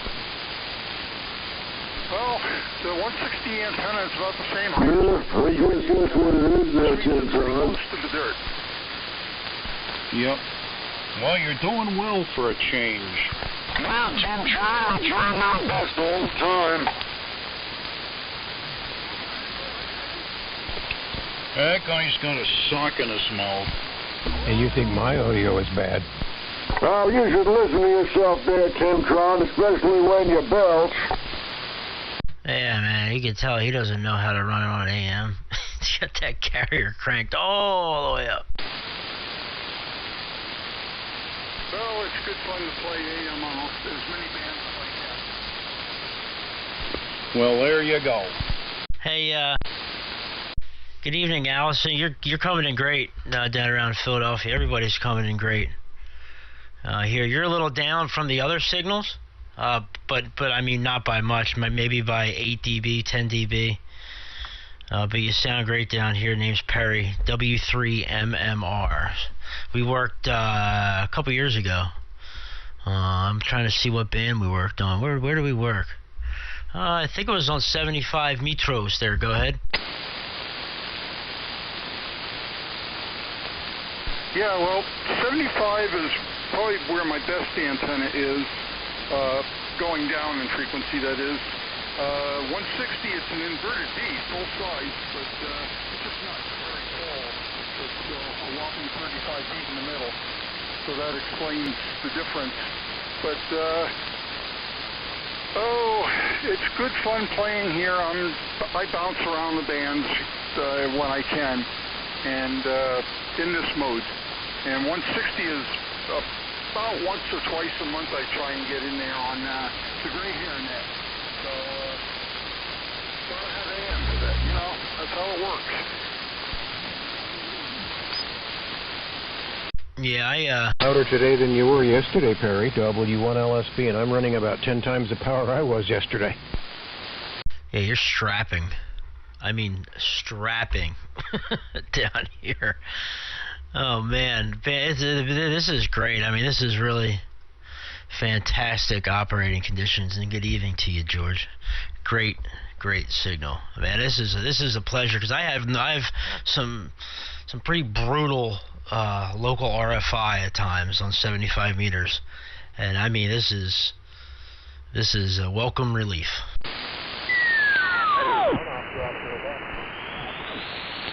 Perry, you're 25 over here, so you're blowing some pretty serious smoke in this direction. Timmy, you're 30 over. Jerry, you're about 10 over. Ryan was about 20 over. Everybody is just really boiling in. But then you George, out of curiosity, you say the Ranger you're using has been modified besides the low power setup? Yeah, I did a few audio things. Of course, the mic could be pretty bad too. You know, D104s, they have a tendency to crap out periodically. Yeah, well, I'm using a D104 here on this particular transmitter. But maybe what I should do is, how far did you get into it? Because with Ranger mods, you got to see all of them through. If you only do half of them, then you can get yourself into what golfers call a sand trap. Yeah, you know what? It's been probably a year and a half since I did the surgery, and I don't remember everything. I looked at the WJI stuff. I looked at some of your stuff, and took a middle of the road approach. So maybe it does need a little more trimming. You know, I could get into the semantics of it, but See, my approach, if you've seen the Ranger, the competition class stock Eliminator Ranger mods, those basically, I strip out all the existing stuff, even the mod transformer, and just completely do it over with 6550s or 8417s, all resistance coupled and all that. But to me, in a way, because a lot of people don't want to go that extra mile, the Holy Grail is a set of mods that give the biggest bang for the buck, as it were, using all the stock stuff. So I finally came up with what I call the Henry LR Ranger Lite, LITE mods, which use the stock mod tubes, stock audio iron, driver and mod transformer, but there's a few areas that have to be done that I'm not going to get into it now, but basically all you really have to do is fatten up one coupling cap in the end. But if you're interested, I could just send me an email, because I can't remember from one day to the next, and I'd be glad to send you a mostly completed version. I don't have any schematics, but I go into it in chapter and verse and description. That's on the AM phone website, isn't it? No, I haven't posted it because I never finished the article. Okay. I will send it to you. I'll send you, I'll pop an email up and you can return it. I appreciate that, Tim. Hey, but once you read what I've put down, then you'd begin to see what happens. But my approach to going low power is completely different than what you have there. Completely different. And in my line of thinking, it's much better. But if you do it, all the details in the article, you'll have a transmitter whose frequency response is pretty flat from about 65 hertz to about 6,000 in the low power mode. Contact. Somebody needs some contact cleaner. Yeah, I just wanted to work Allison before she got tired and ran away. Hello, can you hear me? KB1GMX, we're still here. I've been listening and enjoying. Okay, KB1GMX. I wanted to make sure I got you because I already put you in the log. KM4XG. Name is Jim. Righty, very good, Jim. KM4XG, KB1GMX. Yeah, Herndon, Virginia, and IC7300, 100 watts. Okay, we're running the same thing up in Framingham, Massachusetts. I don't consider this 100-watt radio. I consider it a 25-watt radio in this mode. It does work. Yeah, Roger, I understand. Okay, thanks, KB1GMX, KM4XG. I'm running an amplifier here, too, a 100 watts carrier. Strapping, Jim. KM4XG, I'm backing out. Strapping, Jim. You're strapping. No, I can't get over how quiet this frequency is. I was absolutely thinking the same thing.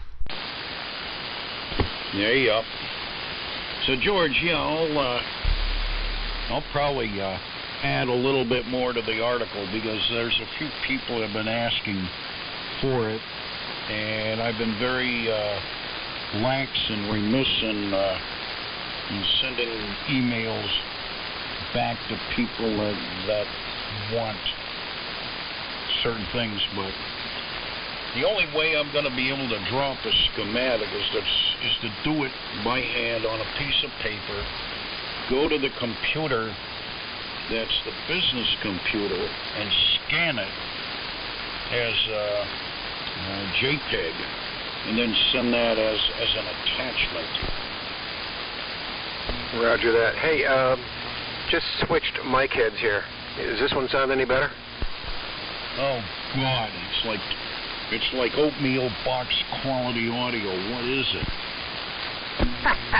A 10 David Alpha. Oh, the thing that looks like a ball-peen hammer at the ass end of it. That's all it's good for, is driving finish nails into wood. Oh, my God. Yeah, that's about right. Okay, all right, just get a... Hello. Now, this one's not going to... This is a Heil Element, and it's just not anywhere near as good, so I'm going to go back to the standard one. Holy hummer. Plus, it's got 120 cycle hum in it. It sounds really hollow. Hold on, there's a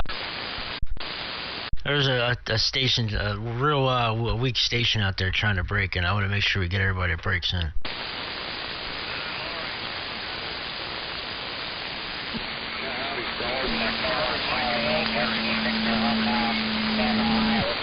Heard you guys in there. Just wanted to make contact here, get another one in the walk for the AM rally here. Go ahead. Yeah. Hey, good evening. Name here's Perry with a P. The call is Whiskey 3 Mike Radio. Philadelphia, well, you're Chester, Pennsylvania. It's 7 miles southwest of the Philly International Airport. Running in a non-200D SDR, 150 watts of carrier out of a linear amplifier here, so SDR class, whatever that is. But if you could give me your call again real quick and your rig there, that'd be great. And there's a whole host of others in here as well.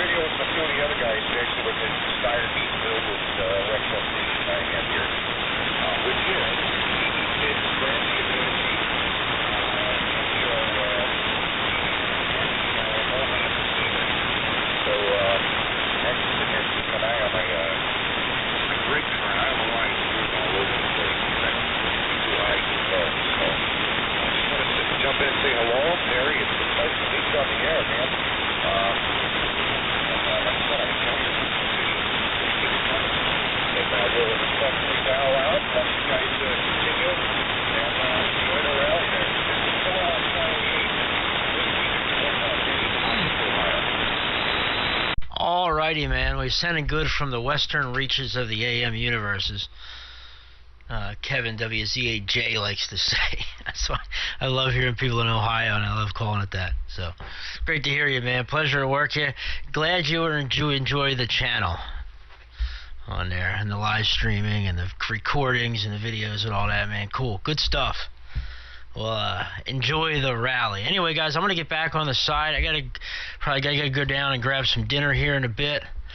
And then I'll probably tune up down on 75 meters, see what's going on down there. But it's been a real pleasure here on 40 meters with you guys. Timmy and George and Paul and N1MUC. And, God, there was a whole bunch of Jim.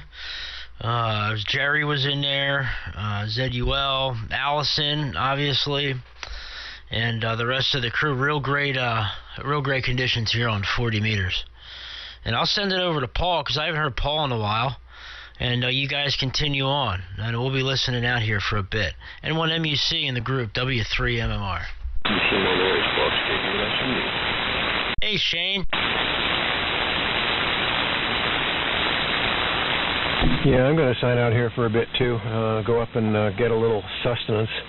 And I'll probably join you guys on 75 a little bit later. Back to the original mic. Yeah, I've got some processors here, Tim, and group that I haven't bothered to stick in line here, and some much better microphones. I just got to get around to that and see how that makes a difference. Do have a, I think it's an Ashley EQ, as well as a. Well, anyway, that's for another time. 73 Al, catch you guys down in frequency a little bit. W1LSB. Okay, George. Well, with a good D10-4 going right into the transmitter, it should sound better than it does. You know, there's just something killing the highs.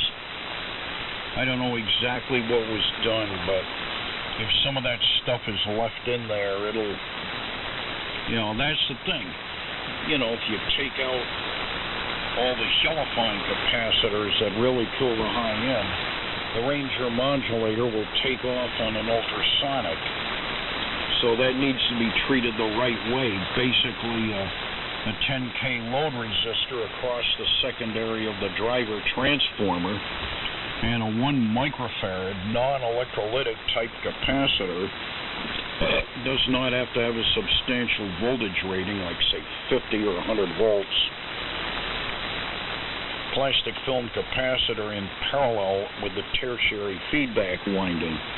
And then the negative feedback is introduced into the wrong part of the circuit. They're introducing that through 150K to the grid of the 12AU7. So that 150K gets changed to a 470K that goes to ground, and the negative feedback is applied to the cathode of the second half of the 12AX7. You know, 18K resistor, 330 ohm to ground, and then the bottom end of the cathode bypass cap that couples that into the cathode of the second stage, which is a far better way of doing it. And that's the basic gist of the modulator mods. But, you know, power supply and push-to-talk control, it all needs to be done the right way. You know, it's basically a labor of love until it's done. And when it's done, it's all done, and you should be very happy with the results. So, we'll see you later, George. Anyway, I'm going to stick around here a little while longer, and then I think I'm going to call it quits. This is WA1HLR. November 2, Yankee Romeo. K1ETP. Well, I hear Joe N2YR and Rich Aroni in there. Yeah, I'm going to make my one contact for the rally. Well, go ahead. Well, hello, Jim and Rich. You guys know me, so for the rest of the crew, the name here is George Echo. I'm located in Endicott, New York, and I am using the ubiquitous Icon 7300 today. And for antenna, I'm running a full-size homebrew quarter-wave vertical. And that's it for this match. Hey, Joe, it's K1ETP. Hey, I'm curious, how many radios do you have under that vertical? Oh, you're going to love this. Well, very quickly, the vertical is a flexible fiberglass kite flagpole. Got a piece of wire ran up the pole, just electric tape to it. And on my deck, it's an L-shaped deck like this on either side. And about 20 years ago, my son fell through the railing and luckily was not injured. So I got some oil-coated steel fencing down at Dragway. And I'm using that for the ground plane. Plus about 3 or 4 random lengths of wire.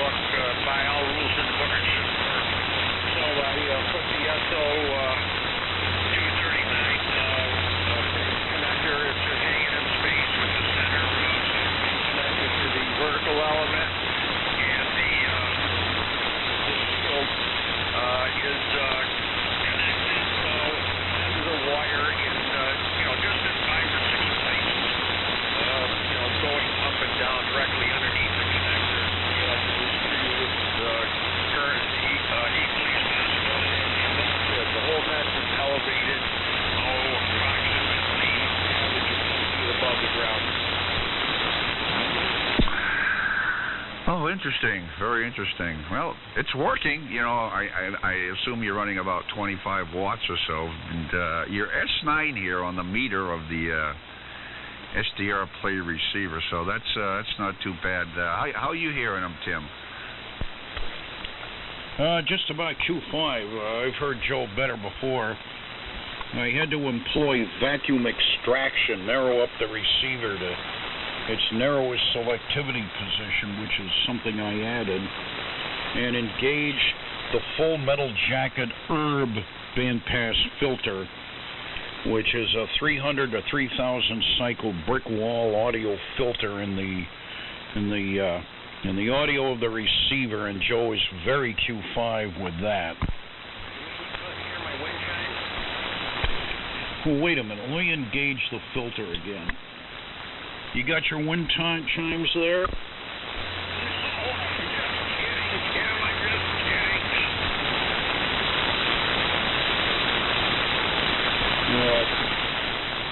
I didn't hear them. There seems to be some other stuff that's washing down in from the side. KC2Z York.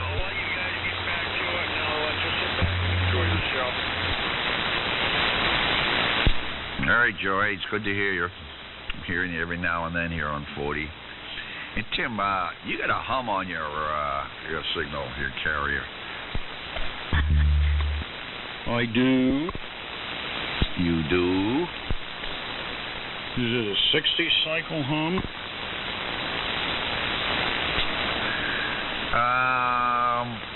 No. A 120 cycle hum? No. It's more like 60 cycles. Or maybe 120.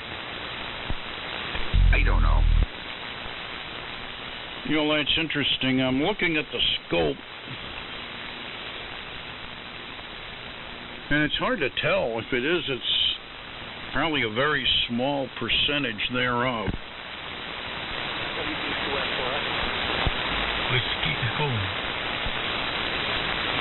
A couple other stations breaking in there. WB2FRF, I think. Well, yeah, Tim, it's fairly prominent, you know, enough to make me comment about it. Well, that's interesting. Yeah. Are you exactly on 7275? Exactly. All right. Give me a little talk for a moment.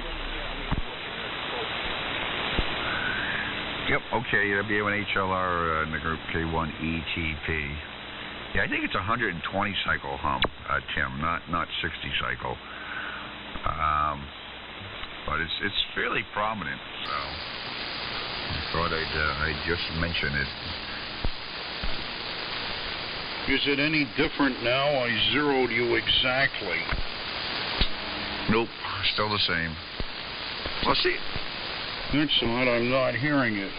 For the hell of it, I'll turn the audio gain down all the way and bring it back up.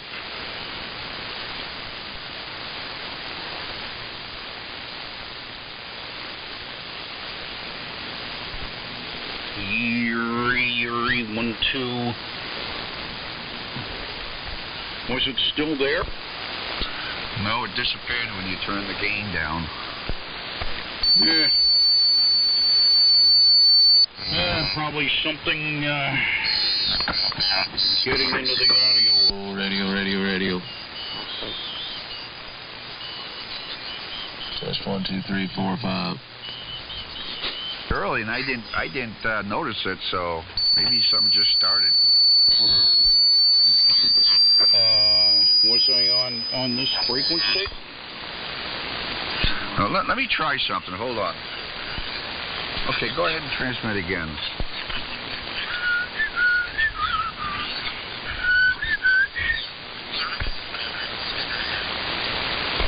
Here's an unmodulated carrier.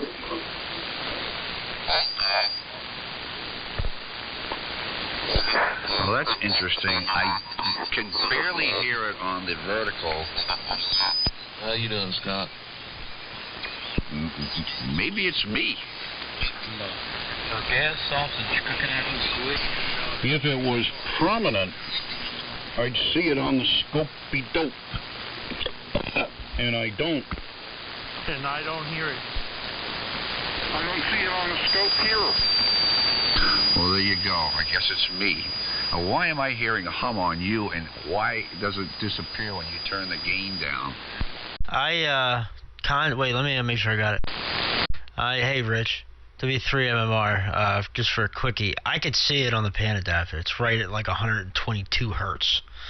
It's very low, very, very down, close to the noise, but I could imagine if he's very strong at your QTH, that you could probably hear it. No, Perry, it's me. It's me, because I'm hearing it on you now. What the heck? I'm using my 40-meter Delta loop, and I have a switch box where the control voltage is going over the coax line. So I think that might be it all of a sudden. What is it, a DC supply to the coax switch? Well, yeah, it's a DC supply, but I don't know. I just can't explain it. How easily can you unplug the DC supply source? Well, I'll lose my antenna. Oh.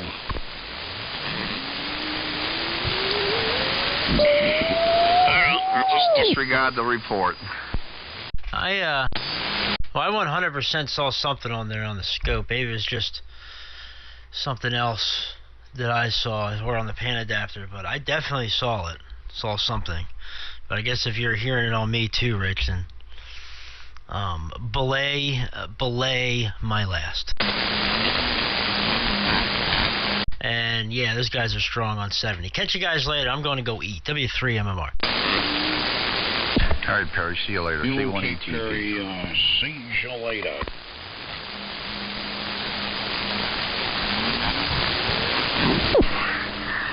Oh man, I've had a frustrating day with my my dryer, my clothes dryer here. About a week ago, the belt broke in the dryer. So I said, let me see how difficult this is to replace. So I looked at the YouTube video, and it's a real pain in the ass. I said, I'm not doing that. So I hired a guy to do it.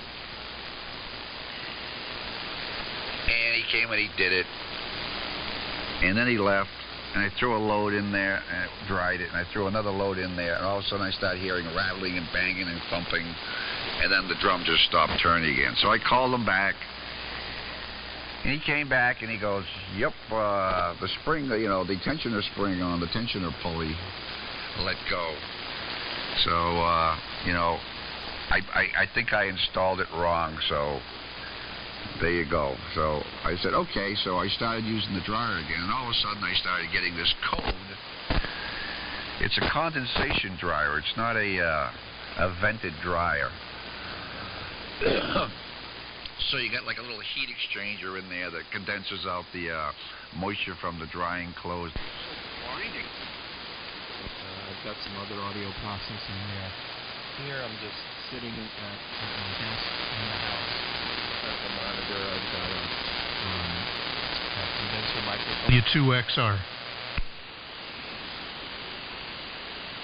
Believe it or not, customer service record cigarettes stacked up. That drives the monitor. I'm running.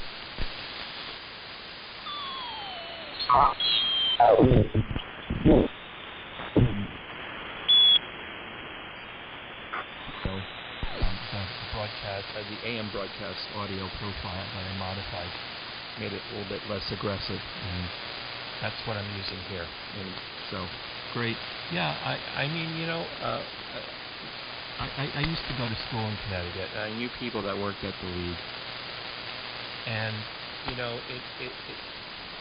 certainly don't, well, I'm not going to say. I was going to say, you don't go to the League to be a millionaire. And yes, an indoor ghetto, registered trademark of the Timtron Corporation, clothesline. Yes, with the indoor ghetto, you just make use of the ambient air temperature to dry your clothes, and it adds moisture to the air, so your nose doesn't crack and dry in the low humidity winter condition. Well, that's what we've been doing. We have this wooden clothes rack that's about 1 million years old, and that holds a small load of laundry. And the rest of it, you know, you can put on hangers and hang it. I have a bar, like a shower bar, inside the little cove where the washer and dryer are, and so we hang stuff there. But I've had it with this dryer. I'm getting rid of it. It's going. I'm getting a new one, but I got to wait till the spring because I got to put in a vent. You know, I got to get on a ladder because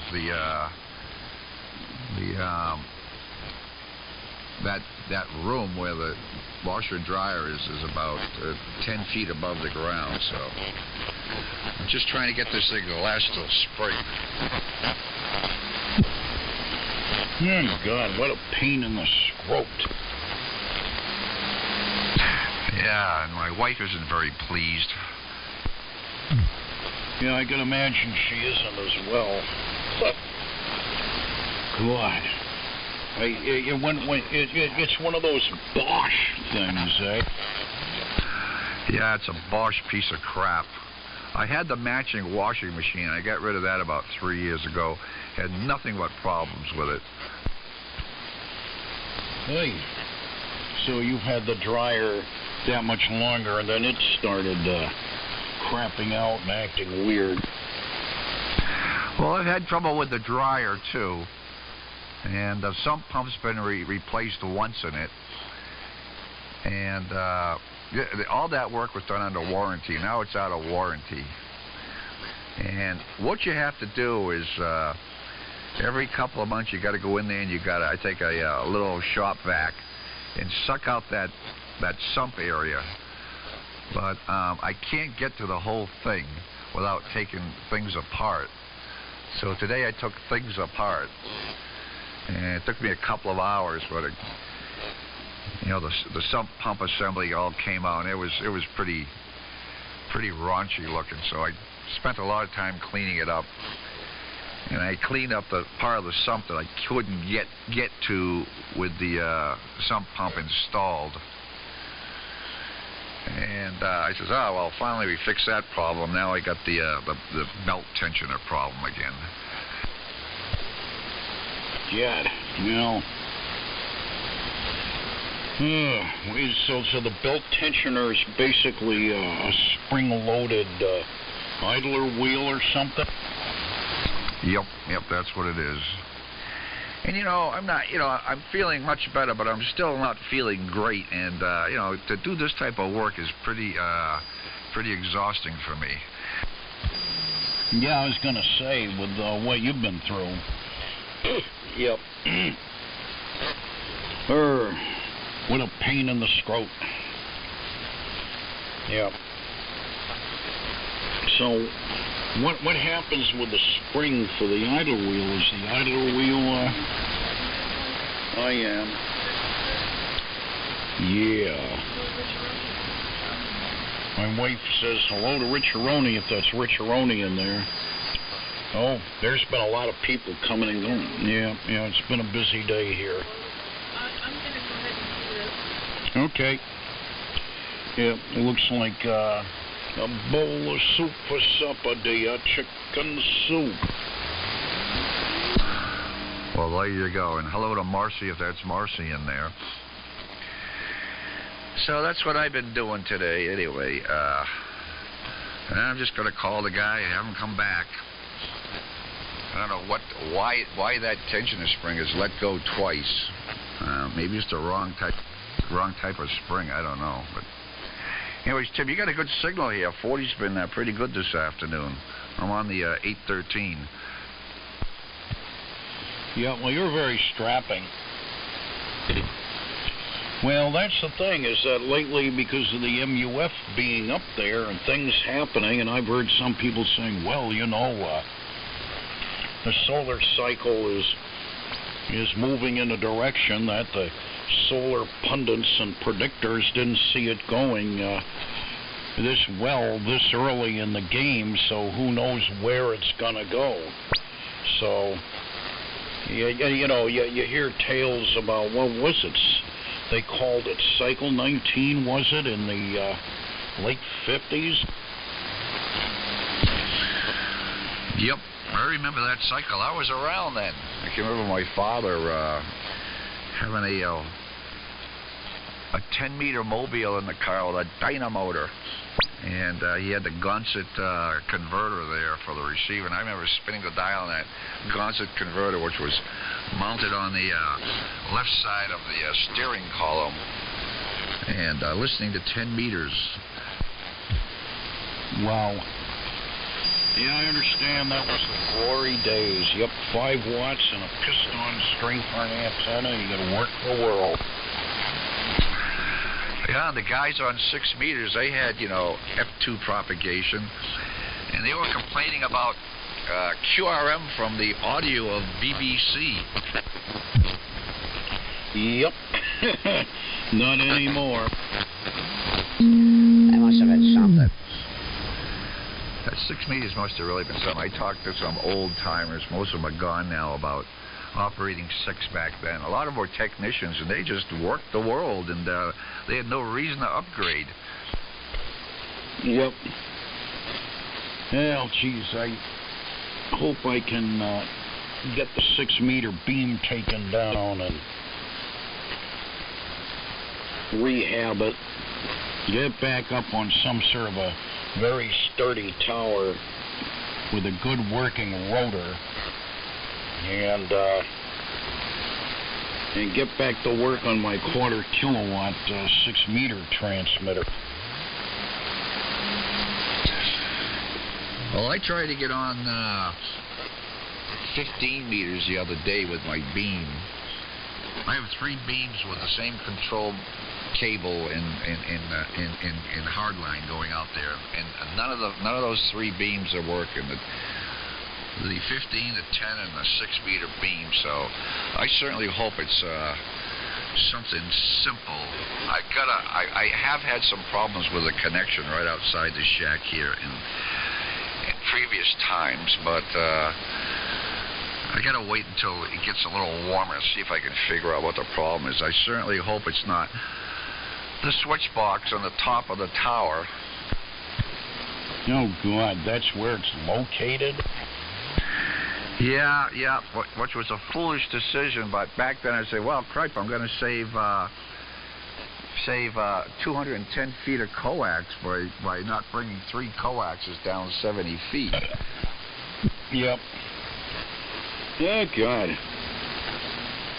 You'd probably have to pay somebody some real money to send them up there. And if the box has got a problem, take it down, fix the thing, and either A, put it back up, either that, or put, you know, extensions on all the lines coming down the tower to near ground level where you could maintenance it. Yeah, that would probably be the smartest thing to do. Well, hopefully it won't come to that. But, yeah, that's what I'll probably do, is just have the guy drop down some, 70-foot pigtails to the bottom of the tower, and I'll take it from there. Yep. Yeah, God. Yeah, that's my problem. I don't climb like I used to, and,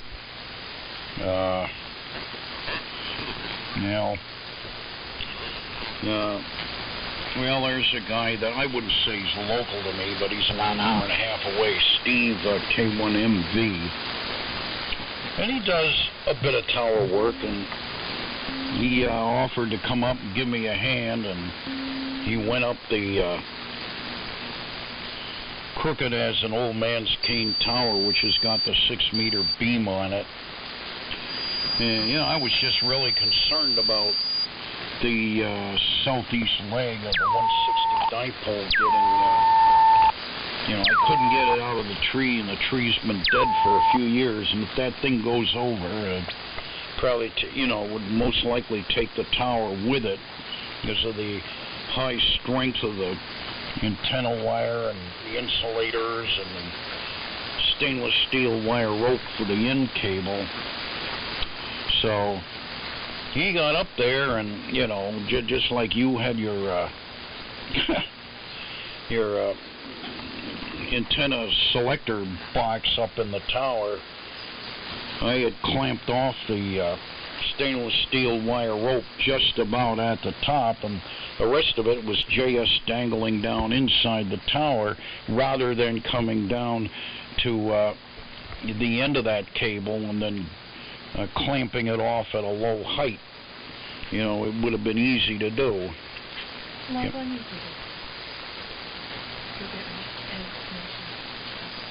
Okay. All right. Well, my wife has put in a request. I spent a certain amount of time outdoors today shoveling. We got about 16 inches. And there's the Hulk trailer, which have the auxiliary refrigerators in and food and all that. And there's a bunch of foodle items that I've been a request put in to retrieve. So now I got to take my slippers off, put my already preheated on the boot dryer boots with the crampons on, tie them up, put on an additional layer, and hike out and get the food. So, I think I'm going to take this opportunity to sign out because, she's getting supper together, or dinner. That's what they call it here, dear, is dinner. I don't know, are you going to be playing any more ham radio today, be it 75 or 160? Yeah, we'll see. It's almost 5 o'clock. Maybe later, Tim, I don't know. It depends on how I feel. I get pretty crapped out pretty early. And when I get in the lazy bastard chair, it's worse than ever now. It's hard to get out of it.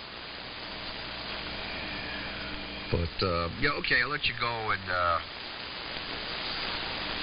strap on those crampons and make it to the Hulk trailer and retrieve your victuals for this evening. So we'll catch you later. Boy, it's almost 5 o'clock and it's 40 still local. That's great. Anyways, so catch you later, man. From here at HLR Q1ETP. All right, Rich Ron. I guess everybody else pretty well has drifted away, and there's quite a group here. Yeah, I might try using this frequency a bit in the evenings. It all depends on whether or not there's a nest of slop buckets on it. And if there isn't, clear frequency is fair game. So to anybody else, and you, Rich Aroni, we'll see you all later. This WA1H on YLR. 73. Yeah, see you later, K1ETP. We're going to wander about. All right, see you later, Alice. 99, Tim. See you later, Joe. See you later, Joe.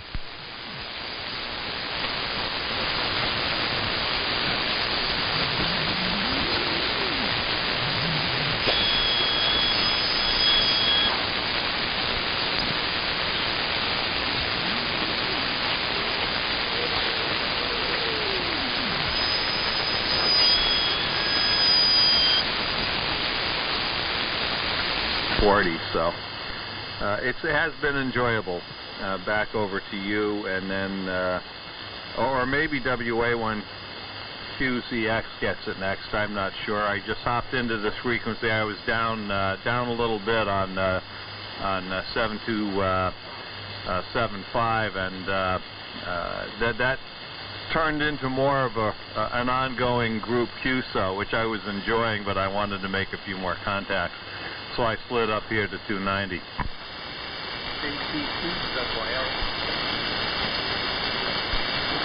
Yeah, okay, very good. Let me see if I have it. Yeah, very good, Paul. Yeah, well, it's been a very enjoyable day working different stations. I wasn't planning to do a lot of AM rally operation today, but 40 was it was really quite remarkable with all the AM stations spread across the band and other bands as well. So it's kind of been fun talking to people with all kinds of different radio stations, old vintage equipment, as well as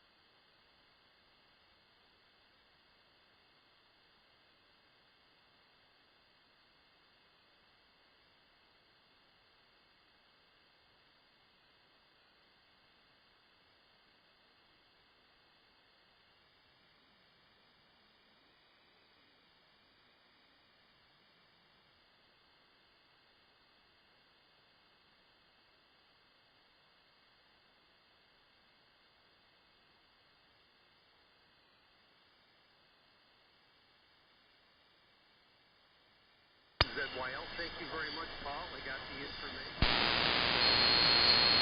For a different time. Anyways, there was another station there that said hello to Steve, either to you or to me or whatever, but if you're still there, go ahead. W1IA. Make sure I got it. Hello to you guys. So we got back on the air here, and there's some continuity with QAXT is you know, anyone can take it. I'm in Ohio, so anyway, we do FD101E. Belong to Third, NCDRB. And 481 in parallel, dipole 65 feet. W1 QIX, can you do it? QIL. Yeah, how you doing, bud? WD8BIL. I'm hearing you just fine here. WA1QIX. Yeah, good to hear you. Yeah, the FT101's doing great. Yeah, I haven't heard you on the air in forever and a day. So good to hear you in here. I know you've moved from Lorain, Ohio, but I forget what town you're in now. I should update my logbook. Go ahead. Okay, we're still Ohio. Still in Austin, Michigan.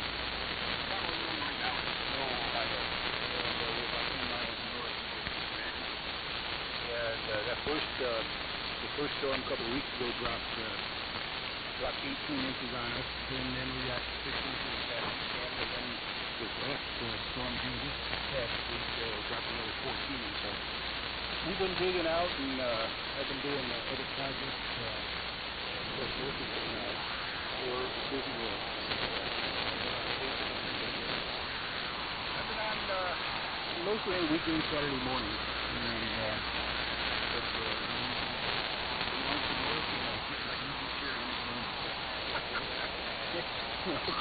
eat dinner, go on a booth in my easy chair, and I'm done for the day. There you go. Well, I'll jump in here in the rotation for a little bit. I got to stand here at 5 o'clock. But I heard you in there, I heard the other things was very good. The other things, let me grab it. 20 over at 9, no problem at all. I've got a noise, electrical noises, public transfer on it. So the noise blanket on the X101D does the best job picking it out for not on radio. But you're doing good. The other station was just at the noise level, so brought down to 70 feet. Hey, Budley, make sure I got it. W1IA. Good to hear you, old man. Been a while. How's the copy on the 2 Elephant Array out your direction? Doing good. Doing quite well. Even my 30 years of youth are pretty much full of beer and beer, have a beer, you know. But good to hear you. Glad to see you got your, you finally got your jam different welfare. Yeah, I don't know if you caught the very end of that repair, but I got the diesel fixed, and then the transaxle case developed a crack. Yeah, I saw that. That was the one that mentioned the J.D. Weld, and but I think your idea of a skid plate's going to work out quite well, because it looks like it's been hitting the ground quite a bit. Yeah, so far so good, Budley. All right, I'll keep it short. I think you said you had a sketch at 5 o'clock, and a scad, rather. And good to hear you, man. I miss talking with you. Maybe we'll get an opportunity. If you're like me, I fall asleep pretty early and still trying to deal with this Darsteria problem with my speech. But we'll catch up on that later. Anyway, best to you and yours, bud. W1IA, I think it goes to Steve, had it? Hi, Steve. Anyway, or Bruce, W1IA. Yeah, let me see if I can make it out to Ohio. Budley, how you doing? We haven't talked since, like, probably last year. Probably last May or last April, so it's coming up on almost a year since we last worked. It's W2XR here, and you're coming in Q5, solid Q5, making the trip from Ohio into Long Island this afternoon. So I wonder how you copy me there, Budley. WD8BIL from W2XR with the group. Yeah, real good, Bruce. Good to hear you. Good to hear you. Yeah, you're right up there with Steve and Brent. You know, 30 over 9 here. I'm running out of chairs. Yeah, I'm not running out of beer, but I'm running out of chairs. Good to hear you. We've been fine. The family's doing good, and you know, I'm still working and loving it. We're working, you know, very busy at work. Yeah, I finally got this amplifier fixed, and just got the station pretty much back on the air. For once in a long time, Bruce, if you look at my QRZ page, everything on the operating bench is working in very good condition now. So it's been busy getting the station back up, and I'm enjoying it. We're listening on 10 meters a little bit today, didn't hear anything. So there you go. I'm going to turn it back to you, Bruce. W8JLY checked in, and he's probably got a surprising guy as far as which rig he's running. So I'll turn it back to you, Bruce, and you can swing it around. I'm going to QS fly down to 3733 and call the West for dinner next door. But you know, I got the amplifier fixed. Heard you guys. It's been a while since I wanted to say hello. And I'll be in your ear a lot more often now that things are working here. W2XR and the group. Good to hear you guys. WD8BIL. Yeah, same here, Budley. Really, it's good to hear your voice again. It's been a long time. And just real quick, what kind of a signal am I putting into your QTH this afternoon there, Bud?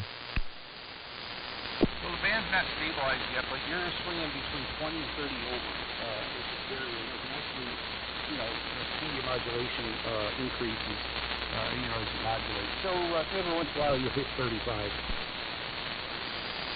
Well, very good. Incidentally, you're coming in on my R390A this afternoon, 60 dB on peaks, carrier level, so not too shabby. You're definitely hauling the mail here as well. So I'll let you run, and again, good to talk to you, and don't be a stranger. WD8BIL with the group from W2XR. All right, Bruce and Steve and Brent. You guys take care. Don't forget W8JLY. You check in right after you, Bruce. WD8BIL store. Bye-bye.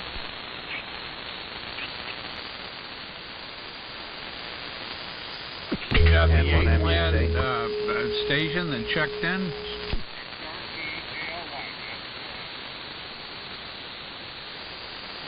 Do that again, old man. I doubled. I'm sorry. Yeah, W2XR. This is KJLY. Kilowatt 8 Juliet, Lima Yankee in Aspen, Ohio. Yeah, I copy. Kilowatt 8. Let me get you down here in the log. I think Budley said that he had a treat for us, and I guess you're the treat, so welcome aboard. Kilowatt 8, I think it's Juliet Lima Yankee with our group from W2XR. You're coming in quite well here into Smithtown, Long Island, New York this afternoon. We're about 45 miles east of New York City on the north shore of Long Island. And my name is Bruce. Go ahead.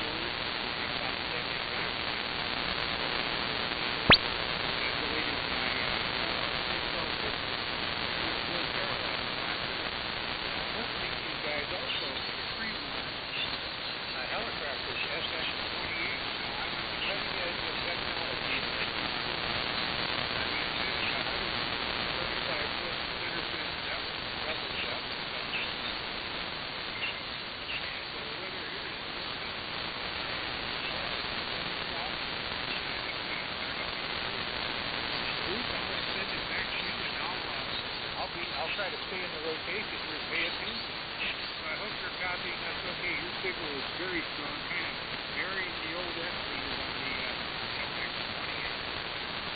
WB2XR in the group. This is KJLY in Master. Okay, very good. You know, your call sounds very, very familiar. I think we worked and had a very interesting contact a couple of years ago. I think you said the QTH was Massillon, Ohio, which I remember, if it is the same gentleman who I spoke with, and I'll have to look back through the log, we had an interesting conversation about the Goodyear Aerospace facility in Massillon, which I had visited when I was in the defense electronics industry.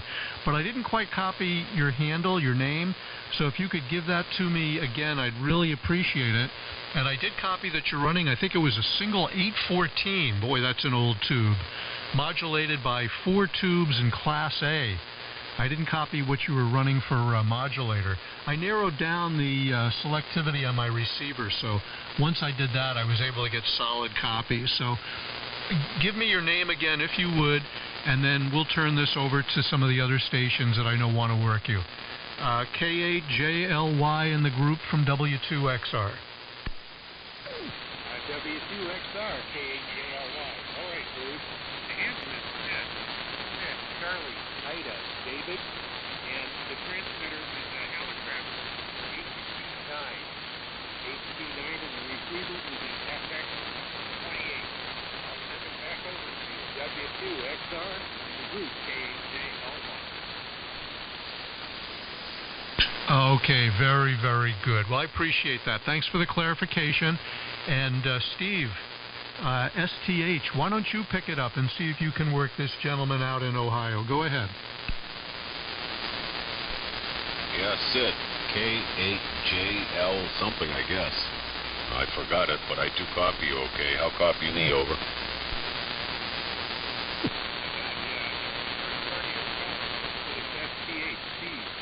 Go ahead. This is KJLY.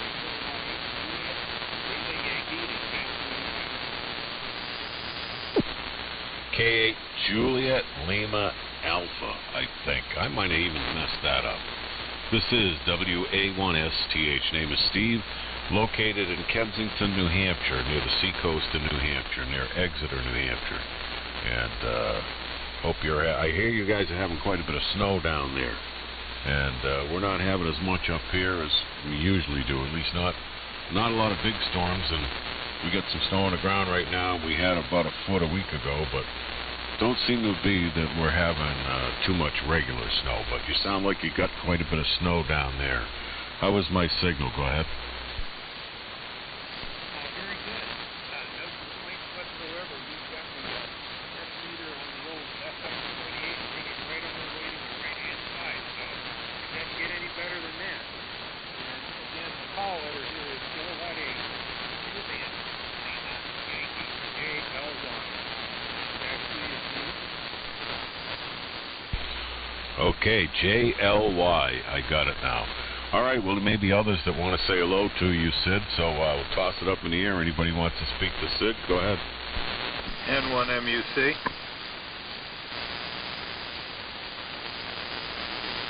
K8JLY, how copy, November 1, Mike. Uniform, Charlie.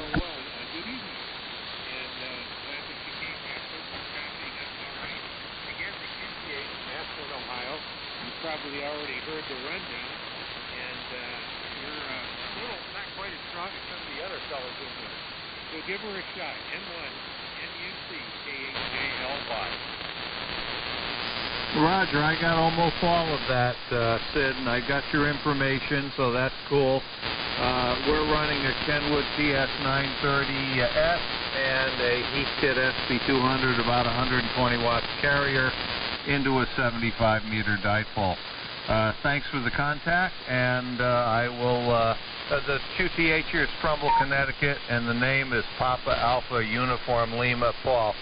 I'll let somebody else try to work you, and then I'd like to pick the other guys up when we have the chance. Yeah, I'll make a go of it. K8JLY. Nice to meet you, Sid. The call is Whiskey 1 India Alpha in Derry, New Hampshire. The name is Brent. Baker Romeo Echo November Tango. I'll copy, Sid. W1.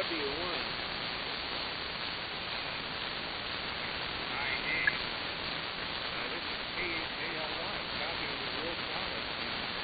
Stay more attention to the price. Again, the analyst said you got that. Appreciate Massillon, Ohio.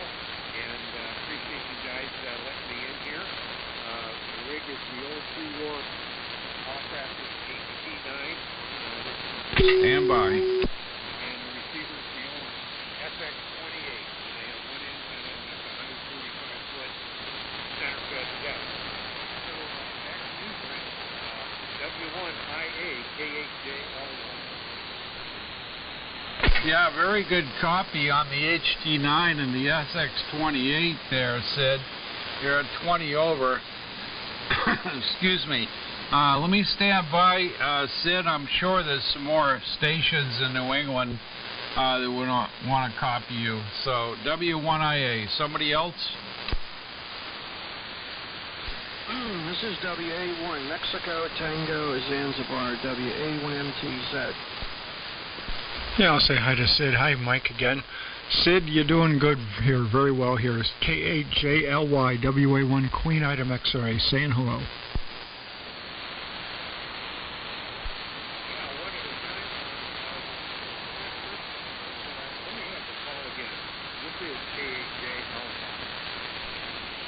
Oh, sure. It's WA1 Queen Item X-Ray, WA1 QIX, WA1 Queen Item X-Ray. Sid, we've talked a number of times before.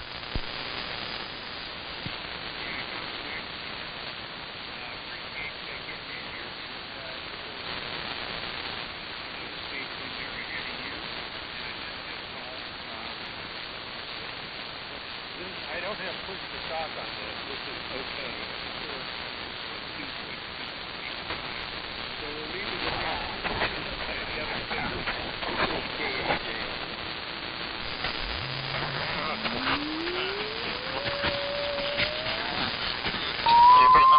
Quick comment.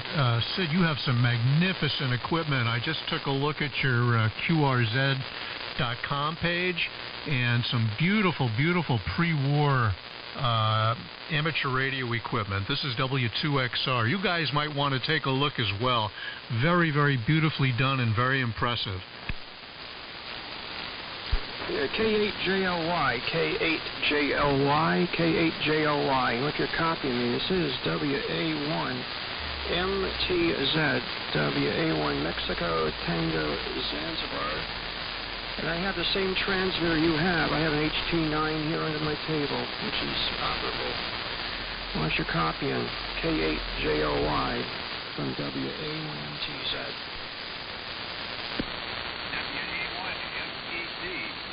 I believe it is WA1 MTZ. This is KJLY.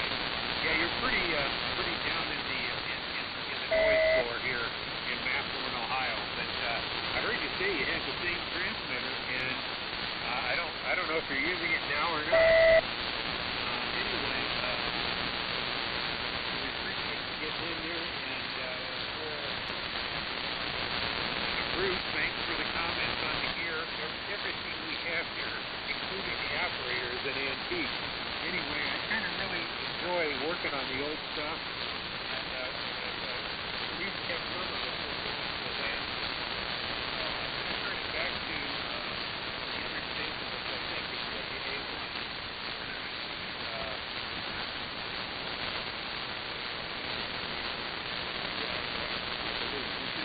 KJL1.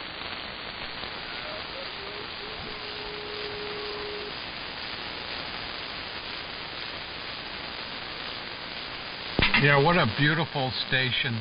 I was looking that over. Incredible work to restore that. And the location it's in.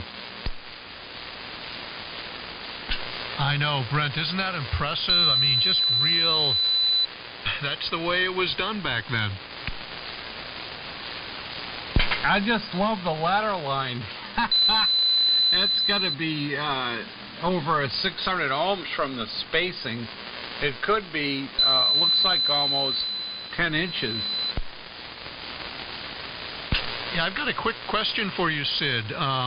The environment in which that equipment is located is also very attractive. It looks like an old brick building, like a warehouse or something.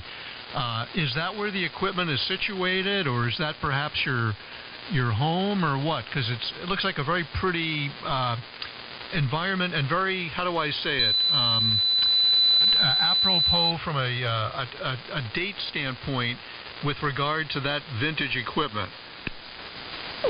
Yeah, what I'm the shack here is in the second floor of what was a feed and cider mill.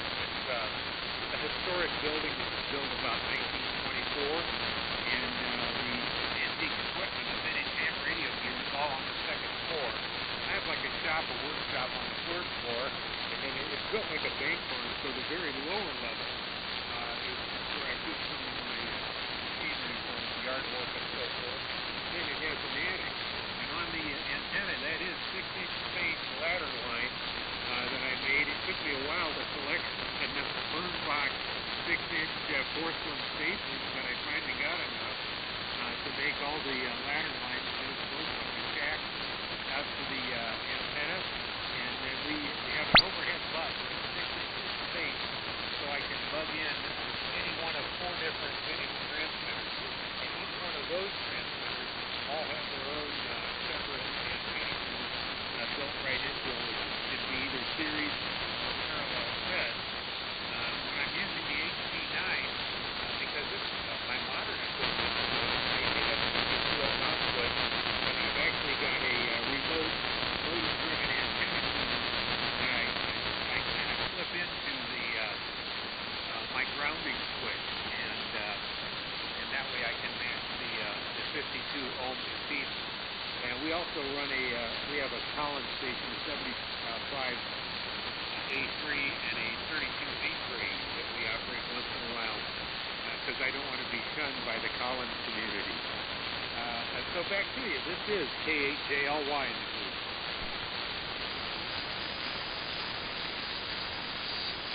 Yeah, very, very impressive. That's real ham radio. I mean, that's the way it was done, and that's clearly, where we all came from, insofar as that type of, very early rack and panel construction and all vacuum tube construction and whatnot, but beautifully, beautifully done. Go ahead there, Brent. This is W2XR. Yeah, thank you, Bruce. Don't want to hog it. I wonder what the impedance of 6-inch spacing is.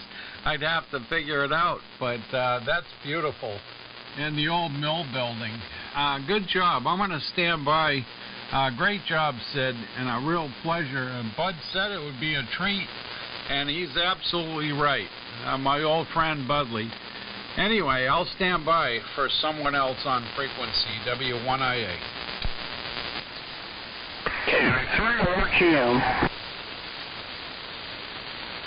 I'd like to log, this is N1MUC, I'd like to log WA1MTZ and W2XR. I don't have them on the list yet.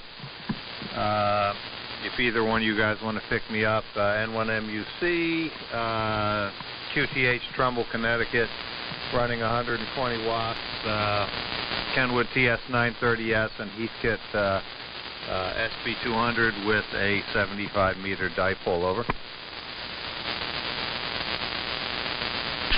Well, nothing heard, so I'll be happy to work you.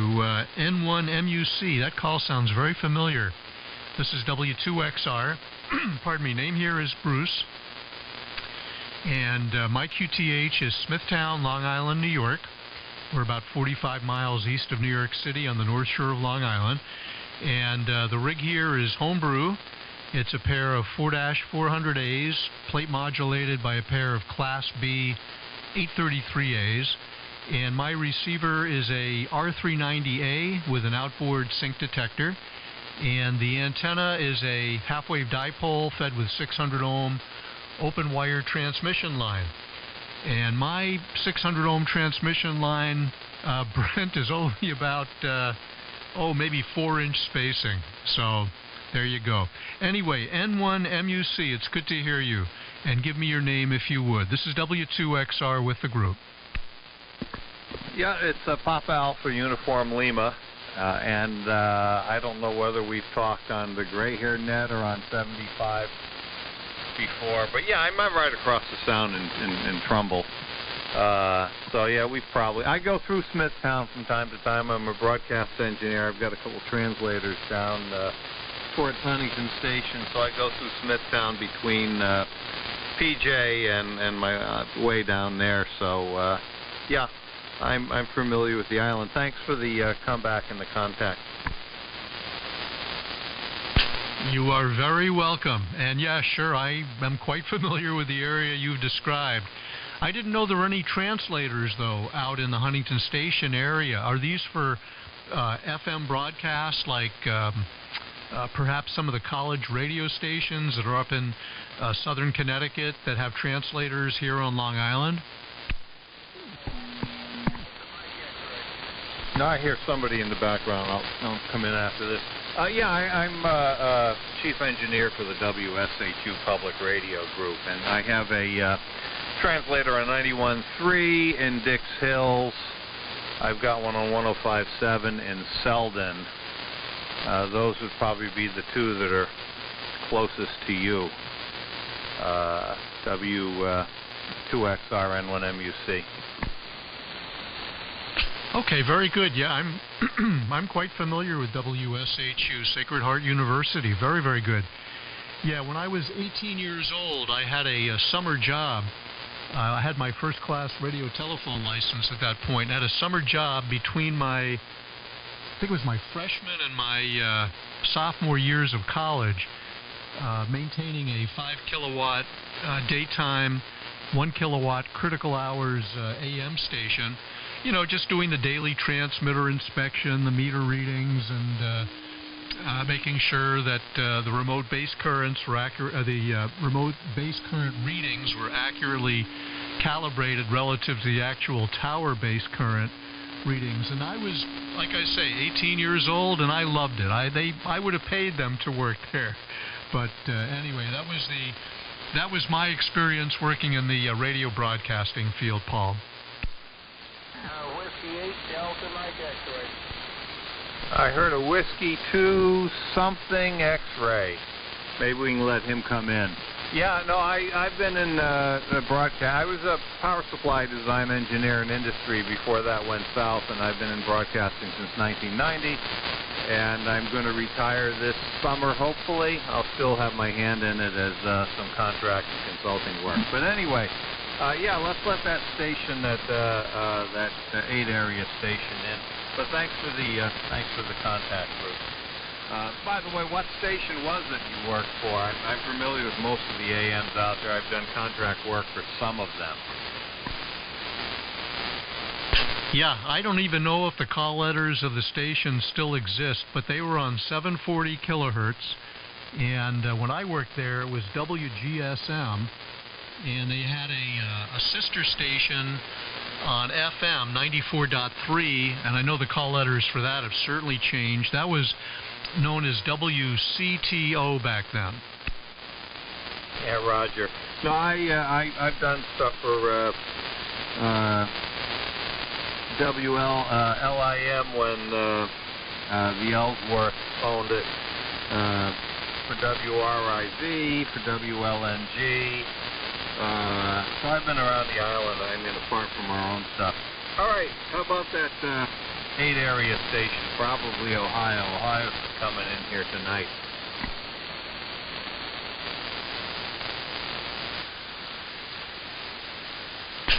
Sid, do you copy November 1, Mary Uniform Charlie? Do you copy Paul in Trumbull, Connecticut? Go ahead.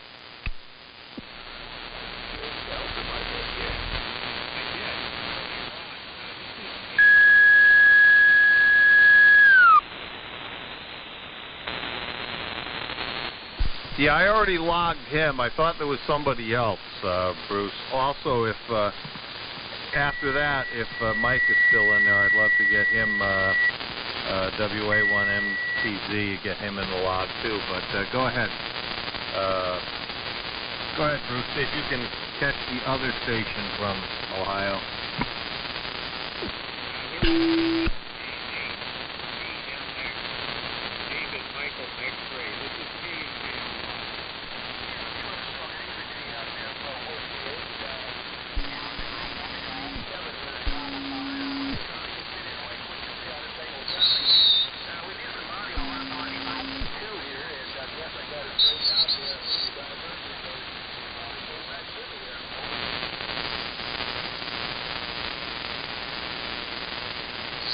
Yeah, that station was very light even on my array, Bruce. Did you copy him?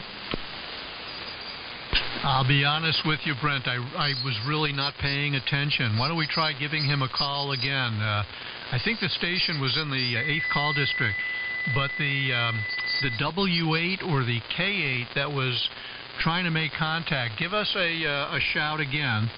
This is W2XR.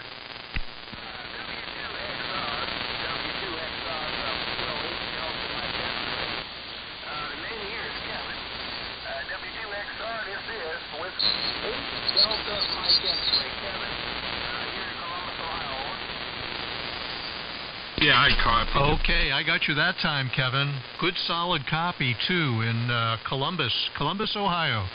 W8 Delta Mike X-Ray with the group from W2XR. Good signal. You're coming in about 50 dB carrier level on my R390 this afternoon. And my name is Bruce, and the station location here is Smithtown, Long Island, New York. We're about 45 miles east of New York City on the north shore of Long Island. And there are a number of other stations here that I think would like to work you.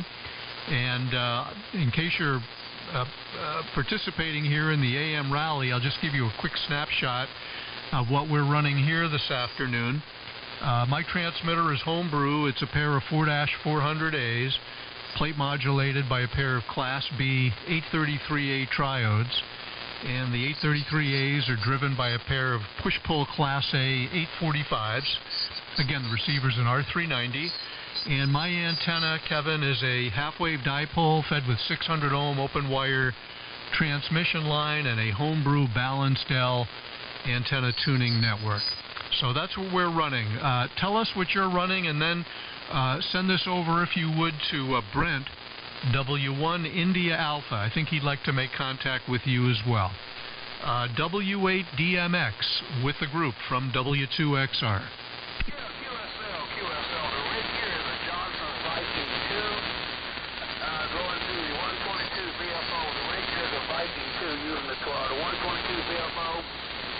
Going to a Johnson attenuator, going to a Thunderbolt, run a pair of 3-500Zs in there around Greenwich. And from there over to the Johnson kilowatt tuner and out to a 7-6 dipole about 60 feet up there, Roger.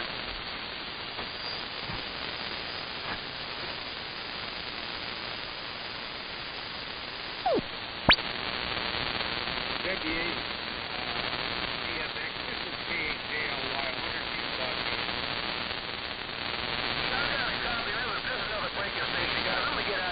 There's too many stations coming in on you, and they're not having respect. So if you guys take them to Long Island area, we'll probably catch another time out there for sure. From Whiskey 8 Delta, Mike X-Ray. This we got to take care now. Hey, Kevin, I'm hearing you really well. Do you have to bail?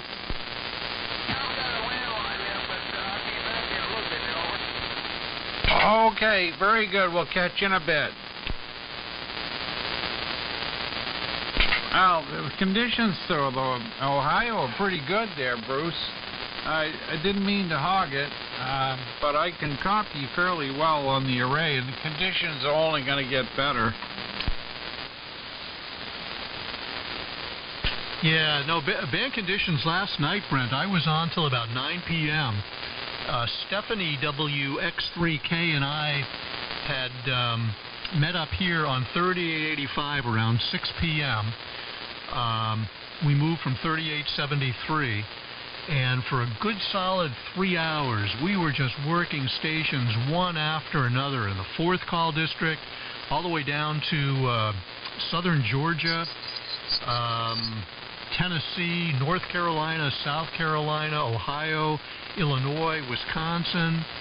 Didn't work anybody in Michigan, which was surprising, but boy, did the band open up last night. It was a real pleasure. Yeah, it really is. You know, and I, for some reason, thought the event ended last night. I don't know what I was thinking. Tonight at 11. I'm thinking, wait a minute, I thought the event was over. The brain's not working properly, so that's my excuse, and I'm sticking with it. So, I really was impressed with Sid's station. Man, I just, you're going to love it. The smell of the old equipment. I was exposed to an antique station when I was very young, and I can still remember the smell of the tubes running and stuff like that, There's a lot of magic to the old vintage gear, and the guys actually building their own back then. You couldn't go out and buy it unless you were filthy rich. W1IA. And let's throw this number around and see, Steve, Glenn, Steve, QIX, and there's others. I apologize. W1IA. Oh, I'm still here, WA1 Queen Item X-Ray. Yeah, the AM rally doesn't actually end until 2 a.m. tomorrow morning. Yeah, wow. I was listening, and when I was listening to a lot of stations come in later in the evening from Michigan, but I was not able to work them with my 120 watts. But they were bombing in here. In broadcasting, we know you talk about the smell of a vintage station. We call it the AM smell, because most of the transmitter sites still have a tube rig as a backup transmitter, most of them working, and you had that very distinct smell that the FM sites with their newer gear don't have. Over. Yeah, I mean, it's not the same. The stuff is so sterile. It's like this transmitter, right, Steve? Hey, you didn't build in smell with my Class E radio. Come on now. Yep, that's going to have to be an upgrade. The smell module when you. We are getting one beautiful sunset. Yes, go to Mirror Lake NH, MirrorLakeNH.com, not .org, MirrorLakeNH.com, and you too can see the sunset. Yeah, I'll have to build a smell module in there, Brent, for sure, for sure. Yes, the smell of dust burning off of a hot piece of glass. It does have a unique smell. W4SVA. Yeah, SVA, go ahead. And yes, it is a beautiful picture on the lake camera. Yeah, how you doing, Brent? Steve? Yeah, man. Yeah, I usually fart around with the analyzer this way. Crazy RF into it, and I'll just sit out there with keep tweaking back and forth and figuring it out. Sometimes, too, well, whatever, I'm not going to get into it. It gets too difficult. But anyway, I think Rob's in there, too, there. W1WOR. What's up, Rob? MMR. And there's Perry. Hello, W1WOR. Yeah, Blaine, well, you had that problem with that MFJ because of the rolling inductor. That's why you went with the link couplet tuner. So, he made especially 10 meters. You're going to probably have big RF there. So, let's say hello to Perry. Hello, Perry. Hello, all. Just about to eat dinner. Figured I'd say hi. Good signals. Hello. Hey, Perry. Yeah, Rob, the thing with tune, I was just getting RF all over the place. It wasn't really meant for what I was trying to do, because it has a little ballon inside of it, which I don't like. But for 10 meters, doing about 25 watts on AM or 100 watts on sideband, it'll probably be just fine. What rig you on, Blaine? I'm on the E-rig. Word? Word, yo. Hey, Perry. Yay? Move some stuff around today, so we may see a near future. Yeah. Attaboy, I can't wait to hear it. Well, you won't hear it on AM because I got the K7DYY. Oh, I know. I know where you hide out. Yeah, man. Yeah, man. Hey, Rob. Or Bob and Rob. Hey, it's all good. Yeah, I gotta get my K7DYY stuff set up with the DBX processor and the DBX 31 band EQ. I gotta get my crap together. And you know what? I owed Bruce. We talked last night. He's like, man, why don't you put the 32B3 on today? I'm like, I started out ambitious and so oh well. What's up there, MMR? Hey, man. What's up, Ernesto? Not too much, man. Good to hear you. Did not hear Dad this whole weekend. Hope he's doing okay there. Yeah, he's good. He was on the boys. You know him. He's mostly a morning operator. And it's been kind of hectic here in the evening during the rally, so he's not one to, get in there and fight for a spot, I guess, at times. So he's been listening in the evenings, but yeah, he's been on in the mornings. And I was on 40 meters earlier. Talk about frickin' good conditions. Dude, it was me and Timmy and Rich, K1ETP, and got a whole bunch of others. George, W1LSB. Jim was up there, KM4XG. Everybody's 20, 25 over. Super low noise floor. I mean, it was awesome. Yeah, I was real lazy. I was telling Clark I was listening on the mistuned antenna here, and I was really tempted to go out and retweak, the dials there. But if the solar flux is going to stay up where it is, I'm going to have to retune for 40 and forward around there. But yeah, band conditions seem real good. There was a lot of good activity up there before, definitely, man. That used to be my go-to spot years ago. And then, whatever, now I just fart around here because I'm lazy. But yeah, good stuff, man. Cool beans. W3MMR, KD2, Bravo, Romeo, Mexico. Yeah. Yeah, that's the last time I operated 40 meters was during the 2020 AM rally. Well, 40 meter AM anyway. Copy. Yeah, I fought around there here or there, but I get lazy. Like, I don't want to retune the amp and, move things around, so I just kind of sit there and listen to static for hours. But, yeah, man, if the conditions stay the way they are, 40 is the way to go, man. 15 watts, dude. You'd like 20, 30 over at our distance, so going to have to pay attention more often. Yeah, I didn't know 40 meters got that good in the evenings like that. I guess with the solar flux and stuff. I wonder how long it would stay short like that, And like in the summertime, if it'll stay short like until 7 o'clock at night or so. With the solar flux numbers, man, if we all could go to 40, I mean, it's like this, but with a lower noise floor. Same signals. It was crazy. Yeah, it'll stay short until it gets dark, so... you're talking like late spring, early summer, man. You could be doing, till 8:30 at night, when Perry's getting ready to, count sheep. You could play really nice. So, yeah, man, it might be the way to go in the upcoming months if everything stays the way it's been. Especially with my noise here locally, because I don't have any local noise up there, so it's a joy. Anyway, I'm sure there's a bunch in there. What time does the rally end, or did it already end? Tonight, 9 p.m. Hey, Clark. Oh, let me get you as a contact for the AM rally. You're 5'9". Yeah, you're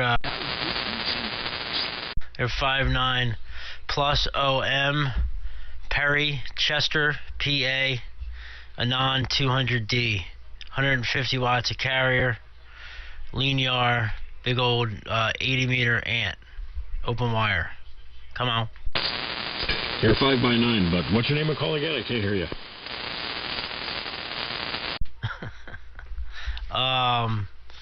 Mar.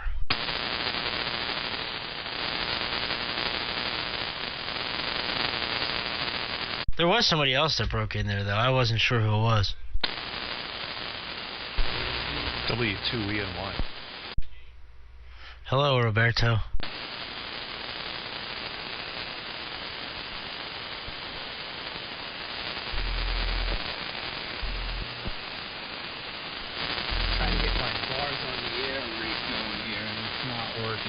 too good. Hey, there he is. Come on, man, get it together, Phil. A load full on the amplifier, so I'm giving up for now. Yeah, I was working on the bars on the radio, or bars on the air iPhone today. Seems that Flex added a new menu on the left side when you go into audio, and they did like some new gain stage over there. And I was playing around with that stuff there, and I think I got it working pretty good. I'm just trying. Yeah. Keeps cutting out. Hello, Phil. I'll be back. I'll be back. Yeah, we don't take to threats real well on this frequency. Sounding beautiful, fantastic. W1WOR. WOR. Yeah, it's beautiful, it's fantastic. You love it. Come on, don't be a pansy.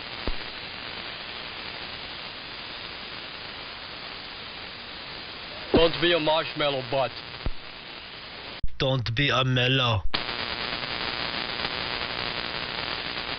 Come on, fire it up, pump up the power, pump it up. Broadcasters had commit. I see. Bruce is still up there talking about his A33s. I wish I had a pair of A33s to spin my electric meter. Come on. Who, W1U JR?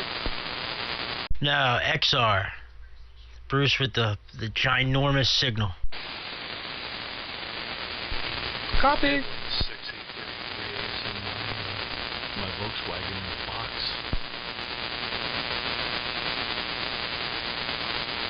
Gotta have the sound. 833As in a box in my car that I got from Howie, W1CL.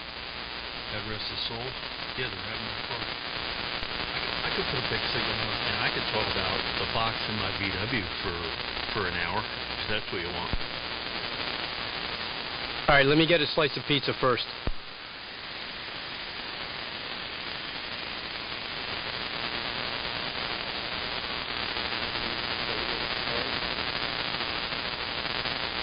The KHK station.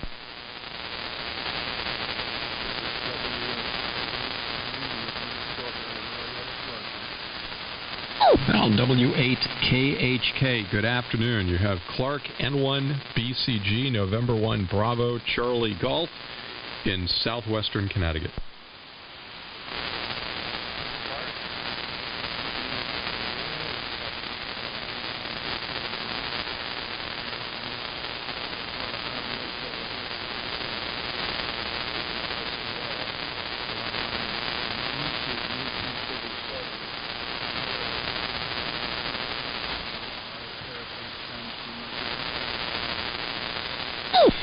Well, Rick, I hopefully we can dispense with the formalities here. Yeah, great to talk to you on Amateur Radio. Is this the first time we've spoken?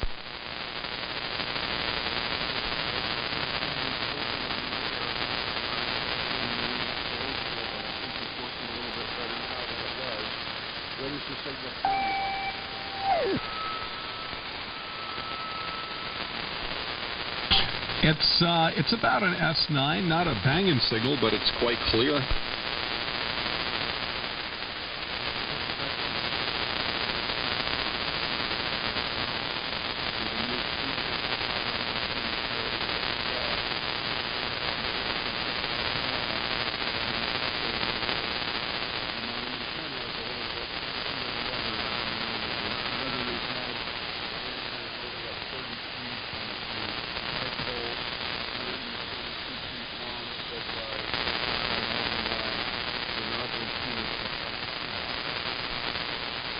Yeah, I had a dipole up at 30 feet at one point years ago, and I remember the dramatic improvements that came with bringing it up each 10 feet after that. So it won't take much more for a banging signal.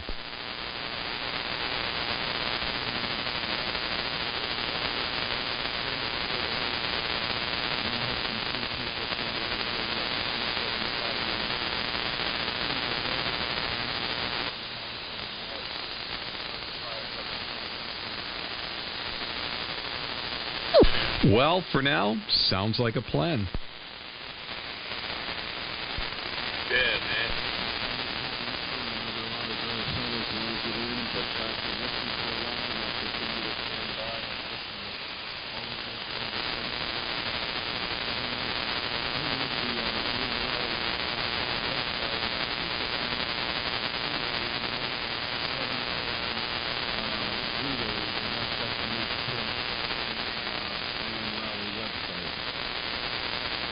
Oh, you know what? That actually makes more sense because I know that Steve picked the hours and he wanted to take into consideration the ops in California. So, yes, having it end after midnight East Coast makes a lot of sense.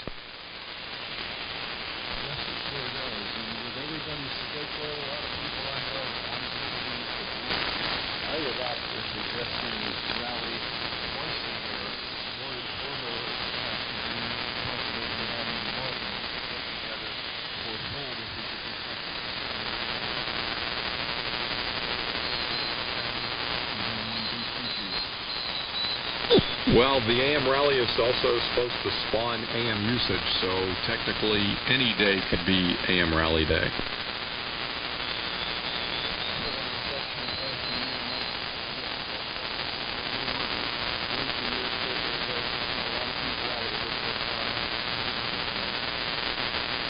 Well, that's quite true. Wow, Rick, this is monumental hearing you on the air and delightful to hear the Max processor coming back at me. So we're talking Max processor to Max processor right here. Maybe that's the first time that's happened. You have little ones.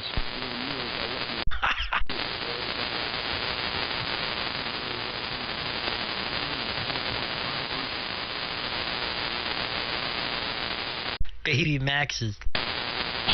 Exactly.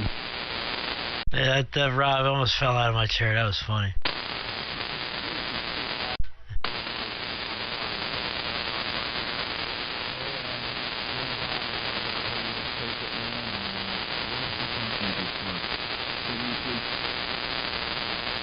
All right, Rick. As I said, good hearing from you. Have a great rest of your Sunday. I'm sure we'll talk again soon, maybe just on the phone. So 7-3 from N1BCG. This is man. W2. Hey, is that the Rick? Is that Rick of Rick and Clarker?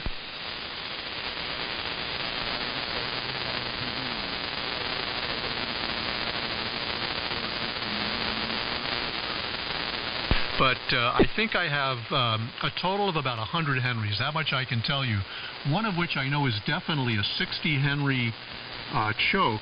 Well, this is Phil, W2PHL. Nice to work you on the radio. I worked you via email a couple times. I've got one of those Max processors, although I'm not using it right now, unfortunately. I'll drop it off at Costco's. Yeah, I'll probably get one in the near future too. I've been really pondering it.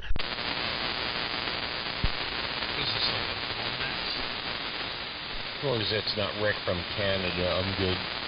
Yeah, the Max, the MAXX processor. It's a bad arse little box, man. It's got a lot going on in there, and it's a kit. So you can hone in on your soldering skills, as Mr. Carlson on Mr. Carlson's Lab likes to say. Grab the soldering iron, guys. Okay. Well, anyway, nice to run into you, Rick. You're sounding good. Your signal's a little light, but I'm hearing you up here in the Bronx. W2PHL.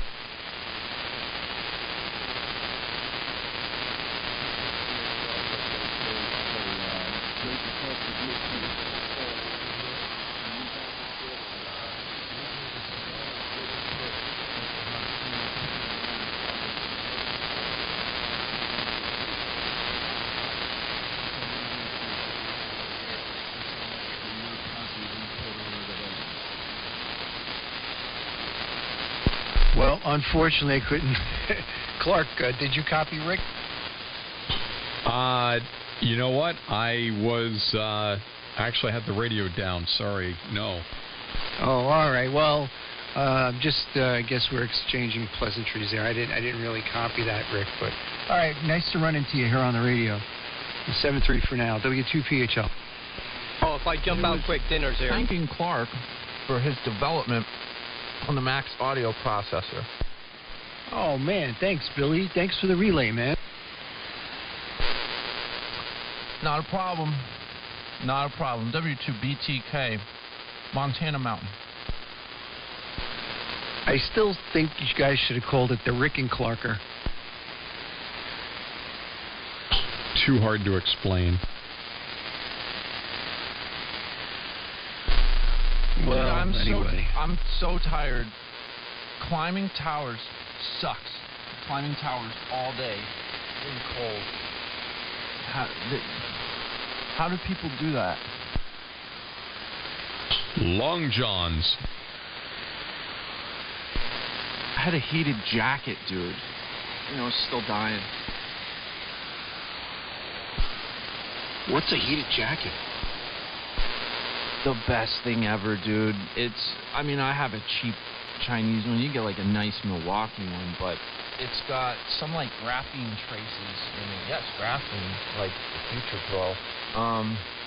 And it puts these heating elements on your back and your belly, and you get like, 5,000 mAh or 10K mAh cell phone charger brick thing, and you plug it into it, and man, it just like heats you. Wow, that sounds pretty cool, pretty high tech, pretty rad. That's a new slang thing that just came out, rad. So, all right, cool beans. That's another new one. Yeah. Tubular. Tubular. Just get good merino wool. F the Chinese. It was given to me. I didn't. My friend had ordered one for him and for his wife, and I guess it didn't fit her in the pits, and so they gave it to me. Well, those electrical currents will probably help you out in that department. I'm telling you, though, man, like, it's cool. Like, if you have heated seats in your car and you really like them, this is like heated seats that come with you. It's like you're being hugged all day long. Dinner's here. See you guys later. 7-3 W1WOR. See you, Rob. W3WOR. Hello and goodbye there, Rob. Yeah, man. W2WOR.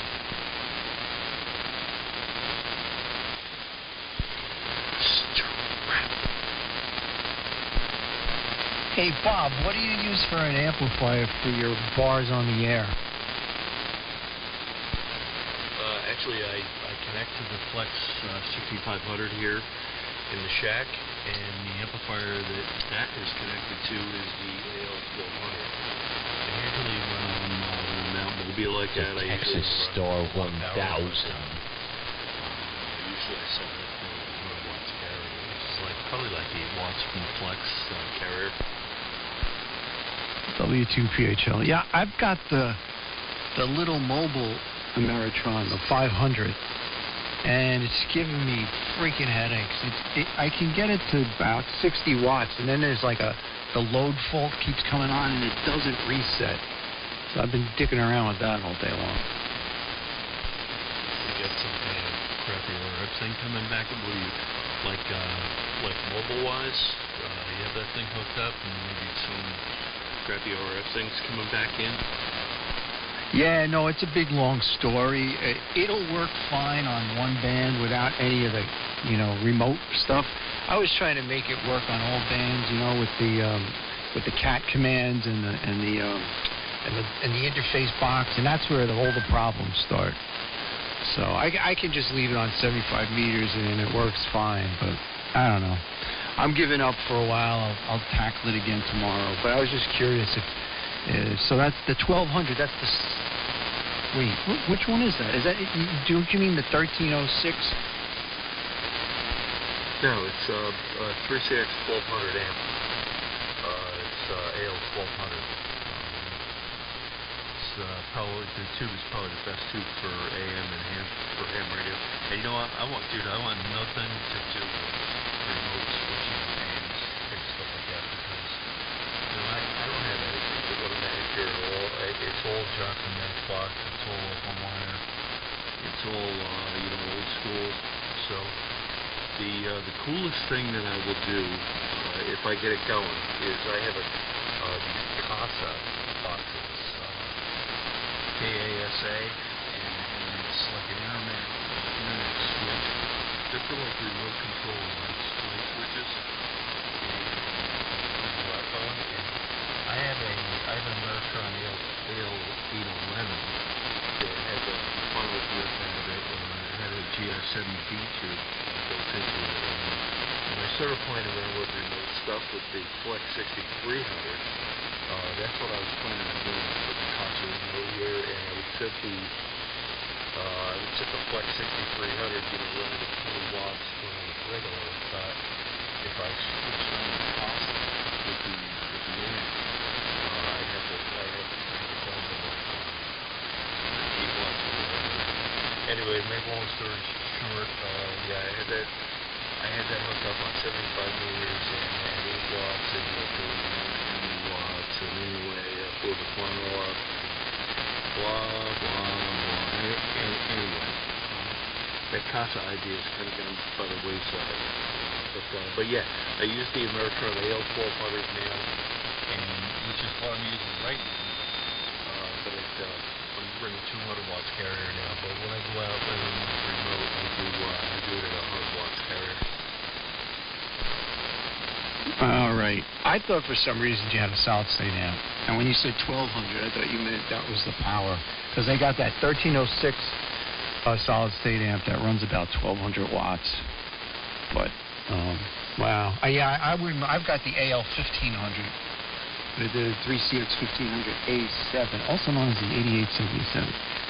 I don't want to leave that thing running when I leave the house. So I got this cute little setup here. If it would work, it would be, the cat's pajamas, but I've got the MFJ 1500 watt remote tuner and the Flex 1500 and then that amp, and the whole thing, like, it works sometimes.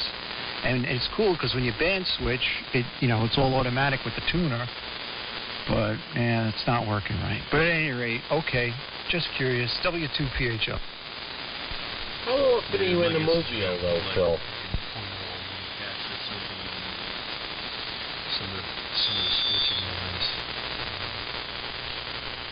But, oh well. Good luck with that, brother. Yeah, I know. I got two different amps. They have different CAT baud rates. So I don't know if anybody makes any like CAT repeater software, because one is supposed to run at 9600 and the other one runs at 19.2, and they both need the same commands from the Flex. So I'm like, all right, I'm giving up for tonight. How often are you in the Mobile, Phil, that you need to run Mobile? That's interesting, but that's right. 1 second. Ernie, what'd you say? No, I was saying, how often are you operating Mobile that you, really need to even bother with this crap? The only reason I'm doing it is because I want to have bars on the air, 2 bars on the air contact with Bob. I spent my whole day just so I could make that one contact with Bob. Okay, very good. Yeah, because sometimes I look at things and they're not worth my time and effort. Oh, dude, nothing about this hobby is worth time and effort. It's all just because you want to try it and to get it working, and then you're done. So, Bob, did you say that you know of software that can multiplex CAT baud rates, or you were making a joke? No, I was not exactly making a joke, but it's kind of weird because the command set is the same, but you're multiplexing it by using 2 different baud rates. I guess it works, but no, I am not in any way concerned with this.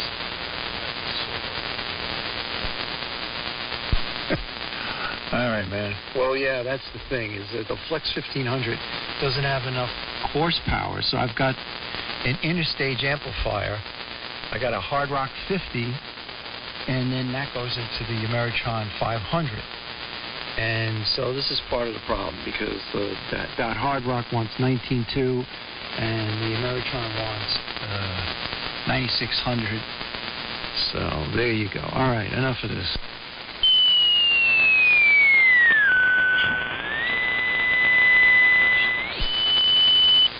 Oh, wow, man.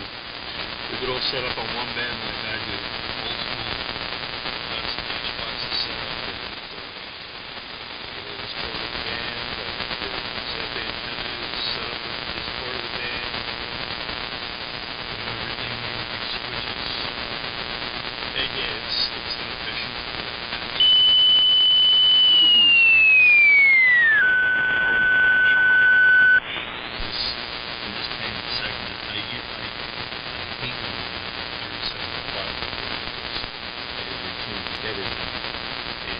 It's either I'm here or I'm on 6 meters. Good times. Yeah, man. Yeah, good times, great old days. Or good times, great oldies. That could be it.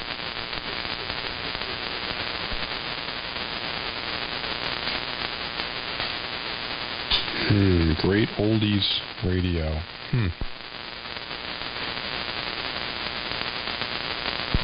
Isn't that MTR or MT something 1250 in New Jersey? Yeah, Morristown. Yeah, that's their thing. Oldies or great oldies or something like that.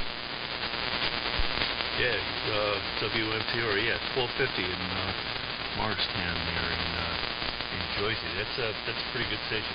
Well, there used to be a great station on, and we had this controversy the other night with BRC, and that was Belltown Radio Tron, and that was a corrupted command station. And I'm telling you, man, it was like 102.5, and somebody, Clark, maybe it was you or somebody else was telling me it was like Hartford, and 102.9, and I'm like, nah, I'm telling you. 102.5 was BRC FM, and it was like the best R&B station ever. And before that was KBW up in Buffalo, and we were 1510 or 1520, whatever that was. That was a great station, man. I used to put my 75A4 on there, and oh man.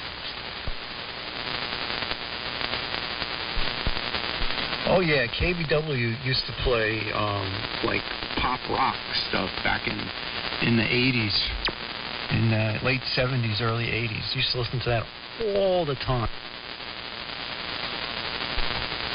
I would say it was, I can't remember, 1510, 1520.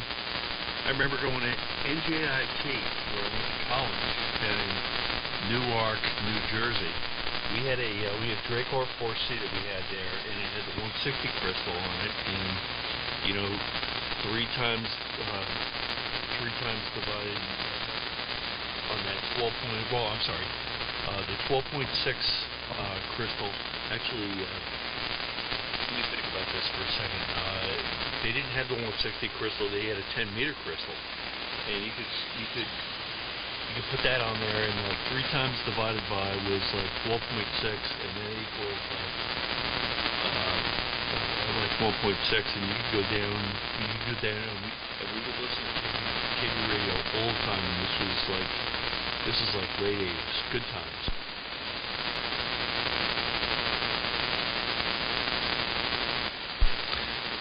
Yeah.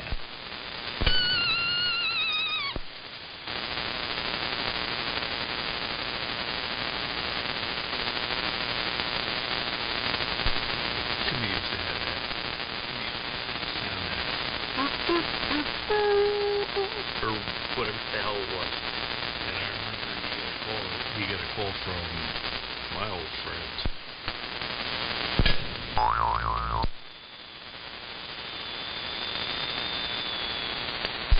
My old friends who used to work at Hormel Meats that got a job at the meat inspecting plant.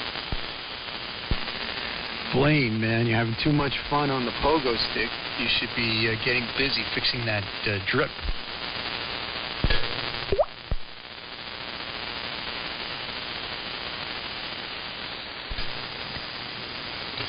So is Perry still in there?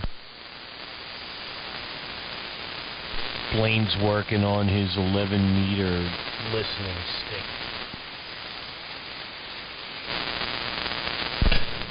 You know, every time I think about putting up an antenna, I think to myself, yeah, it'd be cool to have an antenna for 10 meters. Then I said, when was the last time I chased DX? When was the last time I got on 10 meters, even when I had antennas? I don't know. I basically am a 160, 75, and 40 meter person. I'm very rarely on 40 meters. But, God, I haven't even been on 2 meters in, 20-something years. So, I don't know. This is kind of like the place to hang out. Yeah, man. Yeah, well, 2900 is pretty cool for AM. There was a guy who was like 20 over 9 the other day from Texas. Loud and clear, wall to wall, like all the big wigs down here on 3873. Unfortunately, I could not get back to him, but he was calling CQ. I felt so bad. Eventually, somebody did answer him. Yeah, they were doing the rally stuff. A couple of stations in Connecticut were working him. I couldn't hear them, but I could hear the guy in Texas, like I said. So there is life coming back up there, Blaine.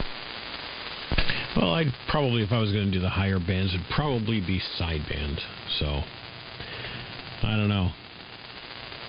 Just, it's really no one. We used to have a group 30 years ago on 10 meters.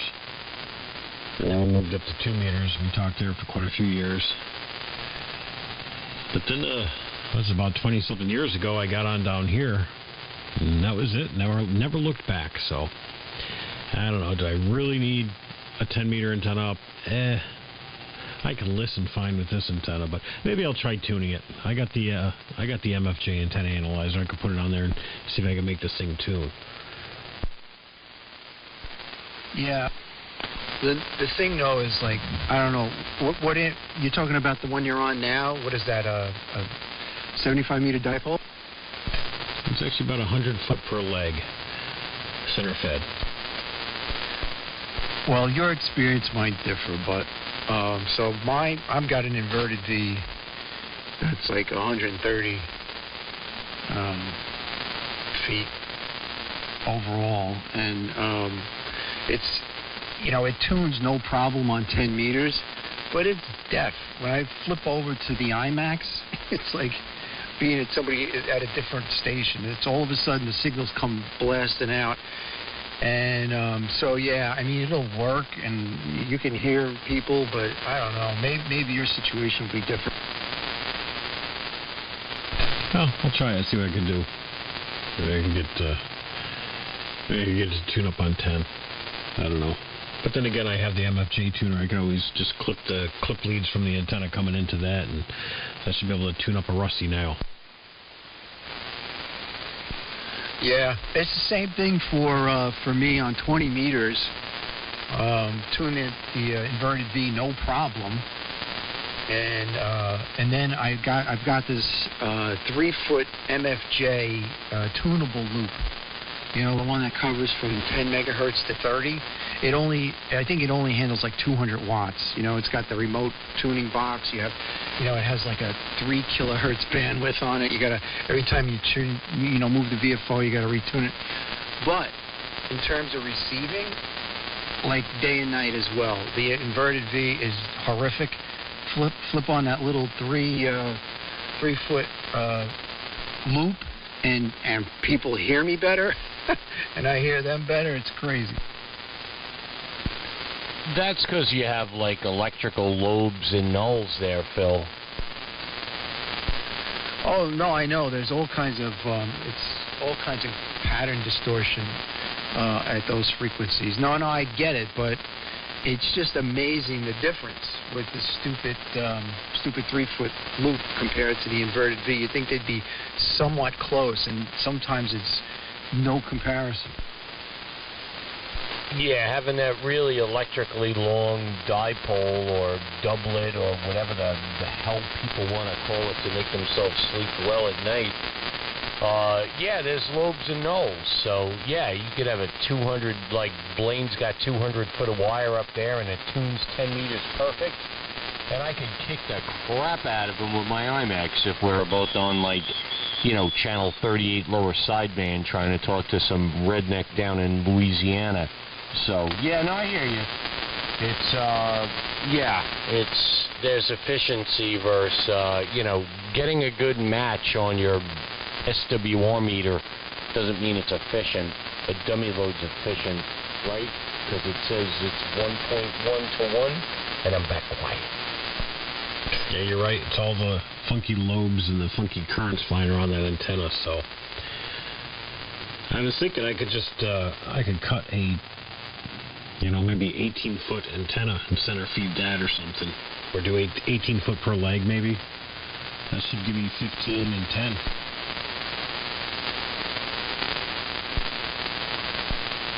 Yeah, I played with that too. I mean, I don't have a big, you know, my situation here is not good. A flat roof at 20 feet.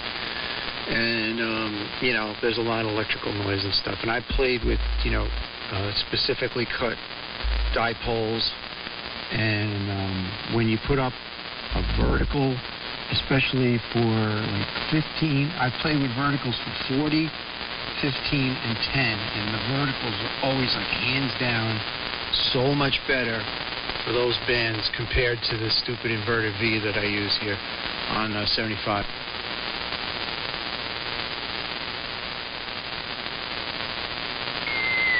But the only thing with doing a coax-fed vertical, it's pretty much going to be one band, you know, unless you run a coax tuner, and those are just ass.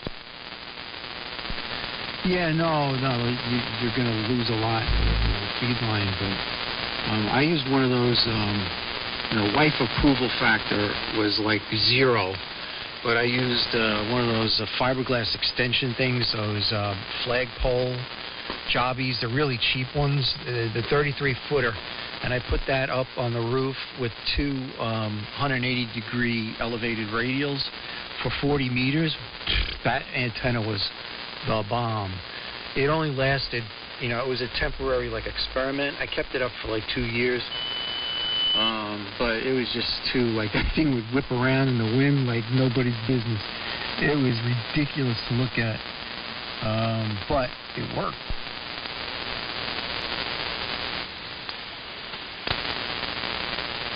Well, I gotta run, dude, so you have a good night. Enjoy the rest of the rally.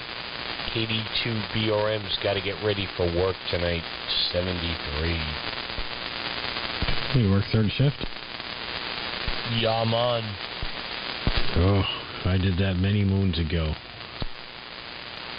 Yeah, I've been doing it for 16 years, so it's about that time. You guys have a great rest of your rally.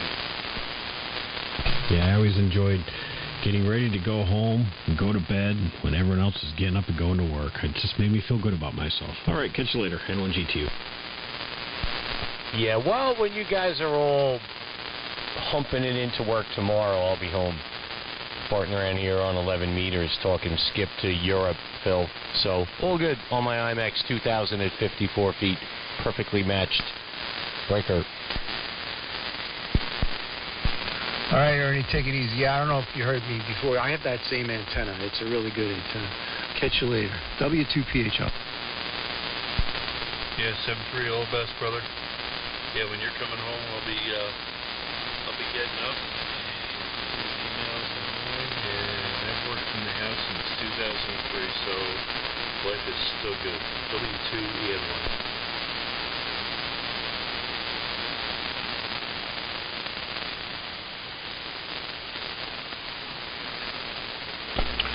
W1LSB. Lower sideband. Oh, and that's the problem that I had here.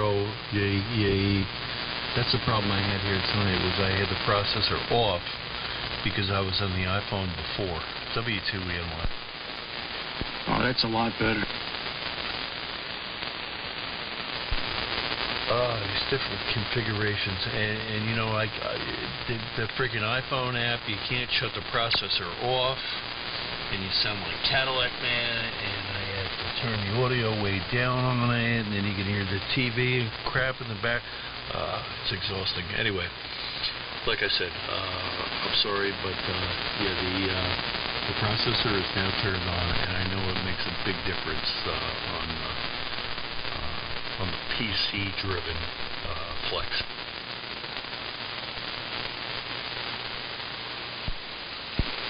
Yeah, there was a breaker in there. LSB, go ahead. This is W2PHL. Yeah, okay, W2PHL in crowd, W1LSB. Just, actually, I've been up on 40 meters most of the afternoon collecting data for the rally. Name is George. QTH is Sudbury, Mass. And for those of you that care, this is a Ranger 2 driving a Henry 3KA. Antenna's a dipole about 45 feet up, putting out maybe about 250 watts carry or something like that. Receiver is a Sherwood modified Drake R4C. And all is well. Let's see, what is the temperature right about now? It is 25, actually a little bit warmer than it's been. It started out at about, I think 6 or 8 degrees this morning, something like that. Anyway, over to you. W2. Good Lord, I didn't write the call down. I'm in a rush to get, not in a rush, but just collecting points here, and first thing I do is forget to write the call down. W1LSB, sorry. Yeah, George, all right. I'll give you a couple of points, or for whatever it's worth.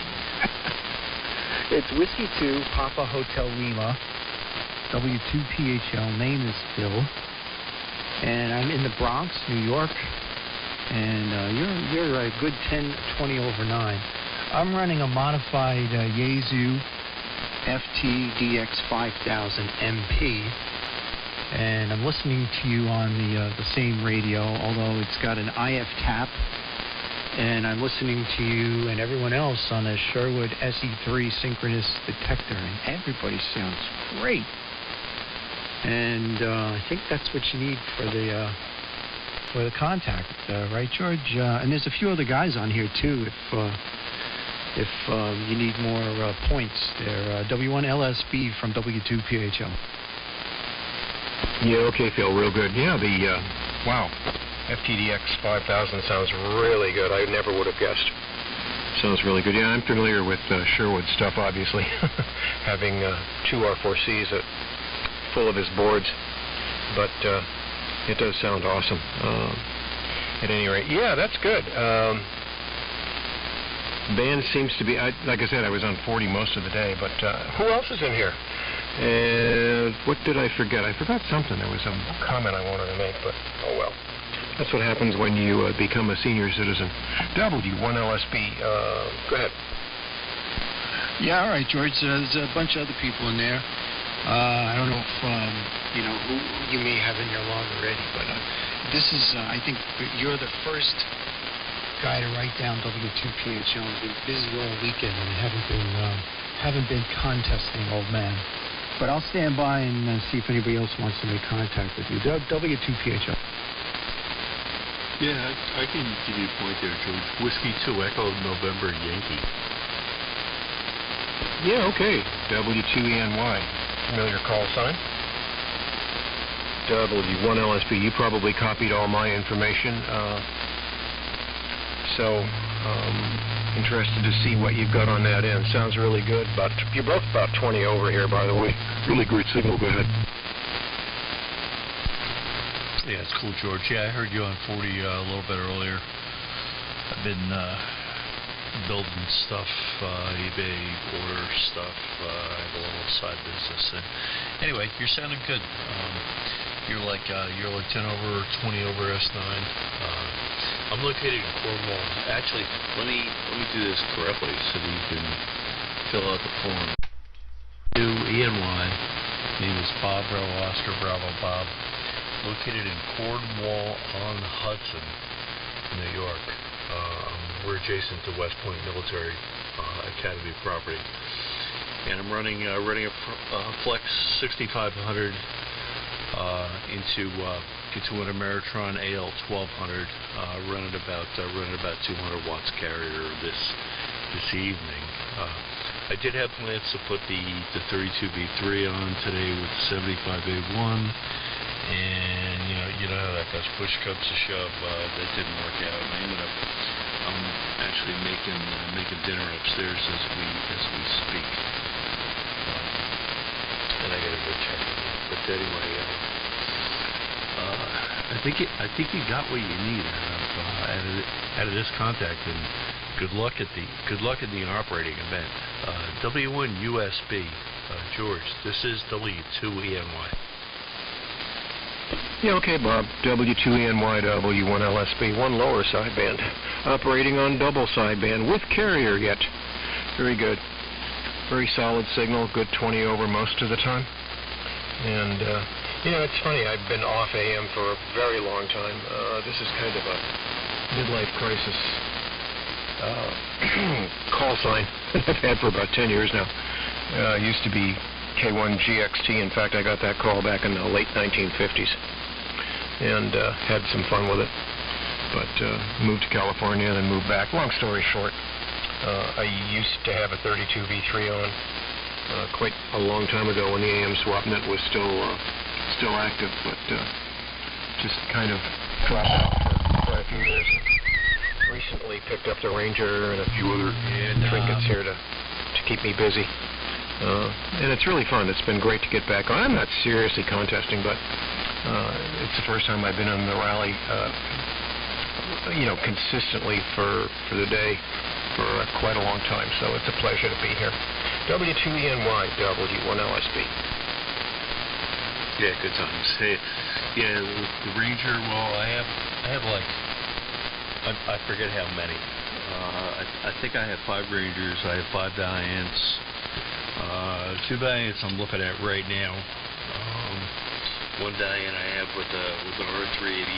The other Diane is just sitting here, and it's going to probably get hooked up with the 51S1 I have in like an upper shelf here. But anyway, yeah, I got a ton of that old stuff here, and if you know anybody that wants it, because my wife wants it out of the cellar. There's a whole pile of it in the other room. But anyway, good times, and it's fun to keep up with the old gear. But you know what? Some of the solid state stuff is just so easy to operate. Built-in EQ, built-in processor, and you don't have to have all these cables going all over the place and blah blah blah. Anyway. Good to chat, George, and see who else you can pick up here, because I got to go upstairs and stir the sauce for the clams. And actually, it's I'm looking, it's 6:20. I got to throw the clams in. I already steamed them, and they've been in the fridge since then on half shell. Already steamed and cooked, so it's all good. But I do have to go upstairs and stir, and I'm going to stir them in right now. And usually we have dinner at 7. So 7-3 old best, George. I'll catch you later on. W1 USB. This is W2ENY. Okay, Bob. Appreciate it. 7-3, and yeah. Either sideband. I was trying to get SSB, but that didn't quite work, so I looked up upper and lower was the one that was available. So good luck with the clam dinner. The clams and the sauce, etc. sounds really good. And I've got to do some business with you for replacements for. I've got a couple 3 D104s here, and you obviously know what happens to those things over time. This happens to be a Silver Eagle, which actually is in pretty good shape right now, but the other 2 or 3 that I've got around here, oops. So, they need to be corrected. Anyway, 7-3, catch you guys later. I've got to get upstairs and do some dinner things too, but I'll hang in here in case anybody else is in there for making a contact. W1LSB. Okay, there you go. Well, I definitely have the replacement electric elements available, and shoot me an email and give you the 3873 discount. W2 E&Y. I love it. Thanks, Bob. Hey, hey George, I'll get you on here now too. W3 MMR. Good evening, Perry. Once again, sounded great on 40 meters earlier. Hey Perry, yeah, you're sounding good here. You're a good 10 over. How am I making the trip, as they say on the other band? Oh, you're 25 over with an S9 noise floor, S8 S9 noise floor. So you're doing just fine. The bass noise on this SDR reads higher than most other of my receivers, but it's right at minus 73 dBm for S9. But I guess it reads the puts, like it takes all the pass band and everything. It figures it out differently, I guess. But anyway, George, yeah, good signal, man. Sounding great. 40 was definitely in great shape earlier. And good evening once again to you, Bob. Hey, man.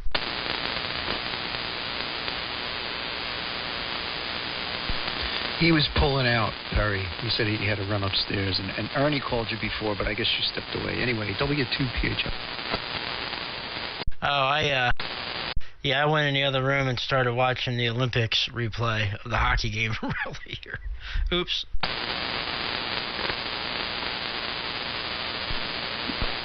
Well, I'm going to bow out of here because Ernie's talking about dinner, and I looked at the clock, and you know how that goes. It's like Pavlov's dog. Talk about the dinner, and that's it. My stomach is like, I got to eat. All right, so enjoy the rally, guys. The rest of it anyway. I'll catch you later. Have a good evening, all. W2PHL. All right, so I'm going to get out of here, too, and go make some dinner as well. And good to hear you. Thanks for the points. And Perry, thanks for the call. Good to hear you here on 75. Hope to get in here more often. W3MMR in the crowd. W1LSB 73 guys. I'll be back on maybe in another hour or so. 40 went long, so we'll see what happens to 75. Yeah. See you, George. And take care, Phil. We'll catch you guys next time. Ernie and Bob, if you're still within earshot, and to whoever's ding-donging my phone, too. We'll catch you guys later, man. Great signals, as always. Happy AM Rally Weekend. And we'll catch you guys next time. I'm going to bow out of here, do the same. Get in there, get in the horizontal position, because I got to wake up and hit the mine tomorrow. So we'll catch you guys next time.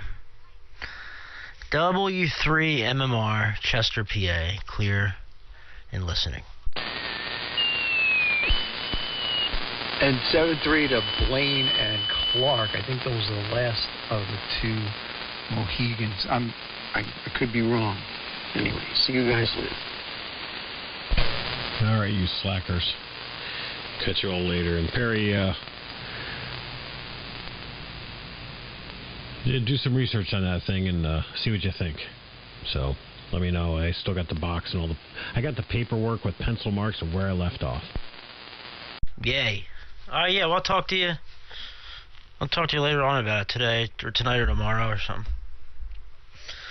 But I want it either way, so we'll chat. W3MMR. Catch you later, Blano and Clarko. All right, catch you guys later. N1GTU.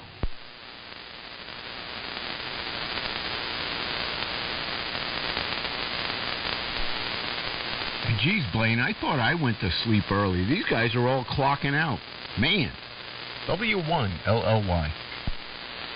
You know, I'm the same way, too. You know, I get yelled at because, I lay down in bed, and we put something on Netflix, and Dawn starts yelling at me, "You falling asleep?" You know, it's like 8:30, 9 o'clock.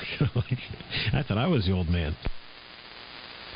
Yeah, well, we're pretty much old mid now. You're getting there. Hey, Perry, you still in there? W1LLY. Yeah, I'm here. Write an email. What's up, Bill? Hey, I thought you might find this interesting. My son called me earlier today. He lives down just south of D.C. in Virginia. And he got into his... he was just up in New York last week. We were all up there. But anyway, today he got... Well, no, yesterday he got in his car. It's a 2015 Toyota RAV4. And he starts it up, and the check engine light comes on. The, what is it, the track light?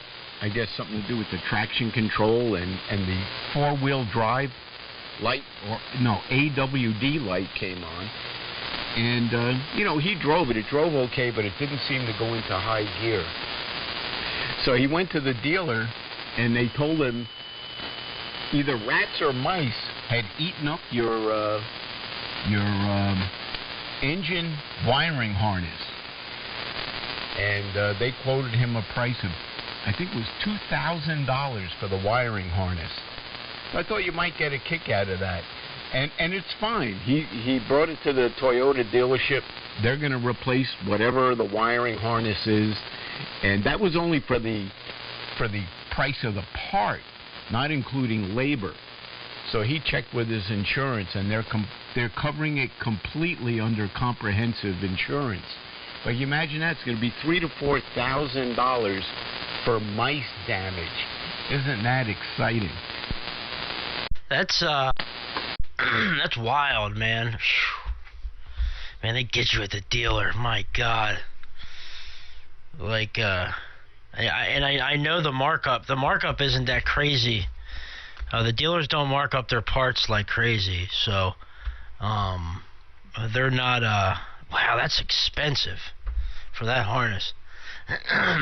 See, what we would do, depending on how bad it is, you know, just either, you know, use, there's these like solder seal butt connectors that they make, which work really nice. You just heat it, you know, use a heat gun and or solder and heat shrink, but I don't like using just regular butt connectors. And just, you know, splice in some little lengths of wire. But I mean, if you got to do 20 of them, you know, but thank God, you know, the insurance is covering it, obviously, because man, that would be he might be thinking of other options if he had to come out of pocket with that. But man, it happens. It happens, man. I've seen it. I've seen squirrels. I've seen damage from squirrels. You see it a lot with brake lights, tail lights on pickups, things like that. Hitch wiring they get into. And then a lot of the times they get into fuel injector wiring because it's underneath the engine cover. The mice get under there because it's really, you know, they get nice and warm under there. So, cool stuff. Well, not cool stuff, Bill, but you know what I mean. It's pretty wild. All right, man, I'm going to get out of here. I'm going to listen out. Blaine, I'll be in touch. Bill, great signal as always. You guys are 25, 30, 35 over at times. So, band's in good shape, but I'm tired, man. Been a long weekend. We'll catch you guys later. Happy AM Rally weekend. W3MMR, listening out. Yeah, catch you on the flip side, brother. Yeah, man. Yeah, man. Yeah, 7-3 Perry. Yeah, I just thought you'd find that interesting, being in the business. You know, they quoted somewhere around $2,000 for the new harness, not including labor. So we did a little research and, you know, concluded that should be covered by your comprehensive insurance. Check your policy. And he said, oh, yeah, I pay for comprehensive. You know, it's no different than a deer running out in front of your car, really. And he called Geico, and they said, oh, yeah, we cover that 100%, you know, other than the deductible. So it's going to cost them $200, and the bill's going to be close to $4,000. So there you go. Thank goodness for insurance in that case. Anyway. All right, Perry, 7-3, go get horizontal or whatever it takes to rest up for tomorrow. W1LLY. Yeah, man. Catch you later, bro. Definitely love hearing stories like that. Stuff's nuts, man. Freaking rats, squirrels, and mice. What business do they have you getting into your car? But then, they do. Oh, man. So what's up, Blaine? What's happening down there in Danbury? Oh, same old stuff. A little icy out there. You know, most of it's melted away, but there was a few patches in the driveway. You know, slip sliding away. Other than that, it's going good. You know, got the new job and been commuting quite a bit. And as I get settled in, I'll be able to work from home some more, so that's good. But yeah, things are going well. Yeah, very good. Well, I know down there you got rain, ice, sleet, maybe some snow mixed in, but up here it was all snow. Well, it rained. It was funny. It rained for about a half hour, and it was kind of freezing rain. And then it changed to snow, and it snowed for, I don't know, 30 hours straight. Got over 16 inches, and it's great. And it's been cold ever since. Currently 10 degrees here. Low temperature last night was minus 18. So there you go. I took the snowmobile out for a ride yesterday, and, you know, I wasn't planning on it. But, you know, I figured, well, let me pull the rope a couple of times, see if the freaking thing starts. It was in the garage, and started right up. So I didn't have my helmet out there. So I figured, okay, I got my Mad Bomber hat on, you know. I snapped the snap to keep it on, and I tooled down the driveway and down the road and went about a mile up the road onto the snowmobile trails and then back. And it was about halfway, well, about the point where I turned around, I realized my face is freezing, you know, because it was like 15 degrees, and I didn't have a helmet on with a face shield. And, well, at 30, 40 miles an hour, at those temperatures, you start to freeze up. So I figured, well, you know, it was fun, but I better head back. By the time I got back, I couldn't move my lips. But I didn't have frostbite. But it was a good, nice little trip up the road, onto the ski trail, back. And so now I pulled out my helmet, which was in the basement. I brought it upstairs and got to get it out into the garage, so it's right next to the snowmobile. So yeah, it's great up here because I can come right up my driveway, make one big loop turn, and drive the snowmobile right back into the garage. And then I put the wheels under it, turn it around, point it back out, and when I want to go for another trip, I just pop the wheels out from underneath, and off I go. This winter's been great with snow. There's snow everywhere up here. It's amazing. And that's why I moved up here. Last year was disappointing. This year, it's pretty good. Yeah, and I bet you they don't care if you're out zipping around on your snowmobile or a quad. It works well in this stuff, too. Probably see a lot of that. Oh, yeah, the road I'm on here, it's 2 miles long, and there's only 5 houses. So they don't put salt down. They do plow it, and they do put sand down, but they don't salt it. So there's a good base of snow and ice on the road. It's not a main road. Believe me, it's a back road. So I can go right down the road on the snowmobile, no problem.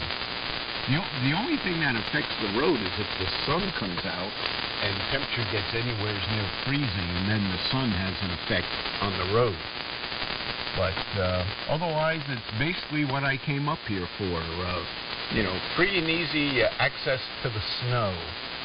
I was going to go out and do some snowshoeing today, but I don't know if I injured my knee during that escapade yesterday. I don't remember banging it. So I either did and didn't realize it, or I have a little bit of gout in my left knee. So I've been taking Tylenol all day. So I didn't go out on the snowshoes, only because my knee hurts. But then, hey, when you're my age, everything hurts. Yep. I'm starting to feel that, too. But, Yeah, it's I don't know, man. I don't know if I could deal with all that snow. It's nice and stuff, but I guess everyone up there is prepared for it. It's a way of life. Here it's kind of 50-50, you know. You get the snow, then you got to clear it, and you got to fight with it. And people are just crazy drivers, and everyone's in such a rush around here. But yeah. So what you been up to other than snowmobiling? Were you down here a couple weeks ago? Did you say you came down here and visited? Oh yeah, W1LLY. Yeah, I just came back a week ago tomorrow. I was down for a week. There was that snowstorm while I was down there, and they had been predicting pretty big snow for down that area, and not so much up by me. So I drove my my snowblower up into the car and brought that down. So we had 2 snowblowers going when we got that snow. When was that? Last Friday? I guess I don't keep track of the days, Blaine, because I don't have to. But I think it was Friday, Thursday. No, Friday into Saturday. Something like that. But anyway, it was great. I was out there with my sons. We had 2 snow blowers going and a snow shovel. We had a lot of fun out there. It brought back a lot of good memories because we used to do that. You know, my kids were small.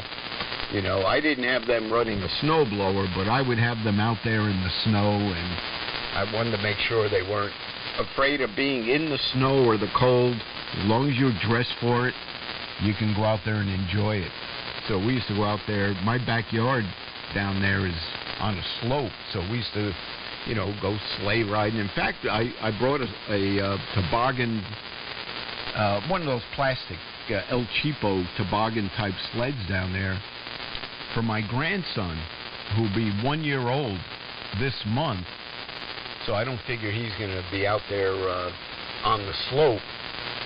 But next year, I definitely expect to be sledding with him down the backyard, which is a pretty good ride down towards the edge of the swamp, what we call the swamp, because there's a stream back there. But I've always told him, hey, it's going to snow. You live in the Northeast, get used to it, be prepared for it, and if you feel like it, have fun with it. So that's what I've always done. And they're pretty much getting into that also. So we'll see what happens. But yeah, a lot of snow up here this year. Thank goodness. I mean, what would be the point of moving up here if it wasn't going to snow? They call it the frozen north, snow country. But last year it barely snowed, so it was very disappointing. This year, it's pretty good. And a little more snow predicted for tomorrow night, but not a whole lot. So we'll see what happens. But I'm enjoying it, so on and so forth. How are things going down there with the boys and Dawn? You guys doing anything other than hanging out and so on and so forth? And I know you started the new job. How's that working out? New job is good. Boys are doing well. One's getting good grades in school. The other one we're homeschooling.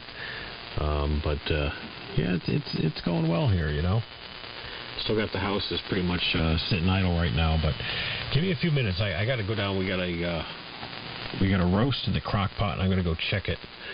But I'll be back. I think Clark was around here, and maybe 1 or 2 other people were floating around. So I'll be right back. N1G to you. All right, Blaine, don't let dinner burn. Yeah. Oh wow. I just heard my computer downstairs tell me I got an email. Anyway, go check that roast. Don't let it burn.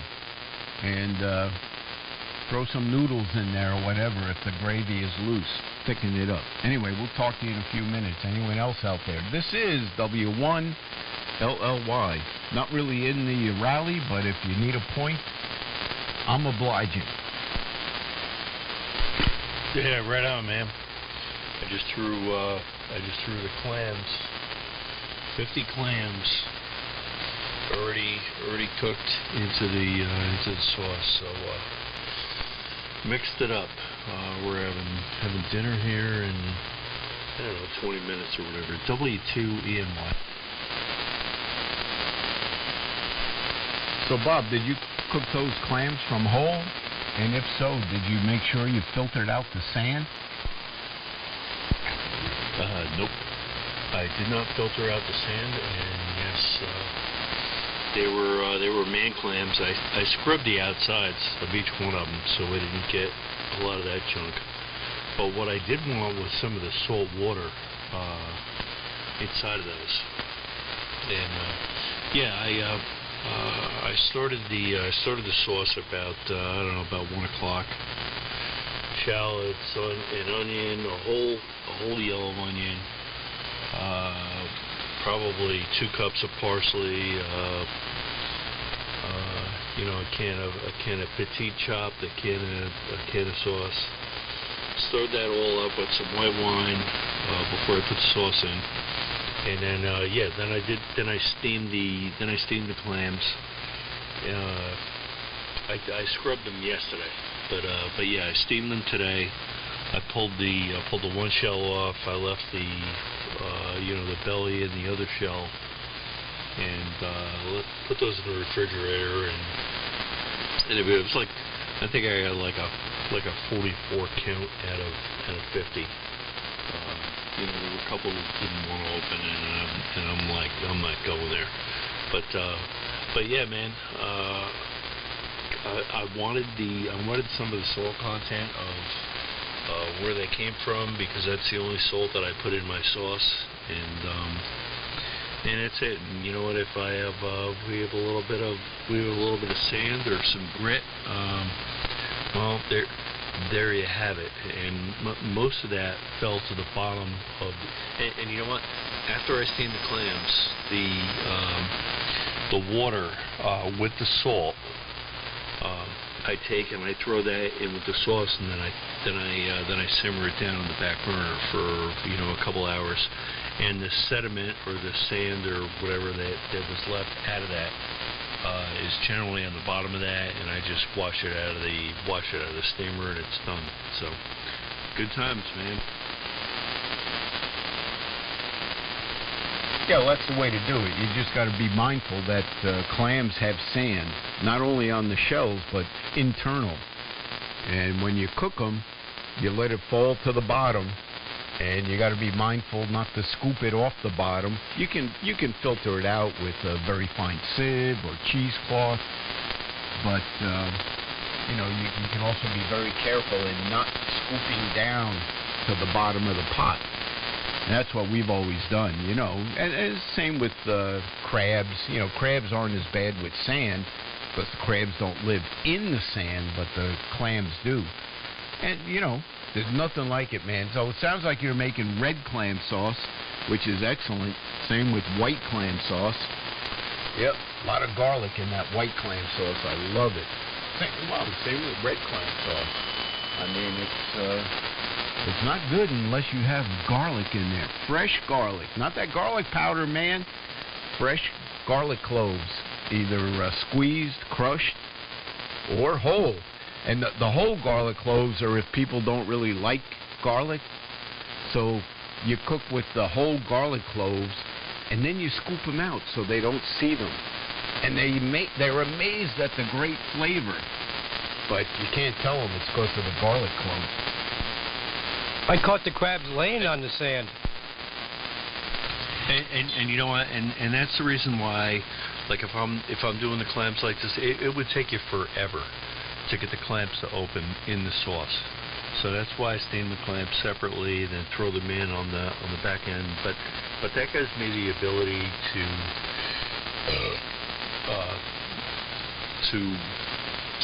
steam the clams and have them spit out whatever, and have that chunk end up on the bottom, so I don't scoop it up. And yeah, in terms of garlic, you know what? I was using minced garlic for a while. I buy it in the jar, but the freaking stuff is from like China, and who the hell knows what kind of coronavirus they have in with that junk that they're selling us.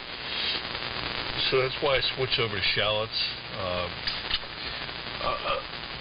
I forget if I put 1 or 2 shallots in this, but the garlic that I get around here is freaking crap, man.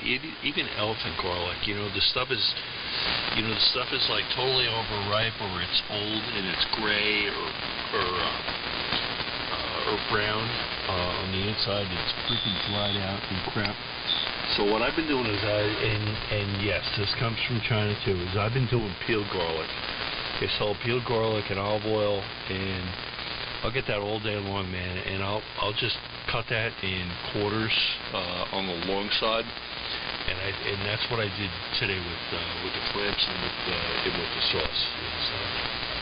Is I did that, the peeled garlic, and you know what, the minced garlic, the hell with that. I want no part of it. The peeled garlic, I kind of like a lot, because at least you get the whole thing. But regular garlic that I buy in the store is freaking crap these days. Yeah, you got to shop for it. Some stores can get fresh garlic, others can't. So I used to buy from Market Basket when I was in southern New Hampshire, the whole peeled garlic, and it was pretty good. And down in New York, my ex-wife, she does buy sometimes the minced garlic with, in olive oil, just for, to use quickly. When you don't feel like peeling and chopping or mincing garlic. And it works okay. I don't know. I don't know if it comes from China. I don't know where it comes from. But I like to use fresh garlic. And speaking of garlic, I know there's somebody in there with usually has garlic breath. I think that was Rob in there. Go ahead. Paul, hold a minute. I should have taken a breath mint there. Good evening. Hello, Bill, W1LLY. Good luck in the AM rally. Well, you're a contact there. Hello, Robert. How's everybody doing? I'm just in listening mode. We're going to go up and jump in a dishwasher in a minute. The dishwasher you're going to hop in, or the rain closet? The dishwasher. My neighbor, every time I turn around and I says I'm going to go up and take a shower, he goes, the TMI light goes on. So it's standardized. So I'm going in the dishwasher. Yeah. Well, you're pretty greasy, Well, I had short ribs tonight. Well, I cooked them yesterday. I cooked my short ribs a day in advance so that you get rid of, a lot of the fat exudes from short ribs, because they're kind of fatty. And then you chill them overnight, and that fat all comes to the top and solidifies. And I peeled all that off and then reheated them tonight through some, I added quite a bit of liquid stock and threw in some egg noodles, and that was dinner tonight, and it'll probably be dinner tomorrow night, and probably lunch the day after that. Short ribs, man, nothing like it. But yeah, you gotta jump into the dishwasher once in a while. I do, Rob. I have a dishwasher here, but I'm just one person. So, not that I stack up dishes, because I have no problem washing dishes. The last place I was at for 11 years, I had no dishwasher. So, I'm used to washing dishes. But every so often, you stack up a bunch of dishes, so I throw them in the dishwasher. About once a month, I'll do a load of dishes in the dishwasher. And I'm very tempted to jump in there with them, because then I wouldn't have to take a shower the next day. Well, I kind of like it because I come out without spots. Yeah, but that's only if you have that blue stuff that you squirt into the blue stuff holder. I don't know. Lately I've been getting these dishwasher pods or tabs that have the blue and the green stuff. I don't know what that stuff's supposed to do. So I just throw it in a little thing, close the little holder, run the dishwasher, and as long as the dishes come out clean. I don't usually put too much in the way of glasses into the dishwasher, only because I don't use that many glasses. But I haven't noticed a problem with spots. And maybe that's because that blue stuff is mixed in there. But, hey, it's all great. But like I said, once a month. And I think I only do that to keep the gaskets and the freaking dishwasher working, because it's brand new a year ago. So they say you got to use it or lose it. So I run it about once a month, and it works fine. But like I said, how many dishes can one person make unless you're a slob? Yeah, I still wash certain things by hand, certain utensils or bowls. I don't want to take up all the space in the dishwasher, or somebody's going to use it, like the next day or that day. I can't get the kids to do that. They know how to put the stuff in the dishwasher, but they don't know how to unload it there. So, but that's my generation now. So, all right, we did hear you.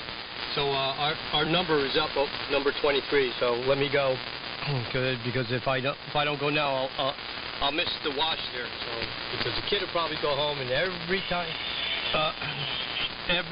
time I jump in the shower, he goes, "Why do you got to go in the shower when I come home?" I says, "Well, what do you mean? Every time I come home, you're in the shower." I said, "Well, you know what? I wait down in the corner when I see your truck pulling up and run real quick and go in the shower." So the other half's calling me while I'm on the radio. So let me answer that phone call before I'm looking for another place. W1WR 73s, guys. Take care. Hey, okay, Rob. Well, hopefully you're listening to both conversations, but I think she's probably more high priority because I can't kick you out, but she can.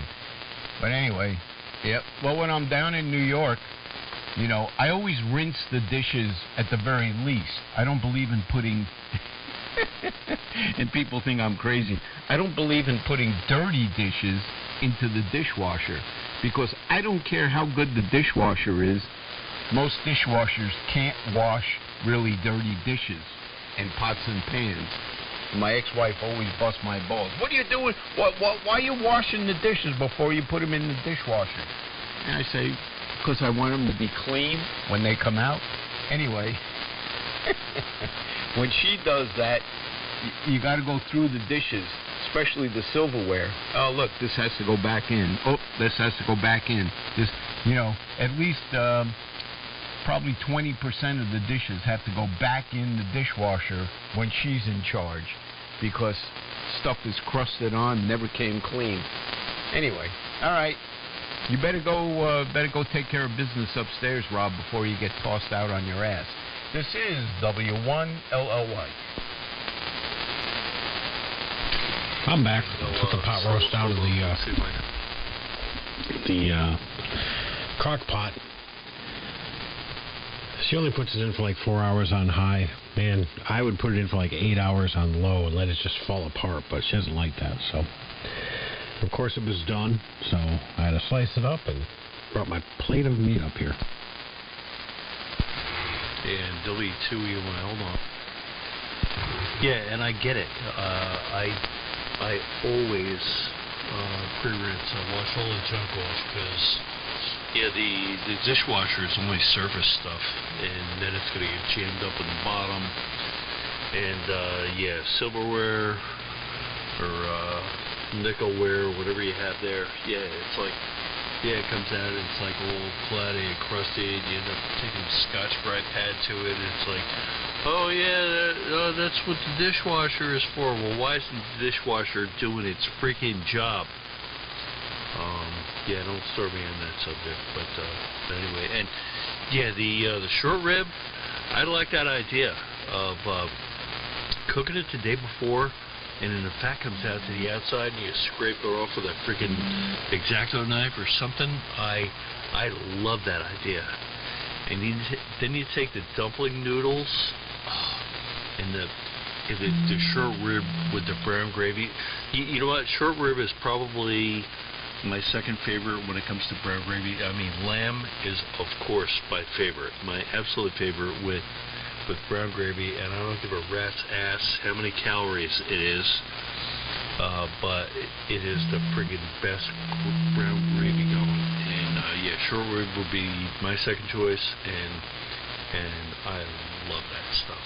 W2EY. W1LLY. Oh, yeah. Well, it's all good. Yep. Well, when it comes to dishwashers, I have found, and this is dealing with, several women over the years, they figure it totally eliminates their responsibility for having clean dishes. So they'll throw, like, let's say you cook lasagna, you know, and you got that crust around the edge of the lasagna pan. And, you know, you have people over, whatever, or, you know, children. Of course, my children aren't children, but you know what I mean. You have your family over, and you eat lasagna, and you have that crust around the edge of the pan. Well, they figure they can just throw it into the dishwasher, and it'll be fine. But we know it won't be, and it isn't, because it comes out, well, with a slightly diminished crust around the edge of the pan. But women think that it totally eliminates their responsibility in the kitchen. And they hate that, because when you point it out to them that, look, the dishwasher didn't clean this. Oh, well, you know, put it back in. You can put it back in. That crust will still be there. You can wash it in the dishwasher 10 times, and that crust will still be there. So if you don't, you know, put just a little bit of elbow grease into that crust, the first time you put it in the dishwasher, it's going to be there. So that's what I've always done. So, yeah, women are funny that way. If they think they can get away with not doing the dishes at all, just throw it in the dishwasher, well, then you got to wash half of it a second time, and maybe a third time, and then you pull the stuff out and really clean the crust off the edges of the baking pan or whatever it is. So yeah, it's kind of fun. I like it, you know. But then, you know, women have other benefits, so you can't make too much of a big deal about their dishwasher habits. It's you know, the other benefits are probably worth the putting up with that. So there you go. But yeah, short ribs are great. I love lamb, any kind of lamb chops, leg of lamb. A lot of people don't like lamb. I haven't eaten lamb recently, and I'm kind of wondering why. I guess the Shaws up here, they're not too big into lamb. I'll have to look. Maybe I'll ask the butcher up here what they have. But lamb is excellent. So, yep. And Blaine, I forgot what you said. But you know me, Blaine. When I get off on the tangent, I don't remember too much other than whatever the tangent is in my brain. So anyway, hope to see you soon. I don't know, maybe Nearfest, whatever. There's a couple other Hamfests coming up, but I don't think I'm going to do any Hamfest till Nearfest, only because it's too freaking cold and snowy. Not that I have a problem with that. It's just getting up early in the morning and going to a Hamfest. That's a kind of a pain in the ass. But, you know, going out and playing in the snow, no problem whatsoever. Anyway, and Rob, I don't know, I think Rob, he was running upstairs because he was ordered to do so. W1LLY. Yeah, no, he took the pot roast out of the what do you call it? Crock pot. And it came out pretty good, so I just finished that. But yeah, on the dishwasher thing, I've had that same discussion here with them. You know, one of the boys was saying the other day, oh, it's a dishwasher. We need a new dishwasher. That thing sucks. It doesn't clean anything. I'm like, I said, yeah, you're the new dishwasher. I said, get cracking. It doesn't clean anything. I take stuff out and it's got like stuff caked to it. I'm like, because you guys take out your microwave pizzas and you microwave them for 3 minutes and then you eat them. Then you leave the plate sitting on your computer desk for 2 days maybe. I said, and it solidifies to this hardened piece of cheese and sauce, and it dries out. I said, then you stick it in the dishwasher, and it doesn't do anything. I said, you have to soak your dishes. If you've got stuff on there, you got to pre-soak them, or hand wash them and scrape. I said, but if you just put them in the sink, put a little bit of water on them, especially hot water, within like an hour or two, the stuff just falls off, and you can throw it in the dishwasher. But I usually, they look at me funny, because I'll take my dirty dishes, because I'm done eating, and I'll rinse them off, and I'll put them in the dishwasher. I'm like, that's how they get clean. You got to do that. That's exactly what I do. I pre-wash and then I throw them in. And yeah, the lasagna trick, putty knife. Take a freaking putty knife to the goddamn thing and it gets it done. So Blaine, what does Dawn say? I bet she says something similar to like, F you, what do you know about dishwashers? No, no, it's working much better than when I first got here, because it was all clogged, with like napkins and stuff, because they would just, before I got here, they just take stuff that had like a napkin on it, and they would just scrape off what they could and put it in the dishwasher, so you get this paper napkin fragments, and they would get sucked in and then blown up through the things that would spin around, the agitators, and then it would plug the holes in the agitators. So I had to pull that apart. I cleaned everything out, so the thing's working way better than it has. So I just said, you gotta rinse stuff off. You gotta scrape stuff off into the garbage. Then you gotta go over to the sink, and you gotta rinse it off there. Anything stuck, you gotta scrape a little bit with your fork or your knife, then put it in the dishwasher. It's that easy. Well, it's funny when you're a practical kind of a mechanical person, you understand that the dishwasher has limitations. But certain people feel, the dishwasher is a dishwasher. It's supposed to clean the dishes no matter what you put in there. It's kind of funny. But, it's a never-ending thing. I know, I've been going on with that for, 35 years, and I don't worry about it, It's funny, for the first 11 and a half years I was up in New Hampshire here, I didn't have a dishwasher. And it was no big deal. I was one person. Except when all you guys came over, and then, Nearfest, what, I have 6, 7, 8 people staying over and created a lot of dishes.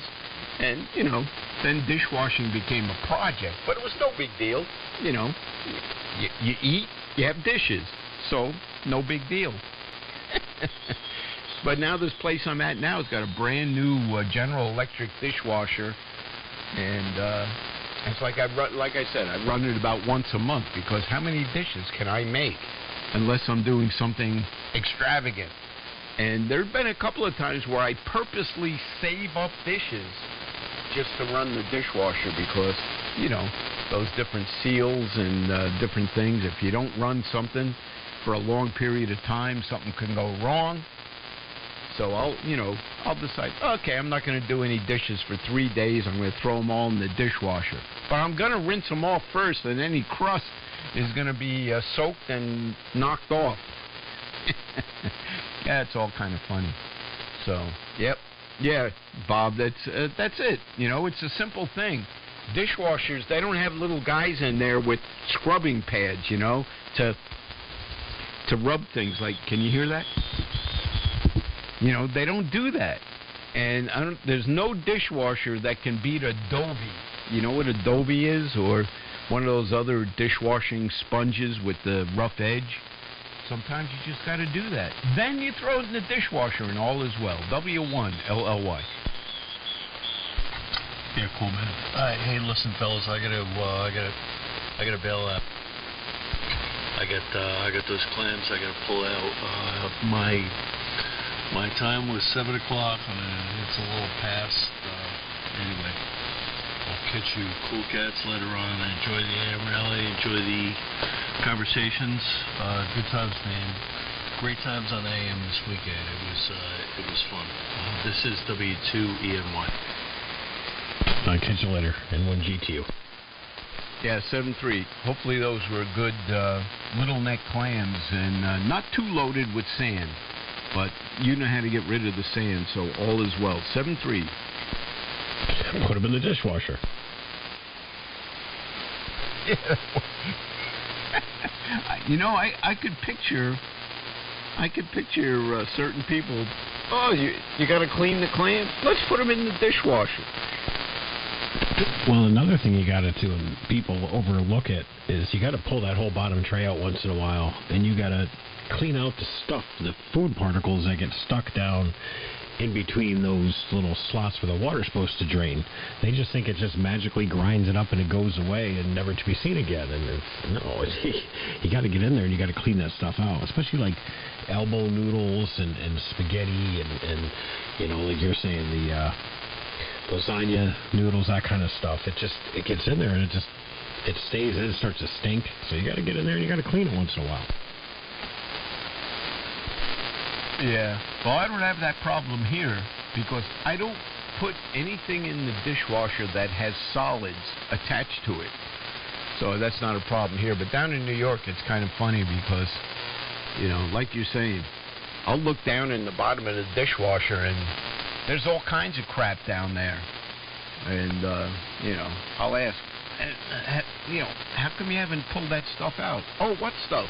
All that crap that's in the bottom of the dishwasher. Oh, I never saw that. You know, so you go down there like with a paper towel because I don't want to touch it. And you pull out all that crusty stuff that's stuck over that fine screen where the water goes. And like you get like half a handful of crap. And you throw it in the garbage can where it was supposed to be in the first place. And, oh, wow, the dishwasher's working better than it has in weeks. Yeah, that's right along the lines of cleaning the lint trap in the dryer every time you do a load or two. You know, you got to keep that lint trap clear. You got to pull that metal screen out. You got to get I use those big floor brushes. You know what I'm talking about? It's like it's got a handle and it's about maybe 4 inches wide. And you just scrape down the side into a garbage can. It comes clean. Put it in. You don't have to run the cloths through the dryer 2 or 3 times to get them dry. Yeah, well, you know what I use on the screen for the dryer is a toothbrush, and it works great. It's not a metal screen. It's some kind of, you know, vinyl or some kind of plastic. It's a fine screen. But, yeah, I use a toothbrush and just, you know, I pull that thing out and go and pull all the lint off the screen and all is well. But, yeah, I've seen that. And the other thing down in New York, I don't know if it's laziness or just, and it's always been like that for going back to forever. The dryer sheets, you know, those dryer sheets that you throw in the dryer to eliminate static, or, you know, it's supposed to be a fabric softener and static eliminator. Those things end up all over the basement floor around the dryer. And I say, what's so hard about picking those up and put them in the trash can that's right next to the dryer, you know? And I get a dirty look, like, what are you talking about? And I say, well, you know, if those things get up under the electric dryer, they can cause a fire. What are you talking about? Those things are very flammable. While they're in the dryer with the wet clothes, they can't catch on fire. But once they come out of the dryer and get sucked under the dryer, well, they're a potential fire hazard. Oh, you don't know what you're talking about. Yeah, I guess. Well, probably I don't know what I'm talking about. It's just annoying, so. How's that for pissing and moaning? I used to work with this guy. I called him Liberal Dave because we'd argue all the time. And Liberal Dave would tell me stories. He'd get angry because his wife and his stepdaughter would never pick up the lint, you know, not the lint things, the fabric sheets. And his dog would eat them, so he'd have to run around the house chasing the dog, pulling the fabric sheets out of its butt. I don't know if that's a good or a bad thing. I guess it's a bad thing if you have to pull them out of the butt, but I guess a good thing in that it keeps the dog's, you know, the nether regions kind of free. You pull that out and well, things have to be pretty clear. But yeah, that I've never seen. That's pretty disgusting. Well, probably because there hasn't been a dog around that's available to eat those things. But I can see them eating it because they have those sheets have kind of a sweet smell, plus they absorb odors from the clothes that even though they've been washed, then they go in the dryer, they smell like people, or I don't know. I guess they just smell good. Just like the mice eating my son's engine wiring harness, which thank goodness Geico Insurance is covering 100%, other than the the deductible. But the Toyota dealer, $2,000 for the new harness, and I'm going to assume they didn't give him a price for labor, but I'm going to assume it's going to be close to doubling the price of the part. Oh, that's insane, yeah. Now, my dog never ate fabric sheets, but, I would pick them up, like you said, if they would fall off my clothes. I didn't use them that often anyways, but, yep. Those freaking mice, yeah. I've been on a killing rampage at my house in Southington, blocking off entryways into the attic, and I've killed dozens of them. I put the sticky traps down, and I think I've cleared them out of the attic. I don't think they can get up there anymore. I used a lot of great stuff, and a lot of holes I found. Put some steel wool in the where the cables come down from the attic. The power cables when they come down into the basement. And I found a couple holes. I just stuffed it with steel wool, and hopefully they will all die off and stop breeding. They still come into the garage. I can't stop that, but if I can keep them contained to the garage, I'll be happier. But where's everyone else? Clark was around somewhere. I haven't heard Bobby on, and Bob KBW hasn't been on in like a week or two, but I wonder if Bobby's working tonight.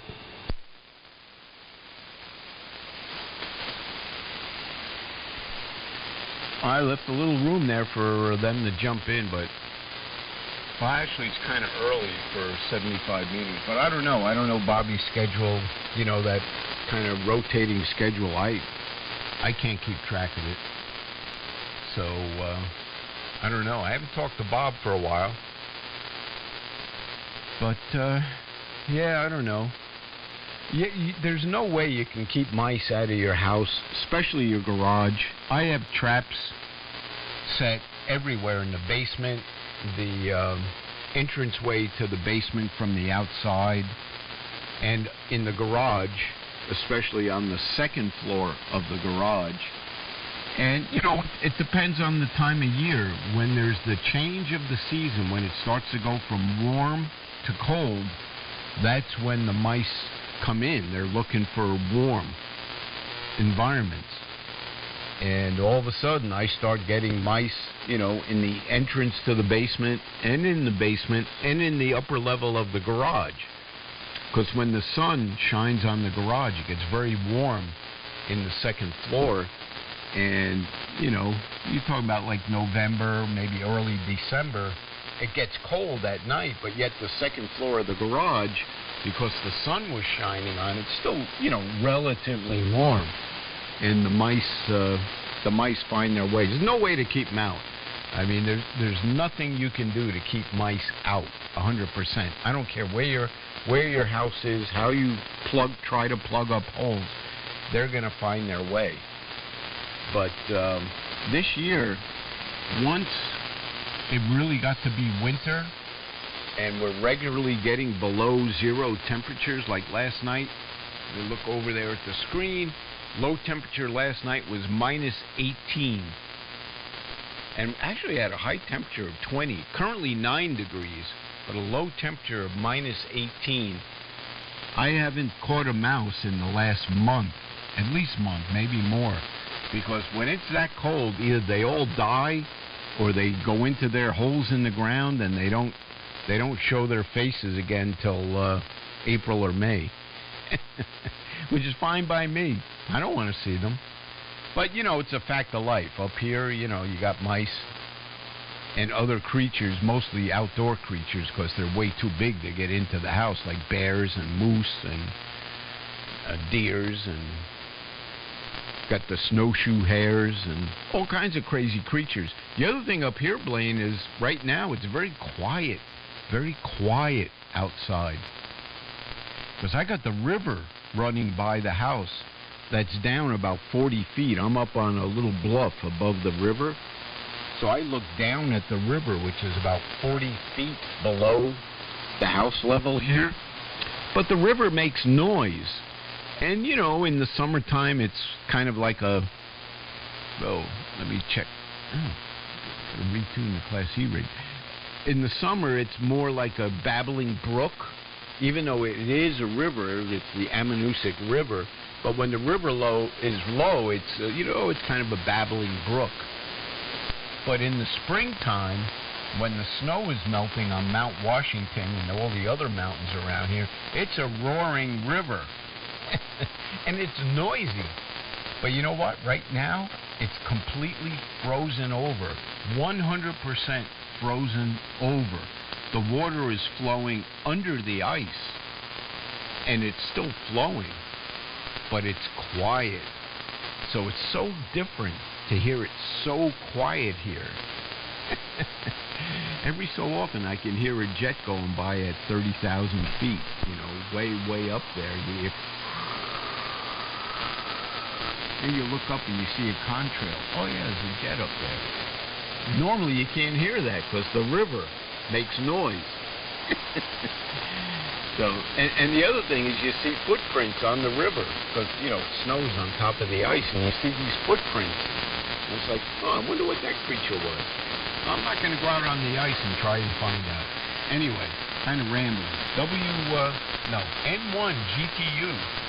W1 LLY. Yeah, we get footprints of all kinds of creatures going through this backyard. Whether it's a bobcat or just a domestic cat, or we get the deer, we get the coyotes, and we had a fox running through the yard the other day. But yeah, nothing's better than when you get a heavy blanket of snow, you know, light fluffy snow, about 8 to 10 inches, and you go outside and it's just dead quiet because there's no traffic. Even if there is traffic, you don't hear the tires on the pavement because they're going over the snow, and it's just very, very silent. I always like that. So I would like about living up where you are is just the peace and tranquility and getting away from people. I don't like people. I'm so antisocial. So I think I'd like it up there. You know, I always thought about like the Carolinas, like down where Bobby lives. But then you get all the bugs and the heat and the humidity and I don't know. But, yep. So it's just me and you in here, huh? No one else around? Nobody?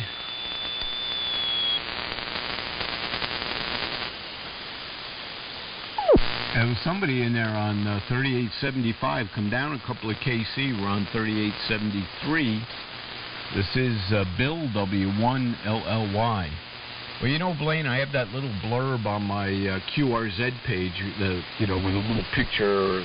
I don't forget what the graphic is, but it says, I'm not anti-social, I'm anti-stupid. But you know what? More and more, I'm becoming anti-social. Quite literally. I prefer not to be around people. And this is the perfect place for that. Because, on this 2-mile road, like I said, I think there's 5 houses on the 2-mile road. And they're currently rebuilding one of the houses. Somebody bought it. It was for sale. It was kind of decrepit. And someone's having it rebuilt. But that's all slowed down because of the winter. And I don't know if someone's moving in there or they bought it on spec and are just rebuilding it and then going to put it on the market again. But I only know one neighbor here, and, that's the closest neighbor. And back and forth. It's funny. I get their FedEx deliveries and they get mine sometimes, so it's good to know each other. But she's got a dog, and she comes down to my beach. I have a beach on the river, an actual sandy beach right on the riverbank, and, she asked me, is it okay if I bring my dog down there? I said, yeah, of course, it's fine. Just don't invite all your friends to camp out. No, I didn't say that, but, anyway, a friendly neighbor. But that's it. So, yeah, in the old days it was, I'm not antisocial, I'm anti-stupid. But more and more, I'm actually becoming antisocial in that I'm fine by myself. And for the most part, not exclusively, but for the most part, people that you run into, no matter where you are, it can be up here, could be in Danbury, could be in New York, just across the border, you really don't want to get to know them, Yeah, I can deal with people on a social level, no problem. But do I want to be friends with them? Probably not. So, yes. And I guess that makes me antisocial. Anyway, speaking of being antisocial, who was the breaking station? I actually picked up a pencil. I have a piece of paper. I will write your call sign down. This is W1LLY. My name is Bill. I'm in northern New Hampshire talking with Blaine, N1GTU, who's in Danbury, Connecticut. So who is the breaking station?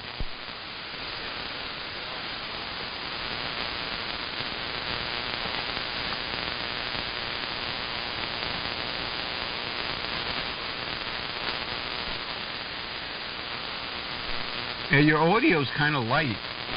I think I got Victor Alpha 3 Radio Lima Golf. If you can crank up your audio a bit. I mean, I'm hearing you okay, but based on your call sign, I don't know how well Blaine might be hearing you. So if you could crank up the audio gain a bit, it would probably help.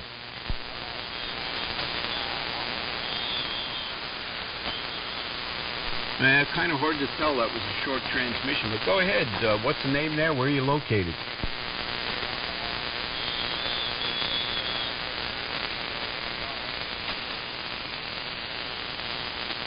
Okay, I got Ron in Ottawa, Canada. Victor Alpha 3, Radio Lima Golf. Yeah, I'm hearing you okay. Your audio's kind of light. Not sure what you're running there, but if you can crank it up a bit, it probably would help.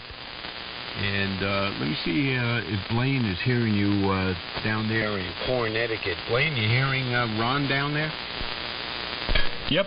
It was a little rough at first, but then he adjusted his audio, and I'm hearing him now. How you doing, Ron? This is N1GTU down here in Connecticut along the New York State border in a city called Danbury.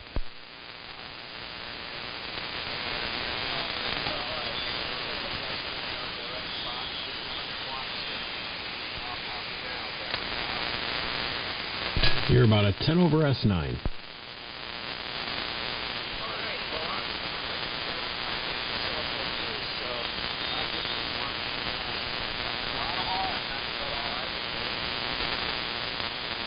Yeah, I'm hearing you okay now also, Ron. About the same signal strength here in northern New Hampshire, about 10 over S9. A little bit of QSB. But, yeah, it definitely sounds like a rice box, but, no problem with that. Hearing you okie dokie. Okie dokie. So, do I have your call sign correct? Victor Alpha 3, Romeo Lima Golf?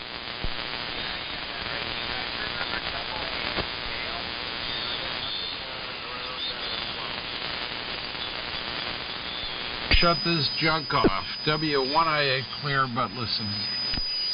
Yeah, I remember the Prime Minister. I don't really know him personally or anything like that, but have heard him over the years and so on and so forth. I think he's been on recently, but I know the call, I know who it is, but not, I'm not a personal friend.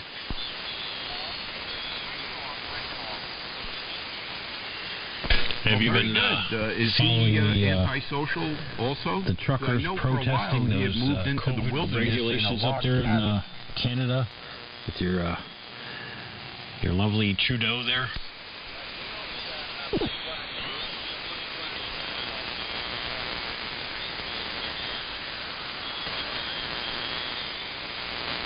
Yeah, that's what I just mentioned. What I had heard was he moved into a log cabin of some sort into the bush, and that's why he hasn't been on the air. So I guess he's even more antisocial than myself.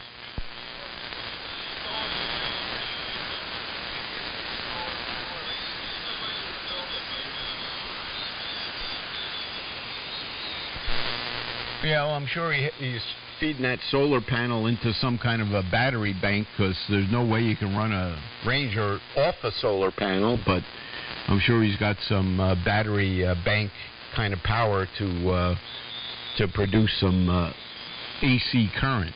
So, yeah, very good. So, you're up there in Ottawa.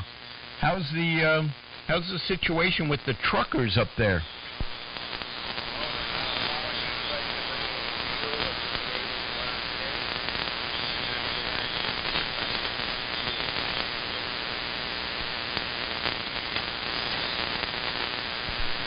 I think I'm not quite sure what you said. Either they're not allowing fuel deliveries or whatever. Well, maybe that'll get their point across, where people should be allowed to make their own decisions in how they want to handle their own personal health and not be dictated by the government.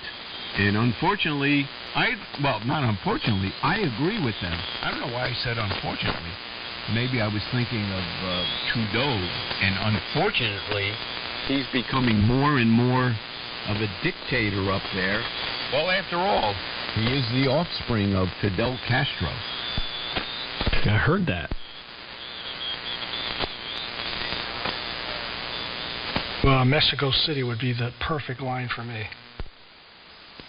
Yeah, I mean, I'm sure there's an SDR out there. Yeah, northern Utah's a little north from my antenna orientation as well. It's somewhat. Mine is like southwest, so that's the optimum orientation, or west-southwest. I'd have to look at it, but yeah, northern Utah is off mine too. But it was just interesting to look at. Yeah, absolutely. You know, I just realized I'm not even on the I'm not on the Delta loops. I'm on my dipole at 90 feet, so it's not my optimum system. But I will try it sometime. I'll flip on that thing and switch directions and play around. How about locally? Just curious, Paul or any of you guys, you see much difference between Steve and my signal? Well, you guys are both just about pegging the somewhat liberal meter on the TS930 here. So, no, I don't see much difference. Your S meter voted for Joe Biden? No, it didn't. But it is liberal in giving out readings. You're a little bit higher. It goes up to 50 over, and I would say you guys are 50-55, more or less. Yeah, you get to a point where it's tough to beat the big guns, you know. A dB here, a dB there. Yeah. In fact, I'm a lot closer to Ashford than you are, Steve, by quite a bit, so it wouldn't even be a fair comparison. You could have it because of Skip is better for you, but probably the best way to do it is get a bunch of people with optimum conditions when there's not that much fading. 3-landers, few 4-landers, some, down that way, so both of our antennas are in that direction. But I think we're going to probably be pretty much a wash, we'll be a wash. Yeah, my pattern is north-south. I really should put up, I got the dipole for that. I could fit an inverted V for east-west. I may do that and put some kind of transfer relay up on top of the tower, or run a second line up. I don't know which. But yeah, hey, I'd like to log that. I think it was the W1 LBK or ABK, something like that. Let me just get your information and log it while you're still on. Yeah, what station you want to log me? W1 LBK? I'm running a Kenwood TS930 and a Heathkit SB200, about 120 watts, and my QTH is Trumbull, Connecticut. Name is Paul, Papa Alpha, Uniform Lima. Okay, Paul, I got most of that on your call. Hang on a second. I know you said you're Connecticut. I didn't quite catch the sound. Might be one hand and a bit because the mic, I mean, it's an old D104. Okay, yeah, so that's it. And 930.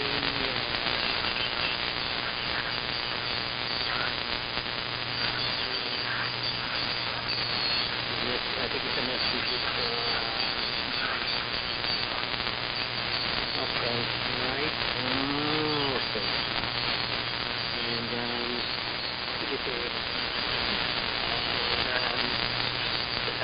yeah, I'm running Johnson Biking too. WA1FFLD. Consider the columns on House Radio. Back to you if you can give me if I get your call today on LBK. Is that W1 or WA1 LBK? Call sign here is November 1, Mike Uniform Charlie, and the name is Paul, Papa Alpha Uniform Lima. Okay, got it that time now, Paul. Okay. M1MEC. Yeah, Whiskey Alpha 1. London Bravo QSL? USL. Tom, I bet you got that call LBK somewhere around 1969, just guessing. Yep, exactly. In fact, I just renewed it online. Interesting how the FCC emails you the license to print out rather than sending you one. Yeah, how about that? Yeah, the original. My original call, WA1DGK. Terrible call, but that was in 1964. So I kind of figured somewhere around. And Steve QIX, let me think. That'd probably be 1971. Yep, 71. Before that, I borrowed a call sign WA1HLK because it was unissued at that time, and there were a couple other ones in there. And I remember this station. I still have a recording of it somewhere. I got to find it. WA1SEJ. Remember that station?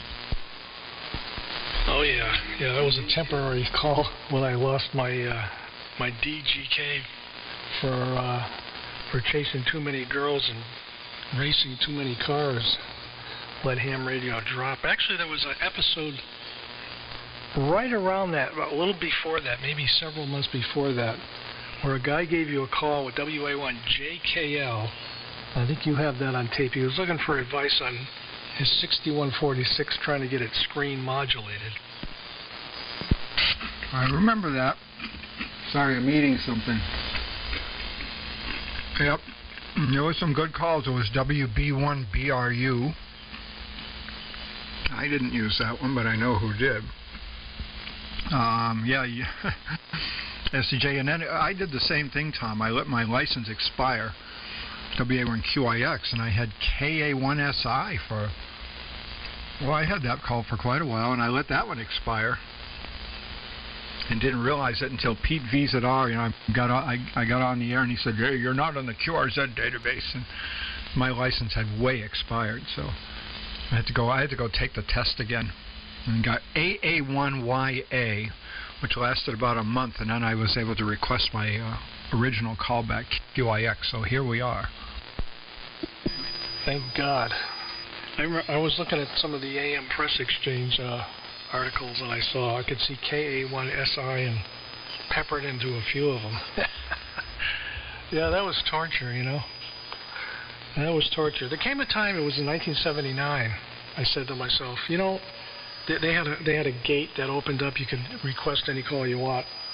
And I looked at the list, and I said, I bet you these double letter calls are going to become very valuable in the future. Not now. Nobody realizes how valuable they'll be, like, W1AW, that sort of thing.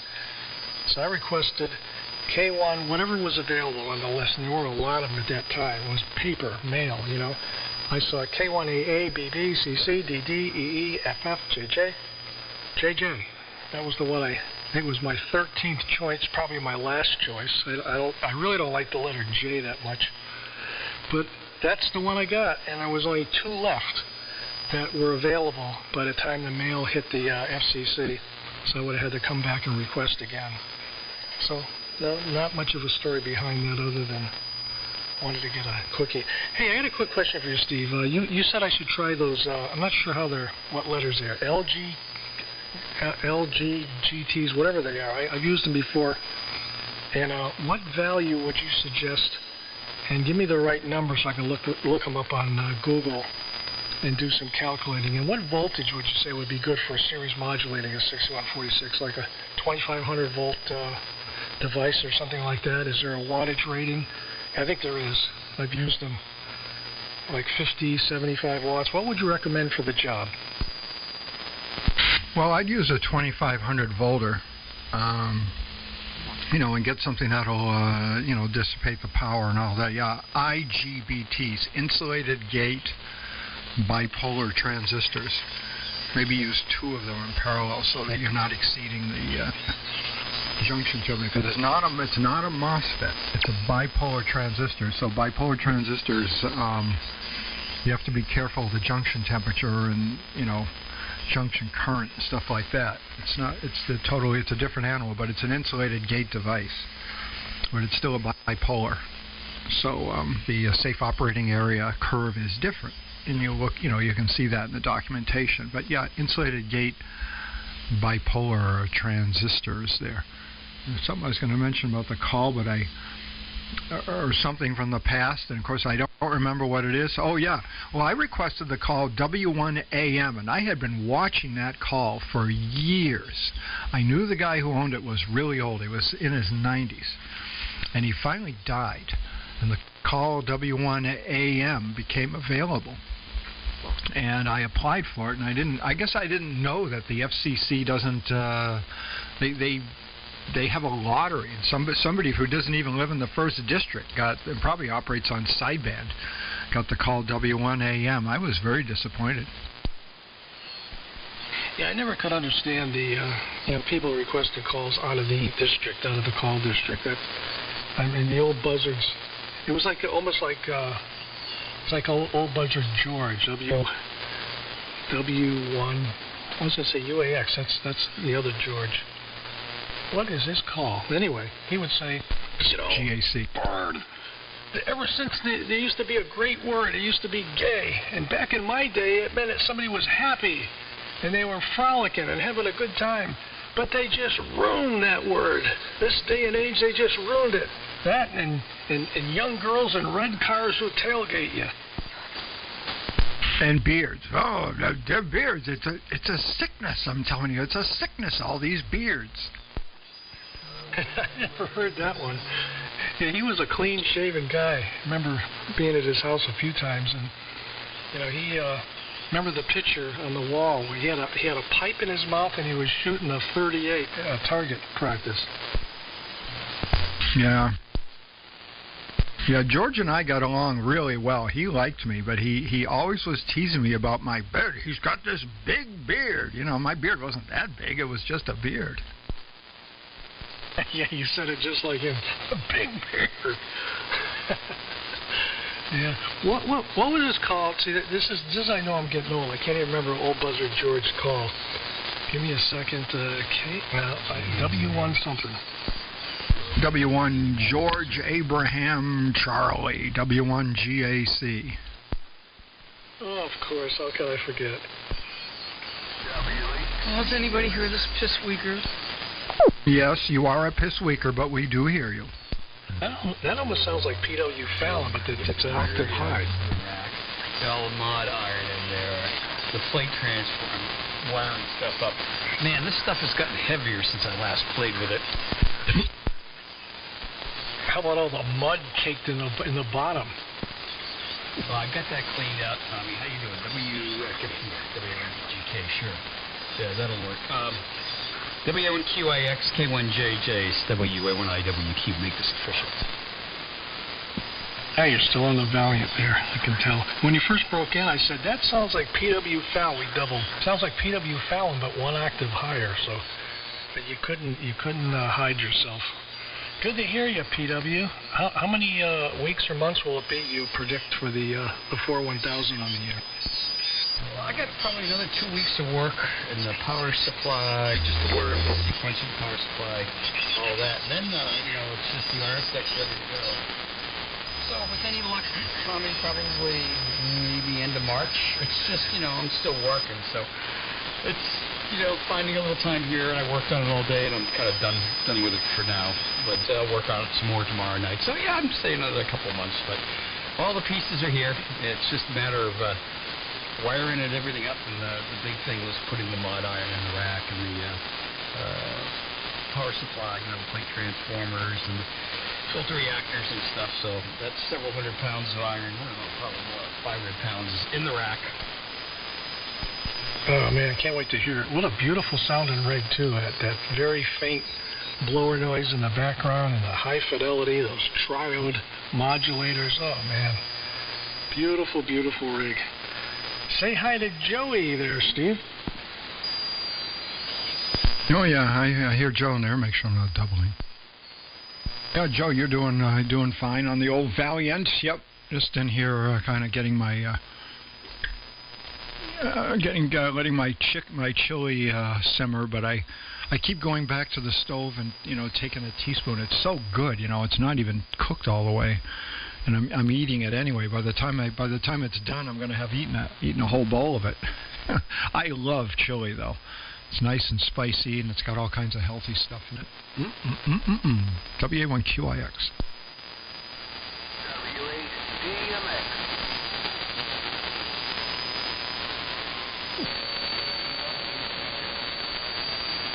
Yeah, I heard WADMX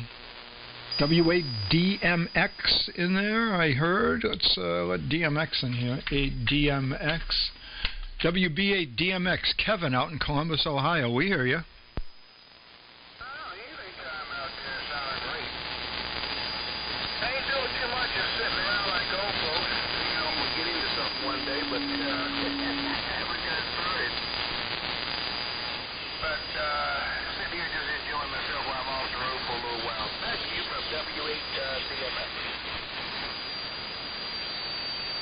Yeah, you still running the Viking 2 there, Kevin? Yeah, I'll be on it right now with the old 122 VFO and the kilowatt tuner with the NC300 receiver over. You're not doing too bad. The Viking 2 is, kind of a low power transmitter, so you're doing great. I'm sure everybody else out here is hearing it just as well as I am. You're doing just fine. Oh, yeah, Roger. Well, the amplifier is a Thunderbolt. I'm using the Johnson attenuator. From the Viking 2. It's running the Thunderbolt on a pair of 3-500. Just the amount I do there, but put the 4s out the way, put the 3.5s in there. Any grounded rates in it. Yeah, for the little thing is running pretty decent, man. About 250 watts. Oh, okay. I didn't realize you had an afterburner going there, Kevin. All right, that makes sense. That makes sense. You're doing very, very well here. Anyway, somebody else scoop it up here. WA1QIX. Hi, Kevin. W8DMX. Stand by. From K1JJ. Tom in Connecticut. You're about 20 over 9. Good signal. 100% copy there. Kevin, my name's Tom, and we're in Connecticut. Go ahead. Well, good evening to you, my friend. I was wondering up there. You guys took a meeting up there. Great. 8 in the morning. Well, we make it surviving here pretty decently in Columbus, Ohio and stuff. I drive a van for a small company in Seville, Ohio. We call it the Connecticut area, but they wanted to come up that way because of the bad weather. But other than that, my friend, just say the deal, Tom. Anybody been doing all right up there? Oh yeah, it's we were really worried about the ice too here. I know you guys got belted pretty bad. Jeez, you got what we were trying to avoid. And so far this year we haven't lost power. That's the biggest fear, losing electric power and breaking those pipes. Let me pause just a second. Steve, I meant to ask you, what wattage rating do I get those IGBTs, and what would you drive them with? What would you drive it with? Go ahead. Wattage rating. Well, I mean, calculate the maximum dissipation so that you make sure you're not exceeding the safe operating area of the device. I think you probably won't be, but probably the maximum dissipation will occur somewhere between 70 and 100% positive modulation. That's when you have the you still have a lot of voltage drop, but the current is going up. So probably if you plotted that curve, you'd notice it in there. So you want to just make sure that you're not exceeding you're not getting out of the safe operating area. So, but they're pretty high wattage. I think they're like 175 watts each, or something like that, and there might even be more. So if you use 2 of them, if you look, you just have to look at the safe operating area curve and make sure that you're not getting near that.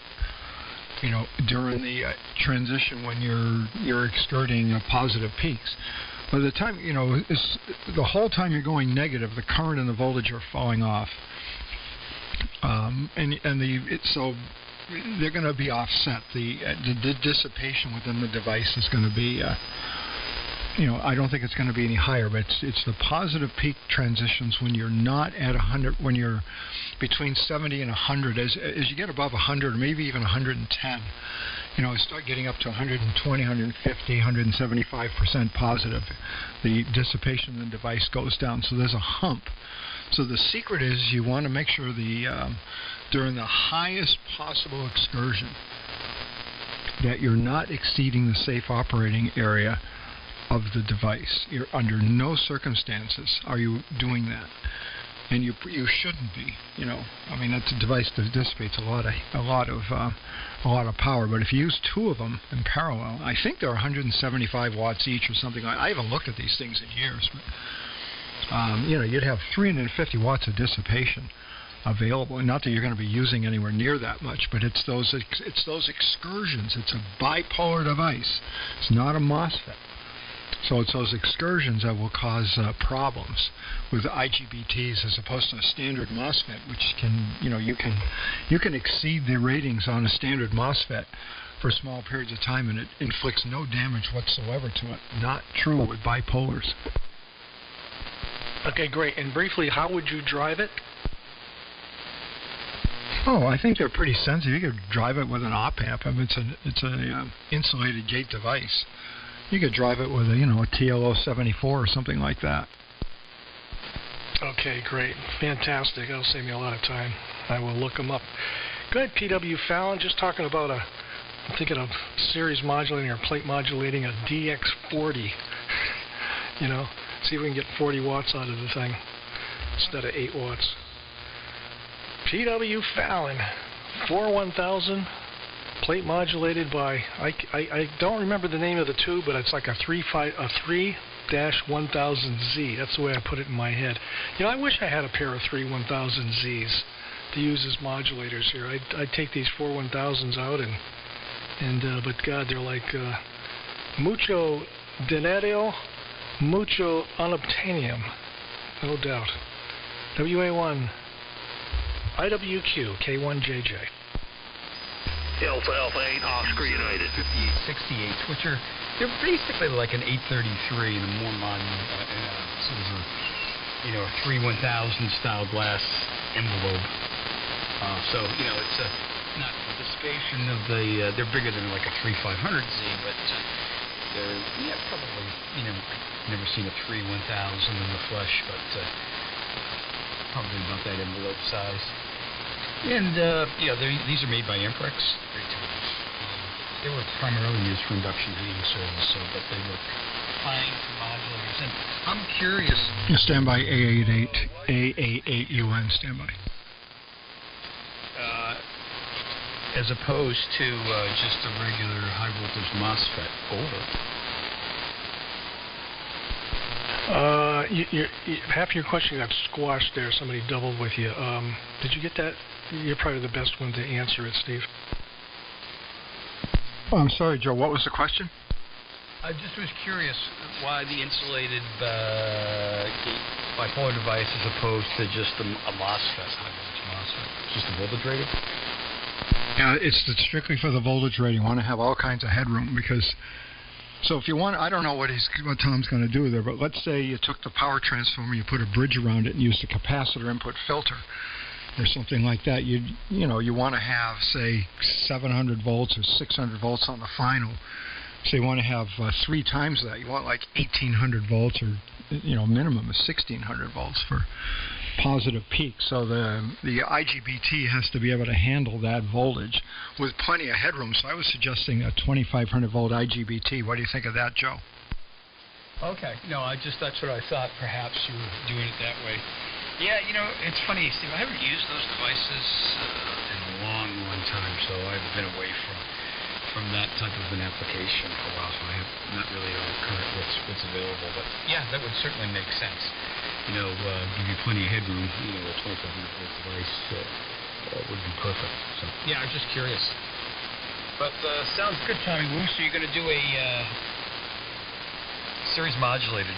Now, that should be very effective. I would imagine it'll be very high fidelity as well.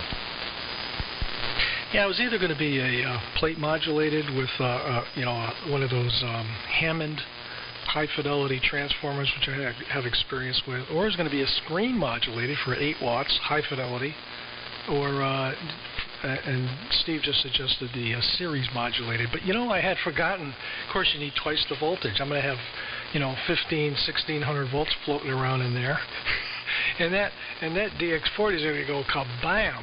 Unless I change a lot of things. Even terminal strips and things start arcing over in those little rigs.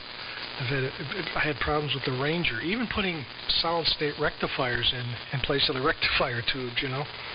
Even that's enough to start arcing stuff over. So, yeah, I got to give it some thought.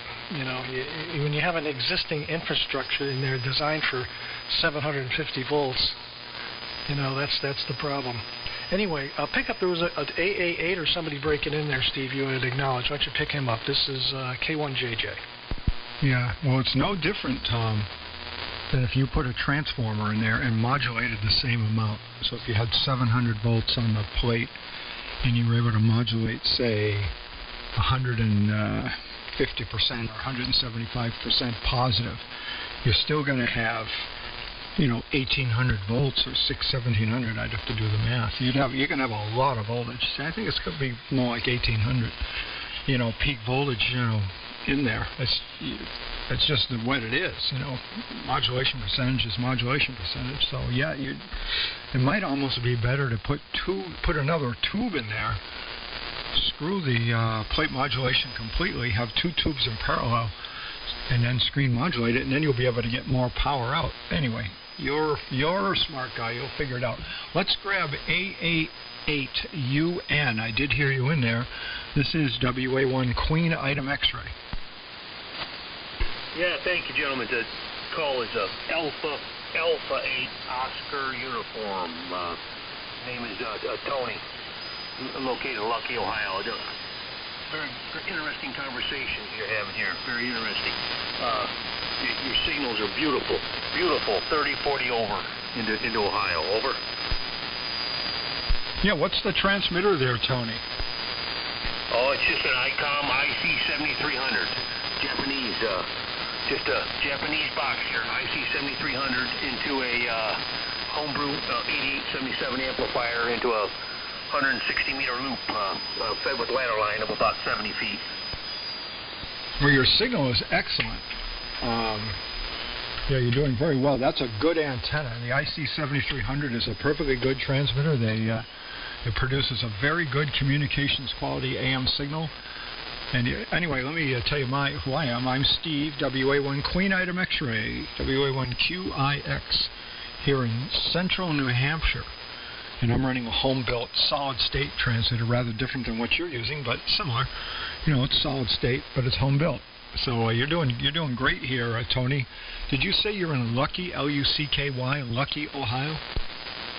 Yeah, that's right, Steve. Lucky, Ohio, about 10 miles south of Toledo.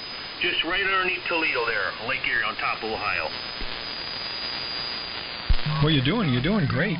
What prompted you to jump in here and say hello to us? We're glad that you did, but because I've never heard you on before, what prompted you to say hi? Well, I just got my HF station back online, and they had some type of AM activity on 40 meters, I think some type of contest, and I thought it was going to switch up here, but I didn't hear no contest, but I heard some great signals coming from you gentlemen here. So I thought, well, I'll just jump in. Well, the contest is still going on, but it's not like a DX contest where everybody's saying, CQ the AM rally, CQ the AM rally. But I am participating in the AM rally, and in fact, I just added you to my AM rally log. So good to have you in here, Tony. Anyway, I got to run back in the kitchen. I'm out in the sunroom. I got to go and see how my dinner is coming. I made up a big pot